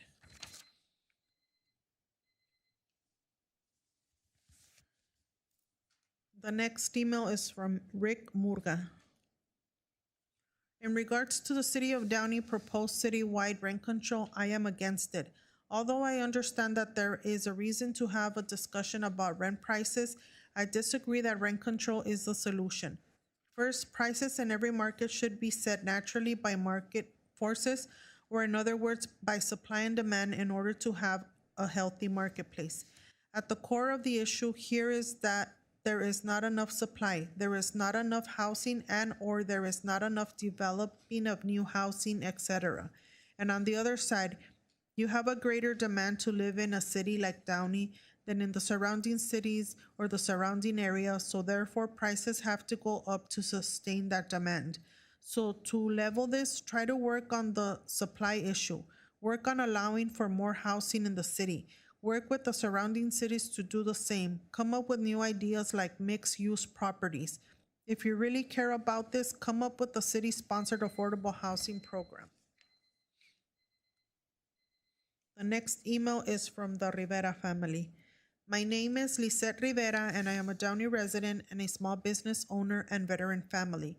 Why are we wasting all our tax dollars, resources, and time on a topic that has already been voted on statewide and cannot be changed? Instead of being progressive and moving our city forward with issues that our city needs to address, why are we wasting our time? As city council members, I expect each and every one of you to act accordingly, to be trustees of the city and not to look out for your own personal agendas. Stop wasting your time and address the concerns our city residents need help on, like heroes pay, the homeless issue we are all encountering, and bring in more business to our city for the benefit of everyone. Stop the personal agendas and do your job. Otherwise, you might be the one being recalled. Next email is from Louis Lujan of the Greater Downey Association of Realtors. Madam Mayor and members of the City Council, on behalf of the Greater Downey Association of Realtors and the 3,500 members we represent, we strongly oppose any additional local rent control measures in the City of Downey. To be clear, we are not opposed to a discussion about rent control. Rather, we are vehemently opposed to any additional local rent control measures that would be imposed on top of AB 1482. Specifically, item 8 under administrative reports sponsored by Councilwoman Alvarez ought not to lead to redundant and pointless local rent control measures. As you know, AB 1482, the California Tenant Protection Act of 2019, was signed into law by Governor Gavin Newsom on October 8, 2019. AB 1842 enacted statewide rent control in California. Specifically, AB 1482 caps annual rent increases at 5% plus the rate of inflation. The next email is from Dorothy Pemberton. Good evening, Mayor and City Council members. I am speaking regarding rent control and I am opposed to it. Rent control has never been applied in our city for as long as I had been living here, which is all my life. Properties are very well maintained in our city, and that comes with a price tag. I realize that affordable housing is a nationwide concern and understand that limitations may be necessary for some areas. The current statewide cap of 7% is a positive move to that effect, and I do not feel that we as a city need to add anything to that. Property owners have huge expenses that renters tend to forget. Let me give an example of my property. I own one rental house in Downey, and in the past 5 years, only had one increase, but now feel forced to increase due to the expenses that have happened. Since the lockdown last March, my $60 water bill went to $302 for a family of 4 living there. That is 500%.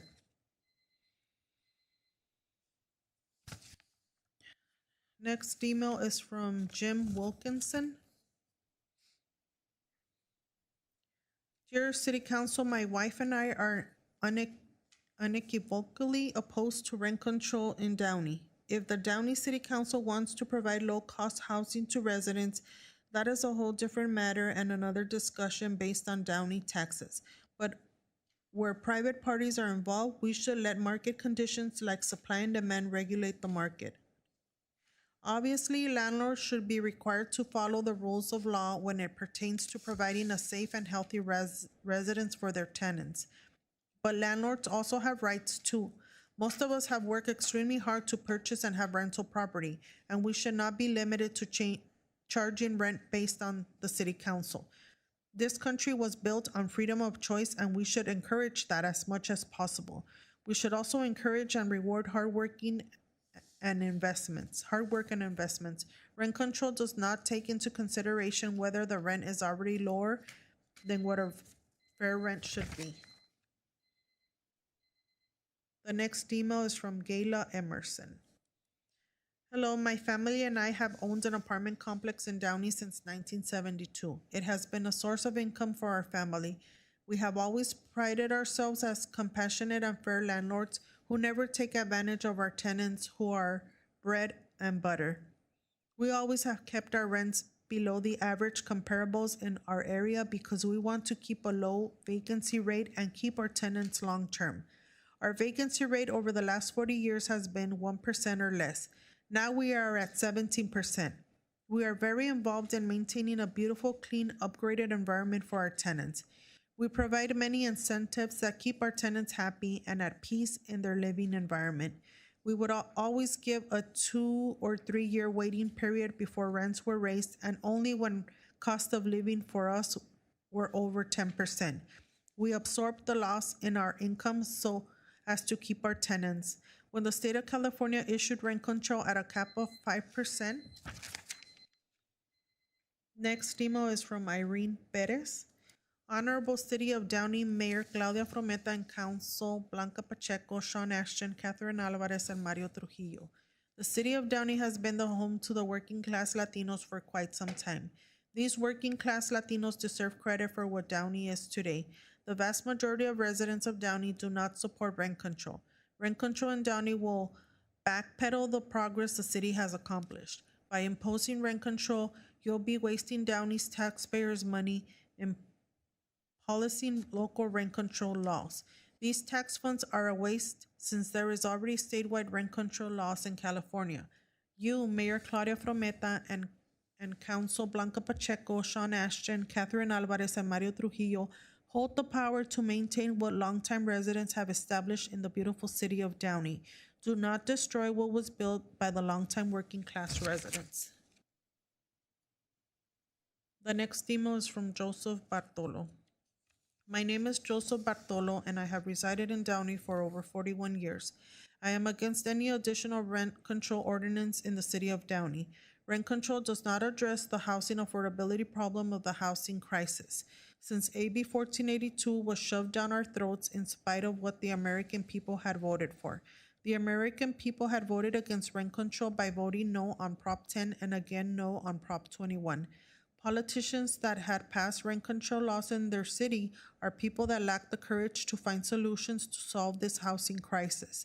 I ask everyone to Google California housing crisis, and you'll see a Wikipedia article that states that there is a shortfall of 3 million to 4 million housing units that needs to be constructed. After David Hsu and Gavin Newsom shoved AB 1482 into law, many former apartments in Bell Gardens, Cudahy Bell have been torn down and turned into condos.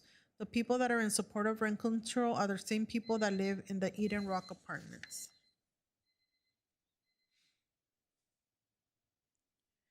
Next email is from John Fuchimoto.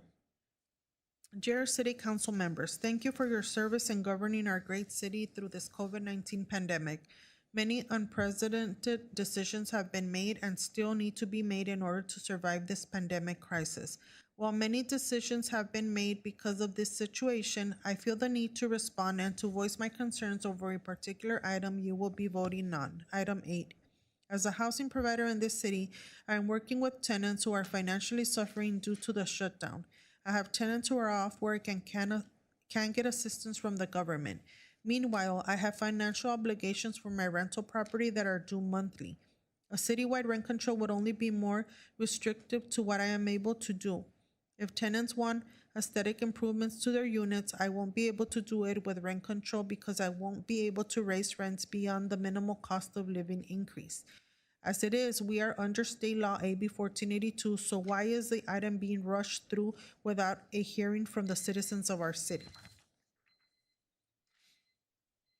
The next email is from Jason Malone and Maritza Malone of the Corinthian Apartments. Dear Downey City Council, my wife and I have been living in Downey for almost 40 years now. We grew up in this beautiful city, and our children now have the honor to do the same. We strongly oppose rent control in Downey. Property value in California is astronomical, and Downey is definitely on the higher end of property values for most areas in LA County. We have been in property management for over 10 years, and I was a law clerk for a landlord-tenant litigation firm for several years. I also did my internship with Justice Corps at the Norwalk Superior Court Self-Help Center, where they teach tenants how to respond to legal notices and unlawful detainers. The cost and risk associated with rental property are continuing to rise, and the profit margin. If you're lucky enough to be in the black the first 10 years of ownership, especially now that statewide rent control limits rent increase to 5% annually, is shrinking. If this type of legislation continues to place the burden on economic responsibility on the landlords. The next email is from David Alvarez and Maria Alvarez.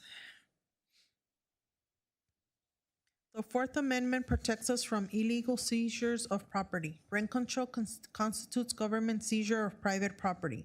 When the government controls private property, decides on the market price, and determines when and how payments will be made, and makes contractual specifications without owner consent, the owner on title is no longer the owner. The government, in effect, has illegally seized the property and become the owner.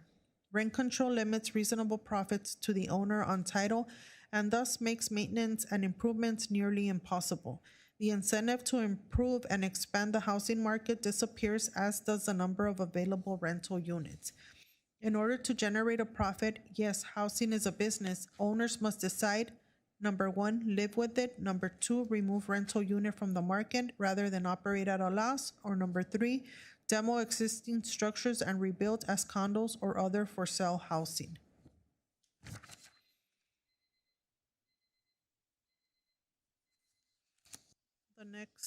The next letter is from the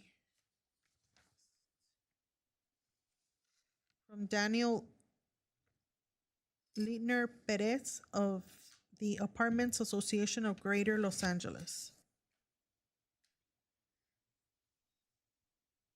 Dear Honorable Mayor Frometa and members of the Downey City Council.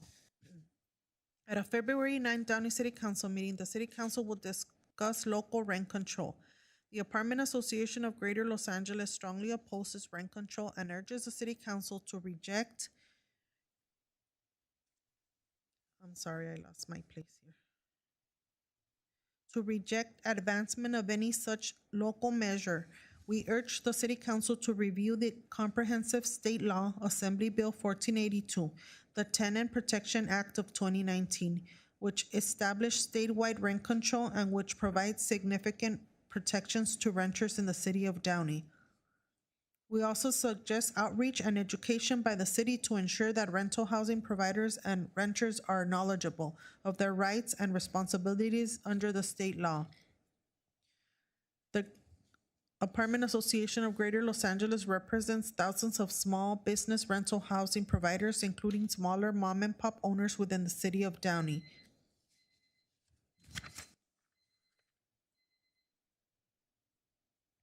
The next letter is from Fred Sutton, Senior Vice President of Public Affairs for the California Apartment Association. Dear Mayor Frometa and council members, the California Apartment Association represents local housing providers, operators, and suppliers, along with business owners and real estate industry experts who are involved with a range of rental properties, from those that offer single-family residences to large apartment communities. Private rental housing provides most of the affordable housing throughout LA County. Housing providers continue to play a pivotal role in helping residents who are struggling during these uncertain times.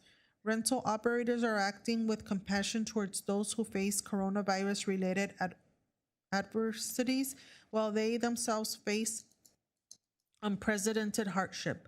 On behalf of our members, we ask that council be aware that residents in the city of Downey are already protected under a state rental control law. State Law AB 1482, which took effect January 1st, 2020, caps annual rent increases and institutes for-cost eviction policy statewide. The next email is from Danielle Barraza. Economists are virtually unanimous in their condemnation of rent control. In a survey of economists of the American Economic Association, fully 93% agreed that a ceiling on rent reduces the quality and quantity of housing available. Economists generally point to 6 principal objections to rent control. Inhibition of new construction. By forcing rents below the market price, rent control reduces the profitability of rental housing, directing investment capital out of the rental market and into other more profitable markets. Deterioration of existing housing. By reducing the return on investments in rental housing, rent control also can lead to a drop in the quality and quantity of existing rental stock. This may take the form of condominium and cooperative conversions, or in some cases, abandonment of unprofitable property. Reduce property tax revenues. Sustainable. The next email is from Jim Rodriguez.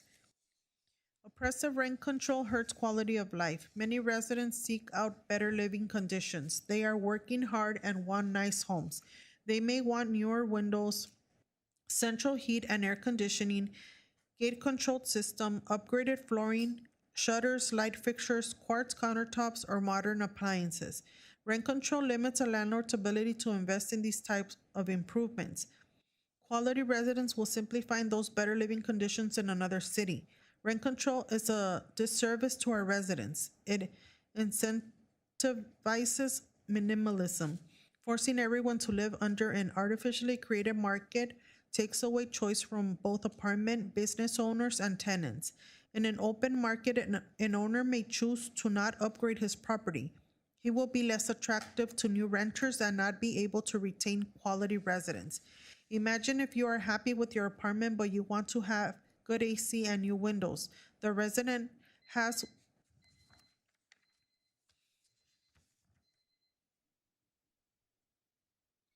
The next email is from Jeremy Fitzel of El Abri Management. To our distinguished council members, please take the time to read this email. My wife and I both work in the city of Downey. She is a teacher for almost 20 years at Downey High School, and I am a real estate professional for over 20 years in this great city. We both strongly oppose rent control in the city. We already have a statewide mandate, which is only going to hurt the state, and we are asking that you do not make a decision to expand this control over this small and beautiful city. You represent all of the citizens that live and work in the city, not just a selection of people. As mentioned above, my wife is a teacher in Downey and as such will receive a pension plan upon retirement. Now these funds are paid and guaranteed by the state after 8% contributions from the teacher, but most of these funds come from the taxpayers. These obligations are underfunded at this time, and thus teachers should be worried that they may lose their benefits at some time in the future.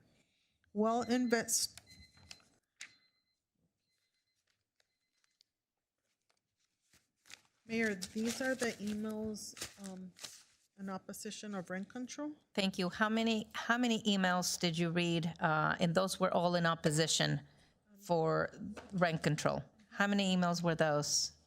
Give me 1 second. Oh, it's right here. We had a total of 98 emails. 98 emails. Okay. So now let's proceed with, do you know how many emails we have that are going to be read? Yes, we have 30. 30. Okay. In favor of rent. Okay, so we have 30 in favor that will be read at 1 minute apiece. Those of you still with us, thank you. We should be done with those emails within the next 30 minutes. Thank you. And again, just as a reminder, all of the correspondence that was received is in the city's website for those of you that would like to peruse a little more at your leisure at each of these emails. Thank you. Go ahead, City Clerk.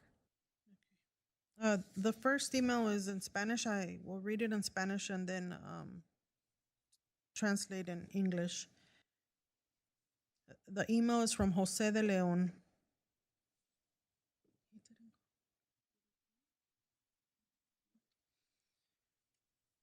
Si queremos evitar más precariedades de nuestra gente viviendo en la calle, esta es la oportunidad de parar esa debacle. Hoy más que nunca necesitamos que exista una ley de control de renta. Hoy más que nunca tienen que representar a los constituyentes aprobando leyes en beneficio de la mayoría. De lo contrario, podrían pagar el costo político. Sí al control de renta, atentamente, José de León. If we want to avoid more of the hardships with our people living in the streets, this is the opportunity to stop this debacle. Today, more than ever, we need a rent control law in existence. Today, more than ever, you have to represent the constituency, approving laws that benefit the majority, or otherwise you could pay the political cost. Say yes to rent control.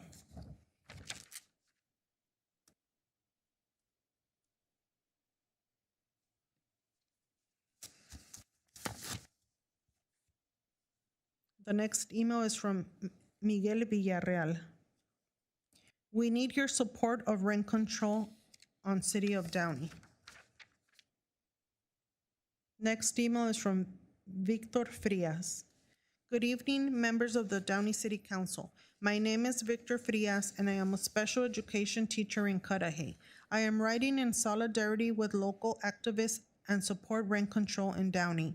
As a teacher, my role is more than delivering quality instruction for my students.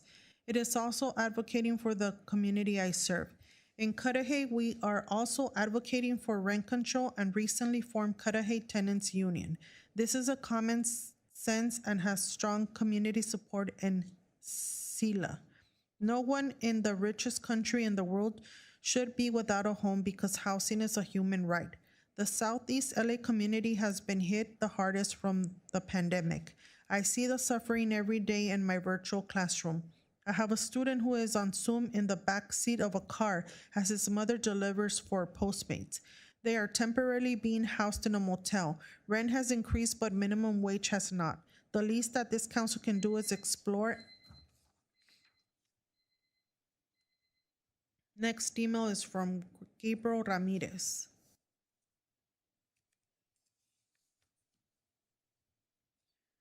Dear City of Downey City Council members, as an elected State of California Democratic Party and an alternate Los Angeles County Democratic Party in Assembly District 49 and a member of El Monte Tenants Union, speaking on behalf of myself, I urge the City of Downey Council members to improve and implement a strong concrete rent control ordinance. During these difficult times of the pandemic, COVID crisis, when our valuable communities are being impacted with financial hardship crisis, with the temporary protection of California and United States-wide eviction moratorium, the residents of Downey still need rent control. In El Monte, there's very little rent control, even though we have a poorly rent control where I live. Today, you can make history tonight to make Downey's rent control more effective. I applaud Councilwoman Alvarez in thriving country's perfect example in Northern Europe counties. The next email is from Daniela Figueroa. Downey, being a well-off city, needs rent control now. Please explore rent control options tonight in the City Hall meeting. Next email is from Diana Sanchez. Hello, I have been a longtime resident in the city of Downey for the majority of my life. First living in a home with my parents and now as a renter. My roots are in Downey, as they are for thousands of families, and I hope to keep them here. That is part of the reason why I am calling to you, our elected officials, to represent the community you serve and pass rent control in the city. Now more than ever, our community members need the support of our council is now being displaced during these risky times. Rent control protects tenants, is good for the housing market in Downey, promotes a lively city, and reduces one of the biggest sources of rising inequality today. We need to expand it dramatically. Our city has created a whole committee on getting more people housed and is putting a lot of effort into its housing plan to respond to community values and preferences. It is clear that our community members need a sense of security with rent control. The next email is from Cindy Macias. To Downey City Council, my name is Cindy Macias. I have been a Downey resident for over 10 years. Like many Americans, I am unemployed and my aging father is required to work to support the home, risking his life to afford to live in our apartment. As a recent graduate from UC Riverside and prior to COVID-19, I was beginning my career path, which was short-lived, creating a lot of uncertainty about my future and my ability to help support my family financially and psychologically. Housing is a human right, and we deserve peace of mind about the conditions in which we are required to live in. We need our local officials to create a real, tangible change for the most marginalized. I urge you to consider the implications of our actions as it relates to rent control, housing, and human rights. We need change, and we need it now. The next email is from Alexandria Contreras. My name is Alex, and I was until very recently a renter here in Downey. This past month, I was delivered a notice that my rent will be increasing by $100. As I am a household of one and already paying more than 30% of my income towards rent, I could not afford this rent increase, and I am being forced out of my apartment. I am lucky, however, to have a place I can move into where the rent will be cheaper. Not all people who find themselves in a similar situation to me can say the same. 2 years ago, I met 3 different households who were all forced out of Downey by landlords who cared more about making a profit than the people who paid for the upkeep of their property. One was a business owner who had to move her business out of Downey and take her son out of Downey's educational system. One household was a disabled retired couple who were forced to move back to Guatemala. I am lucky enough to still remain in contact with them. And next email is from Magali Esparza. Hello, we are the Esparza family. We have been living in the city of Downey for 25 years now. This rent is getting out of hand, mainly with the fact that we are in a pandemic and losing jobs. Downey has no rent control whatsoever, and it is unfair. There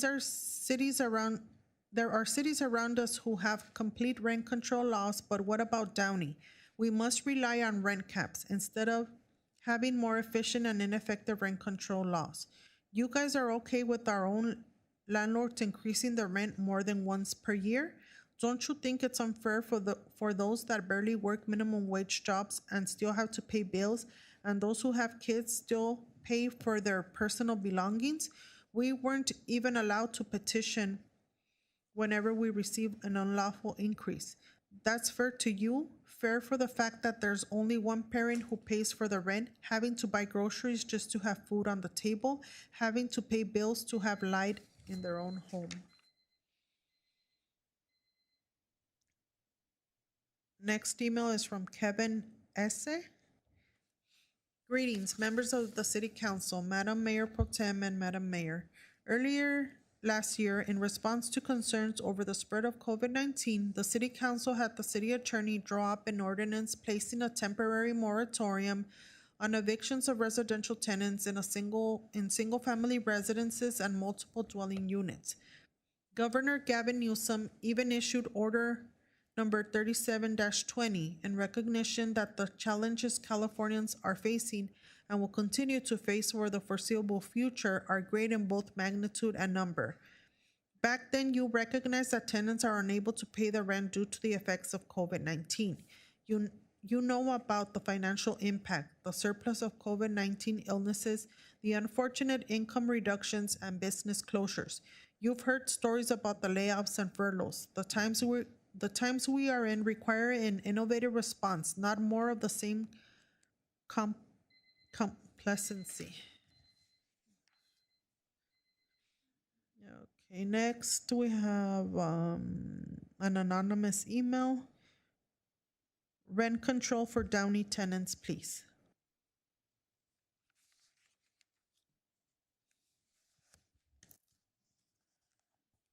The next email is from Ana Lucia Vilches. Yes, please, I need rent control. I've rented in same apartment for 10 years and rent continues to rise. I'm separated, a mother of two who are now in college and one in the Navy. Due to economy before COVID, I struggled but never missed rent. Always paid on time using credit cards when I was in a bind. I want to own my own home or condo one day. Love Downey but need a reason to want to stay. Also, a lot of new tenants are loud and disrespectful. Another reason not to pay or want to stay renting in Downey. Thank you for your time, and I look forward to positive changes you will make in Downey. The next email is from Mario Cortez. Yes, we do need rent control in Downey for many reasons. Here are a few reasons on why. First, to help families with things like groceries, school supplies, to send their children to college, and so forth. Second, it gives families more time together and to do more family activities without having to put all into the rent. Third is for health of families and or individual that live in the apartment, gives the body more time to rest and relaxation for them, as well as do better at work without having that on their minds all the time. Fourth, it keeps the community safer without having so much stress due to the financial burden to choose from either food or rent. Fifth is for parents to spend more time with their kids' activities like homework, sports, and other activities. So these are the reasons on why we need rent control in the city of Downey, California, is to maintain a safer family environment with the communities around that are in the city.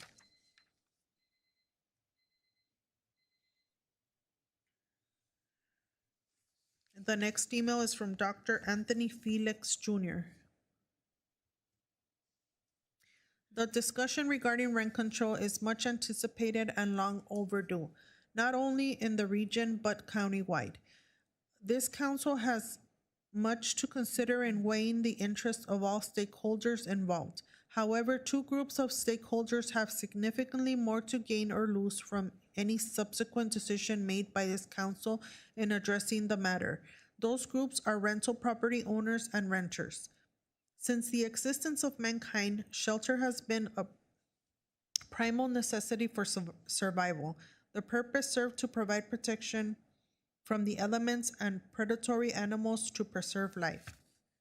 Over the years, societies have progressed and the quality of dwellings have improved exponentially, primarily because of technological advancements in structural quality and integrity. Improvements in building materials and architectural vision have allowed. Next email is from Miss Maria. I'm writing in regards rent control. I truly believe we need to put a stop on increasing of rentals in the city of Downey. Please take my concern in consideration so this doesn't happen. Being a single parent, raising two foster care children, and putting my son in college is quite a sacrifice. Thank you in advance for your quick response. The next email is from Jewel Karanen. Please support rent control. This is a bare minimum policy that we desperately need to protect renters and keep people from losing their housing, especially during a public health crisis. Protect landlords from their own risky rent hikes and enact rent control. Thank you. Next email is from Hava Buchanan.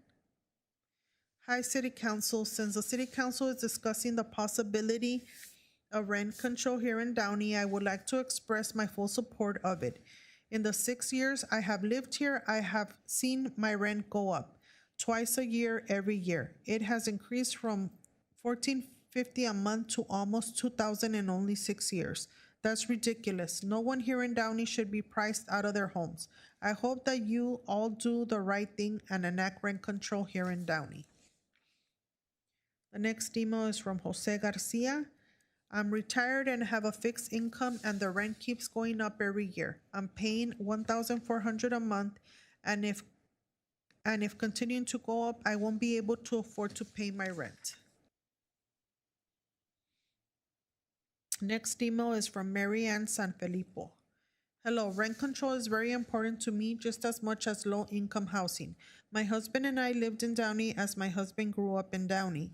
I am a new widow living with my mother-in-law in Downey. I need to move out as soon as possible as my brother-in-law has moved in and is very verbally abusive among other things. Anyway, I have been looking for an apartment for myself and my cat. I see prices going up and it scares me that I might have to continue to live in a very toxic environment. The only income I receive is my survivor's benefit and have just been granted permanent disability due to back issues that prevent me from working full-time. However, those two don't seem to be enough to rent an apartment and live on. I have always been self-sufficient until my husband's passing, and now I feel very scared of the future. I encourage you to impose stricter rent control policies and give those of us the help we need. Next, we have an email from Fernando Ramirez. Hi, my name is Fernando Ramirez. I have family members and friends that live in the city of Downey, and I support rent control for all the tenants in Downey. We need better rent control and a better system of protecting tenants against unjust evictions and unjust rent increases. Thank you. Next, we have an email from Mia Martinez. Hi, good evening, council members. My name is Mia Martinez, and I am a resident in Downey, specifically in District 1 with Blanca Pacheco. I'm calling in to support the exploratory efforts for a local rent control ordinance in our city. Our rents are too damn high, and we need to do something to relieve this hardship on our neighbors. This is an opportunity to prove we are a community-oriented city and we care about all members of the community, including our renters who need our support at this very moment. A rent control ordinance can be what saves a family from losing their shelter, as it still allows for a reasonable return on investment for the owners. It is a win-win. I urge you to put people over profits. It's the humane thing to do. Thank you and good night. We have 10 more emails, Mayor. Thank you, Alicia. The next email is from, no, this email I already read. Lily Jackson. Downey needs rent control that is reasonable. Also needed are affordable housing for seniors. Seniors are on fixed income, and unless they share a residence, they cannot afford to pay rent. I love Downey, and I have lived here for over 40 years. I would love to stay here, but need my rent to be bed shortly as a senior. Next email is from Luis Martinez. Thank you for the opportunity to address my concern. I am a proud Downey resident and love living here. I hope you take in consideration that Downey needs some kind of rent control. I'm blessed to be able to live in Downey. Let's give the same opportunity to others who would love to live in Downey. Thank you. Next email is from Devina Quintana. Good evening, Downey City Council. My name is Devina Quintana, and I am a resident of Cudahy. I am writing in solidarity with the residents and renters of Downey who deserve to have you all address rent control. Rents are out of control, and we need rent regulation. The price of rent does not reflect the wages most families earn monthly, and being able to raise rent so high makes renters even more vulnerable to the homelessness and despair from not being able to keep up with the rent increases. Downey in particular has extremely high rents, and with so much homelessness in our county, you'd think this council would want to help the situation. These families are not asking for handouts. They're asking you to do what is right and just. Please do what is just and start the process of rent control. Thank you for your time. The next email is from Ernesto Gomez. Good morning, Catherine Alvarez, Claudia Frometa, Blanca Pacheco, and Sean Ashton, and Mario Trujillo. We Downey tenants desperately need rent control. It is abusive how landlords raise our rent, while in our work, it is embarrassing how little our salary increases every year.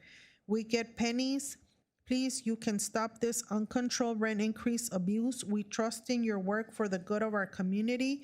Keep working hard for the community. May God bless you and your families. Cordially, Ernesto Gomez. The next email is from Melissa Michelson. Dear council members, as both a state delegate to the California Democratic Party and elected member to the LA County Democratic Party in Assembly District 49 and president of Feel the Burn Democratic Club of LA County, I am urging the Downey City Council to improve your rent control ordinance. Even with the temporary protection of a California or U.S.-wide eviction moratorium, the people of Downey still need rent control. I truly wish more cities had rent control, like nearby Alhambra, for example, where I live. Today, you have an amazing opportunity to make Downey's rent control even more effective. I applaud Councilwoman Alvarez. Thriving countries around the world, for example in Northern Europe, also have rent control, and desirable cities of Los Angeles, Pasadena, Santa Monica, San Francisco do too. Developers and the business community are not deterred from setting up shop there, and everyone. The next email is from Elisa Martinez. When I moved to Downey in 2015, it was a good option vis-a-vis Long Beach, where I came from, which was in the middle of a rapid process of gentrification. At that same time, almost every part of the city of Los Angeles had been gentrified or was on track for it. Now, because there's nowhere left to price gouge and kick out long-term residents in the cities of Los Angeles and Long Beach, speculators and greedy apartment management mafias and their crooked lawyers have set their sights on suburbs just outside of Los Angeles, such as Downey, Southgate, Pico Rivera, etc., etc. Hardworking families have lived in these places for years and paid rent that ultimately paid the tax bills for their landlords, as well as shopped and supported the local economies there. But they want to replace us with affluent people who they will renovate apartments for and then jack up prices like it's the new Echo Park. Next email is from Xavier Murillo. With all the apartment complexes and house being rented in Downey, California, it only makes sense to have laws in place to protect us renters. I'm sure the population of renters in Downey, California is large enough to contribute a sizable percentage of the city's economy. Why not make sure they stay? Please put rent control on the ballot. Next email is from Carlos Aranibar. To Downey council members and our neighbors, only property managers win when housing prices go unchecked. The gentrification we see throughout Los Angeles is a form of economic violence. Communities benefit from being socioeconomically diverse. The limits set forth on the state level do not go far enough to protect our neighbors, especially those working families, which are often deemed essential workers. If we as a community truly value the roles of essential workers in Downey, then we should have the wherewithal to ensure that they can avoid housing instability, that they can raise their children in a quiet neighborhood like ours is, and that they can contribute to the beauty and richness that is Southeast Los Angeles. Rent control now. Arriba Downey Tenants Union. Arriba Catherine Alvarez. And the last email is from Elsa Cardenas. Please do something about making rent more affordable for average income families. I am a single mom of 3 and dream of renting and perhaps one day owning a place for my sons to have a backyard to play in. But no matter how much more I do to increase my income, I can't keep up with the increasing cost of renting. There has to be control, or I feel I will never catch up. Thank you. That was all, City Clerk? Yes. Thank you very much. Do any of my council colleagues have any comments regarding this item? I will open up the floor for that. And thank you for all of those that submitted your emails, and thank you for those of you that are still at this late hour. We're 2 minutes short of midnight, and you're still joining us via Zoom and YouTube. Thank you. I had a question to staff. I know the rent control was on the ballot in November. Do we have the percentage of Downey voters that voted in favor and that voted against this ballot measure? Yes, I do. In terms of, I'm sorry, one moment.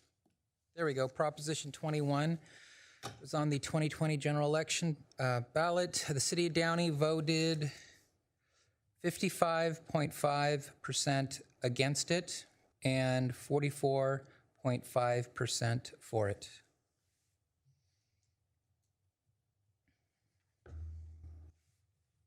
And we said we had how many people email in favor? 30 something? 30.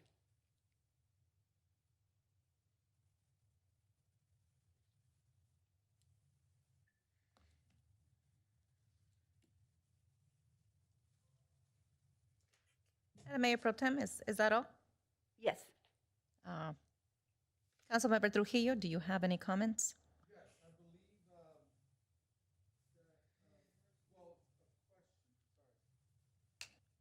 I do have a couple comments, but I wanted to see, apart from Proposition 21 in 2020, I believe the voters of California also visited possible rent control in 2018 with Proposition 10. Is that correct? Yes, Councilmember, that's correct. And how did Downey voters vote on Proposition 10? Downey voters voted 58% against rent control and 42% for. Okay.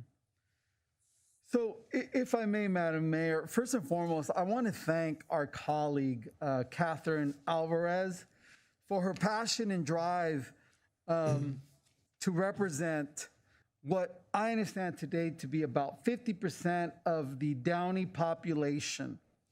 One of the callers earlier today, I believe Brian Heyman, said that Ms. Catherine Alvarez represented a narrow interest group. I'm going to disagree with that caller. This is not a narrow interest group. And it was very interesting to me on the campaign trail when I discovered that about 50% of our population are renters. So as a representative of the citywide seat, it's very important for me to keep in mind and be focused on the perspective of who I represent, which is the entire city of Downey. And I look at these statistics and, you know, I'm in the middle. I'm in the middle of the people that elected me. But I want to thank Catherine for educating us and bringing such an important issue to us, because if you have a segment of the population that's feeling vulnerable, I'm concerned. I think one of the most important things that our constituents expect from us is protection. And thank God we have one of the best police departments and fire departments in the state, award-winning fire departments. And if we're going to protect our tenants, it's very important that we distinguish between tenants' rights, affordable housing, rent control, and then there's rent assistance. So let me start with tenants' rights. I don't think there's any council member in the city of Downey who's not in support of tenants' rights. I believe we all are, regardless of whether you're renting a house, a condo, or an apartment. I hope that we all believe that in Downey, you have the right to safe and clean housing, and that all tenants have a right to housing that's free of dangerous conditions, with usable heat, utilities, and water. Every window, door, lock, appliance should be in working order. The building grounds should be maintained, and the landlord should be responsible for necessary repairs in a timely manner.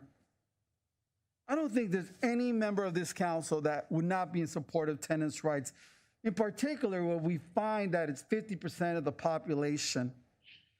So to the residents of Downey, the people that I represent, I submit to you that if you or anyone you know is living in unsafe, unclean housing, please let not just Catherine Alvarez know, let any of us know, because that's not acceptable in the city of Downey. Now let me talk about affordable housing. It's well known that Downey is in the higher end of the rent market, if you will, for the southeast part of LA County. But when I look at the information presented to us by the staff, and I find that the vacancy rate is only 3.6%, single digits, 3.6% in Downey, that's telling me first and foremost that Downey's still very desirable to the people in the southeast part of LA County. Look, we're not Beverly Hills. We're not Long Beach. We're not Santa Monica. We're not LA. We're Downey. But people, the statistics show, want to come to Downey. 3.6%, no rent control. Compare that to Santa Monica. I just Googled it, by the way. 13.29% vacancy rate in the great city of Santa Monica, and yet they have rent control.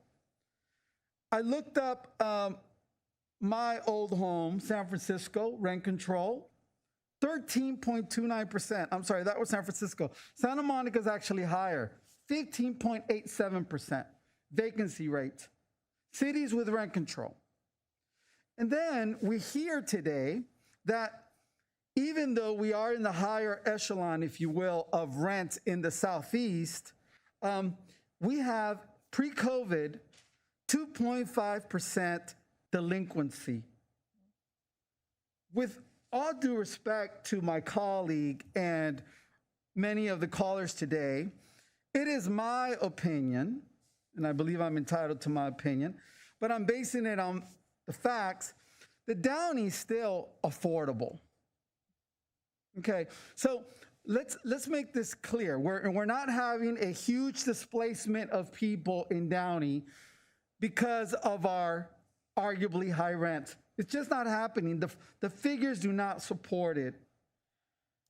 So why do people still want to come here to Downey, even though it's a bit higher? And a couple of people talked about gentrification. I understand the concept of gentrification. You take sort of like an urban neighborhood, and then you have people coming in and investing and driving up prices. And usually we see a displacement of people of color. Well, the numbers show that the people that are coming into Downey, the renters, at least based on current population statistics, 70% of the residents in Downey are Latino. So please, do not conflate what's going on in other cities like LA or Long Beach with what's going on in Downey.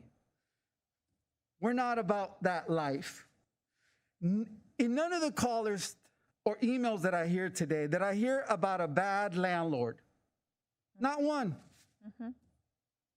No one can show any data to show that we have the abusive landlords that the rent control movement frequently tries to portray.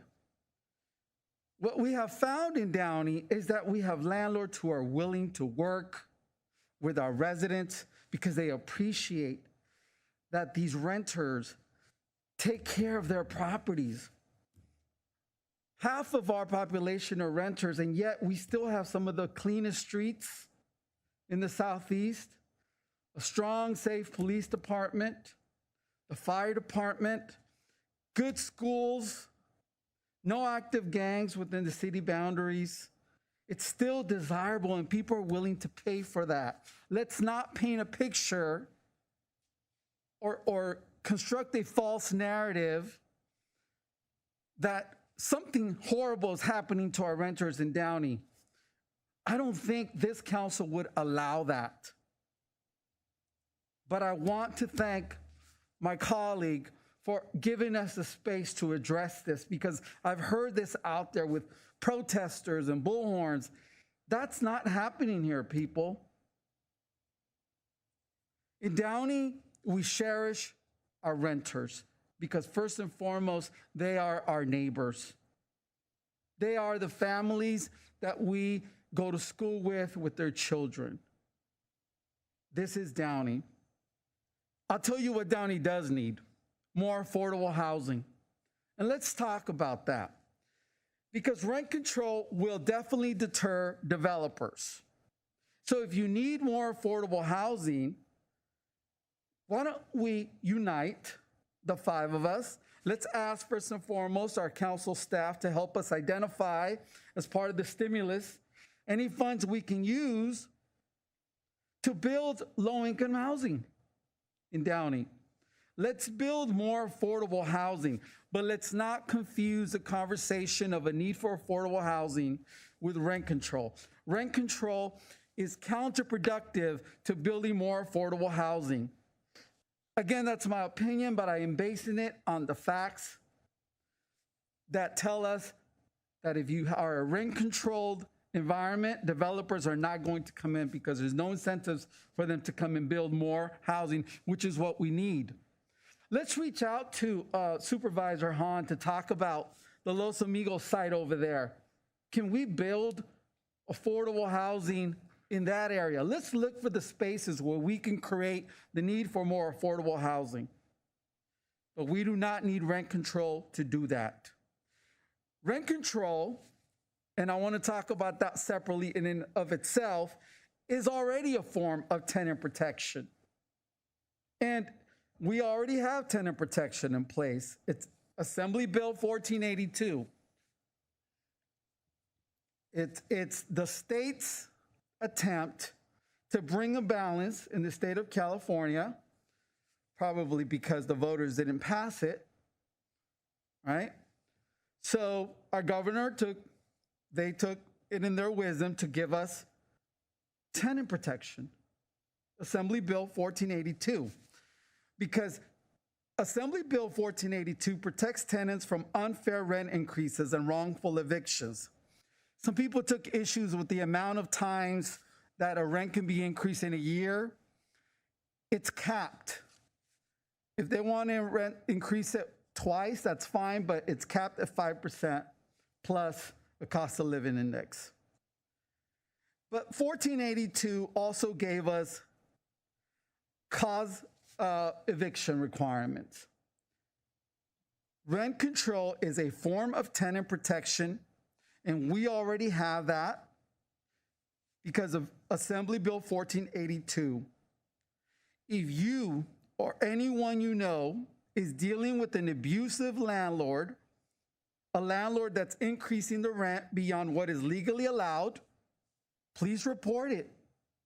Don't just report it to a Councilwoman Alvarez, report it to me, report it to our mayor, because that's wrong. And we will put those tenants in contact with the resources they need, because we will not allow abusive landlords to take advantage of our residents, especially during the pandemic. But thank you to Senate Bill 91. Again, the state has afforded protections with moratorium provisions on the books to help us get through the pandemic. But it is my opinion, when it comes to the Councilwoman's request for our staff to research this, and I thank her for that, after the many emails, after the many calls, after the presentations, I believe that any additional rent control measures would be redundant and unnecessary. And the last thing I want to comment on is that in Downey, we've gone beyond simple protections and put our money where our mouth is. When we set up that fund, when you set up the fund, the previous council, to assist our renters, it was a further indication to me that this council, in fact, has the interest of all Downey residents in mind. We put our money where our mouth is, and there's still money in that rental assistance because our landlords are working with our tenants, because our tenants, for the most part, could afford their rent. Again, that delinquency rate demonstrates that for us. And I'll leave you with this last thought. Instead of using our city resources and staff resources to further research this issue, let's have them look into economic empowerment. How do we assist Downey residents into becoming homeowners? I know that we've done it at least with a couple of families. Let's do more of that. Let's use our resources and put our money where our mouth is to help more of our Downey residents become homeowners so they too can achieve that American dream, if you will. We are here to serve. We are here to protect. The data to me suggests that our renters are protected in the city of Downey, and I will continue to watch out for them, and I will join Councilwoman Catherine Alvarez. If I find out that there are abusive landlords are there, we will deal with that. That's not acceptable. And she and I think the five of us will work together to make sure that our tenants continue to feel welcome and protected and respected in our city. Thank you, Madam Mayor. Thank you, Councilmember Trujillo. Do we have any other council members that would like to speak on this item? I'd like to say a couple words. I'm just going to echo what Councilmember Trujillo said about representing all the residents here in Downey. I know all of us here were elected by the residents, either at large or by district, but we're elected to serve all of the residents here in our Downey. And the rent control measure has already come up twice, and the voters both times voted against having any rent control statewide, but more specifically here within our city. And as was demonstrated last year, Downey is not a city that doesn't care about its renters, both residential and commercial. We've enacted moratoriums. We have a rental assistance program. We've had numerous workshops so that tenants know what their rights are. So I'm going to make my comments brief. The voters of Downey already voiced their opinion. I'm here to do what the residents of Downey would like me to do, which is represent them. And so because of that, I commend Councilmember Alvarez for bringing this discussion up to the council for as a discussion item. But I don't feel comfortable proceeding forward with having staff look into having a rent control measure ordinance here in the city of Downey. And that concludes my comments, Madam Mayor. Thank you, Madam Mayor Pro Tem. Councilmember Ashton. Thank you, Madam Mayor. I appreciate having this time to kind of just look at the issue, and while kind of listening to everyone speak about it, and that had the time to kind of pull my own stats and kind of come up with my own thoughts on this. And just hearing how this is going to go right now, I still feel that there's something we can do. I don't know if the rent control thing is what we can successfully do to help, but there's more than we can be doing, I think, to help our residents, especially during this pandemic. And I thank Councilmember Trujillo for bringing up a lot of the comments I was going to make as far as the affordable housing and working on that, because I think that's kind of, it's not going to help in the immediate, but it's something that needs to be done long term to provide some more housing, which is going to affect the rates of the housing and keep them in line. With our average rate for rental being $2,000 a month, I find that kind of amazing, considering that my mortgage payment is less than that.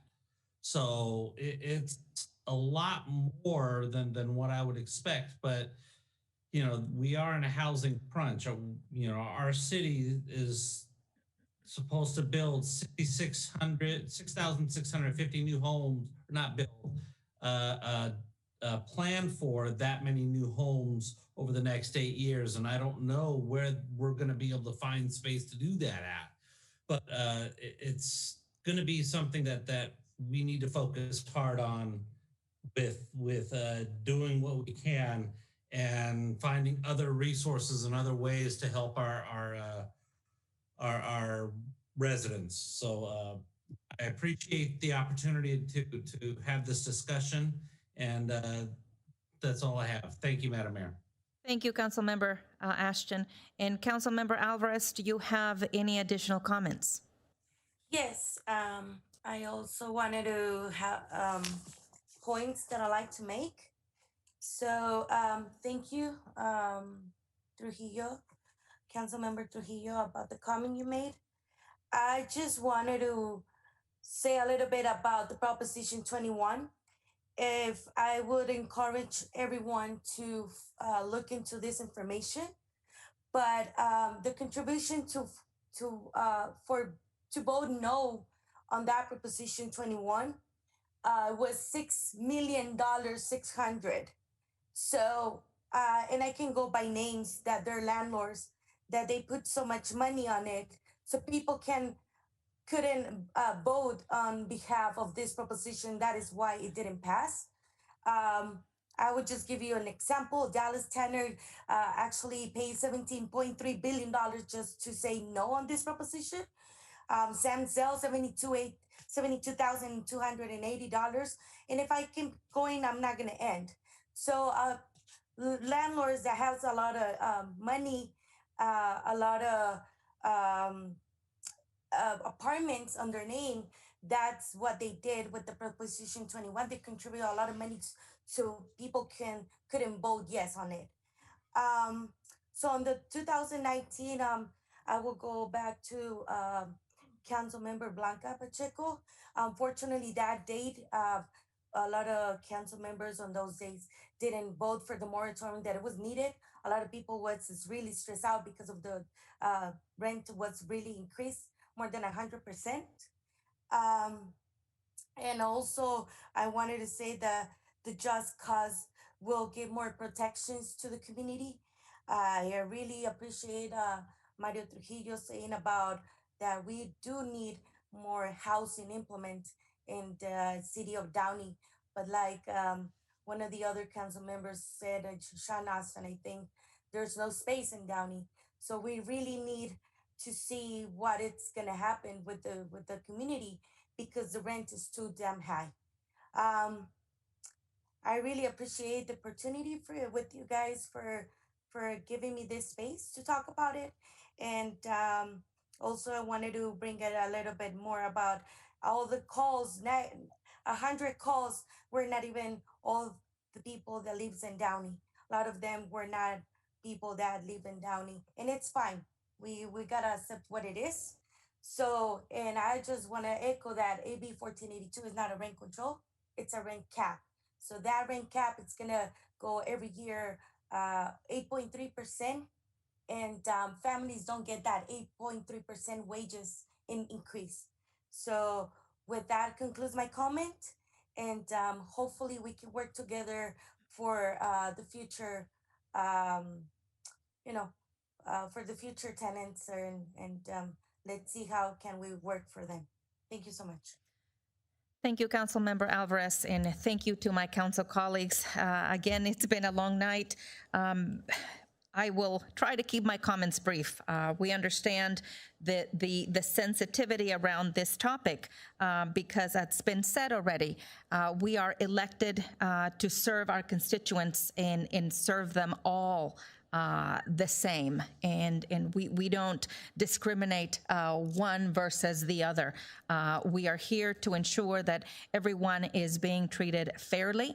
I do have to go back to the numbers that we have, and once again, when we talk about the vacancy rate in Downey, and we look at the 3.7% versus the vacancy rate of rent-controlled cities of San Francisco and Santa Monica that have already been brought up of 13% and 15%. Accordingly, is again, it leads me also to believe, and again, I don't want to repeat Councilmember Trujillo's comments, but it leads me to believe that the numbers that we have here for the city of Downey are different. And so we cannot be swayed by a different narrative of what is happening in other cities. We need to keep our focus in Downey because this is the place that we have been elected to serve. And again, the voters of California, whether the contributions have been from one way or the other, Proposition 10 in 2018 was overwhelmingly struck down, and then Proposition 21 as well. And time and time again, the economic research consistently shows that rent control is not the answer to cities. Rent control doesn't address the underlying causes of California's housing problem.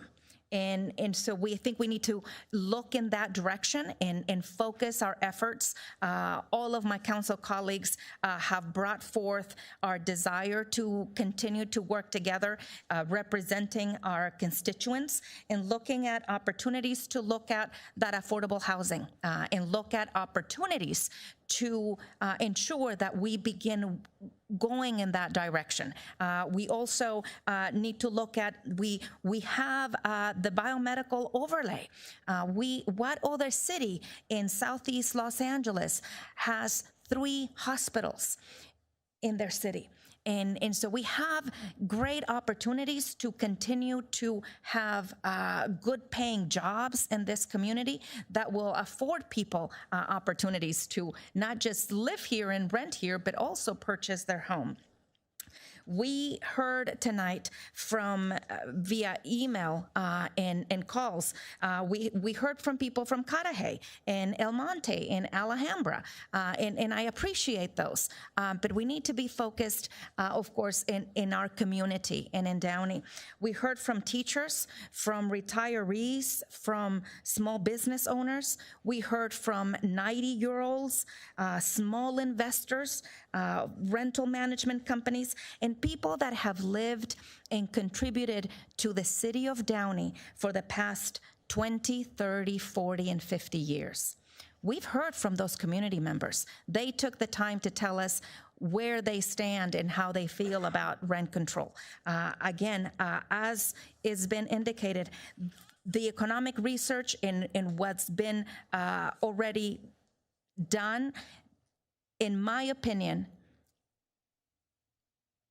does not necessitate or require for our city to move forward in enacting additional provisions. The law is already in place, and I don't believe we need to utilize our time and our efforts and our staff's time and dedicate precious resources that we have in a direction that is not going to be conducive to the continuation of a flourishing economy in the city of Downey. I will now like to entertain a motion to that no further action is taken on this item. I believe that we've discussed this, and we have our opinions on this matter, and we have agreed that collectively, the five of us can support measures and other projects in terms of affordable housing and the creation and looking at opportunities for business growth in our city that can, again, be attractive for higher paying jobs in our community. And so we can work also in ways to ensure that our Spanish speaking community in our community, our rental constituents are better informed. If we are not doing a better job at making sure that the information gets to them, that we look for opportunities to reach to them so that the narrative is not changed, so that we know exactly what type of city we are living in and what type of resources have been provided and are being provided and will continue to be provided. We cannot compare ourselves to other cities. Downey is Downey, and that's why it continues to be a desirable place to live. So at this moment, I will entertain a motion that no further action is taken on this item. Point of order, Madam Mayor. If we're not taking any action, do we need to vote on that? Because this wasn't like an actionable item. It was just a... No, this item was to give direction to staff. So if the item is to take no action on this item, not to give staff any direction, we ought to take some action. That's make it clear. correct, Councilmember Ashton. This was to give direction to staff, so I need to make a motion to not give direction to staff, and so no further action will be taken. I'll make that motion. I'll make that motion to give no direction, to not give direction to staff to continue forward with the rent control, looking into rent control. I'll second that. Great, thank you. Can we please take a roll call? Yes, Mayor. Councilmember Alvarez?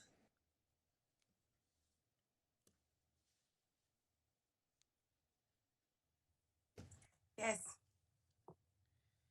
Councilmember Ashton? Yeah. Councilmember Trujillo? Yes. Mayor Pro Tem Pacheco? Yes. And Mayor Frometa? Yes. The motion is approved unanimously.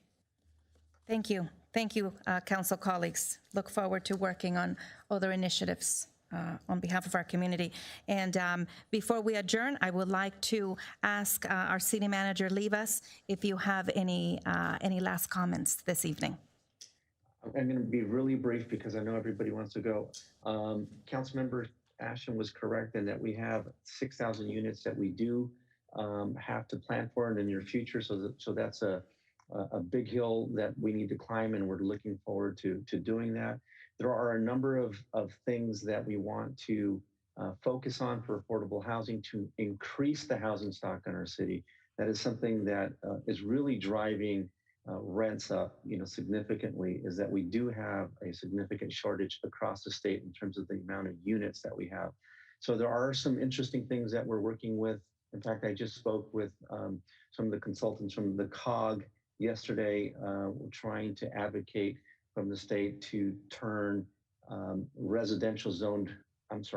commercial zone property that's underutilized and maybe converting some of those into residential units, but keeping some of the tax base so that there's incentives for cities to build additional housing.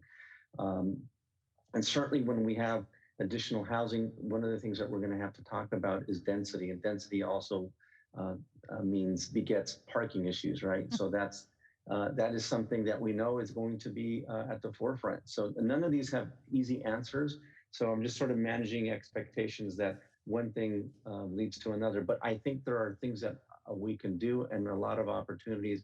And quite frankly, I spent most of my career doing some affordable housing. So I look forward to actually engaging on this topic. So thank you very much. We will come back with some ideas and maybe even create a couple of subcommittees to talk about how we move forward on some of these important issues. Sounds great. Thank you very much, City Manager, and thank you, Council colleagues, and thank you everybody that is still with us. At this time, I will adjourn the meeting, and in memory of retired Downey Police Department detectives John Lynch and Ed Walker, Los Angeles Police Department personnel who lost their battle with COVID-19, Sergeant Fred Cueto, Police Service Representative Raymond L. Guerrero, Police Officer Valentin Martinez, Senior Detention Officer Erica Mercado, Police Officer Philip Sudario, Sergeant Patricia Guillen, and all the lives lost due to COVID-19. A moment of silence, please.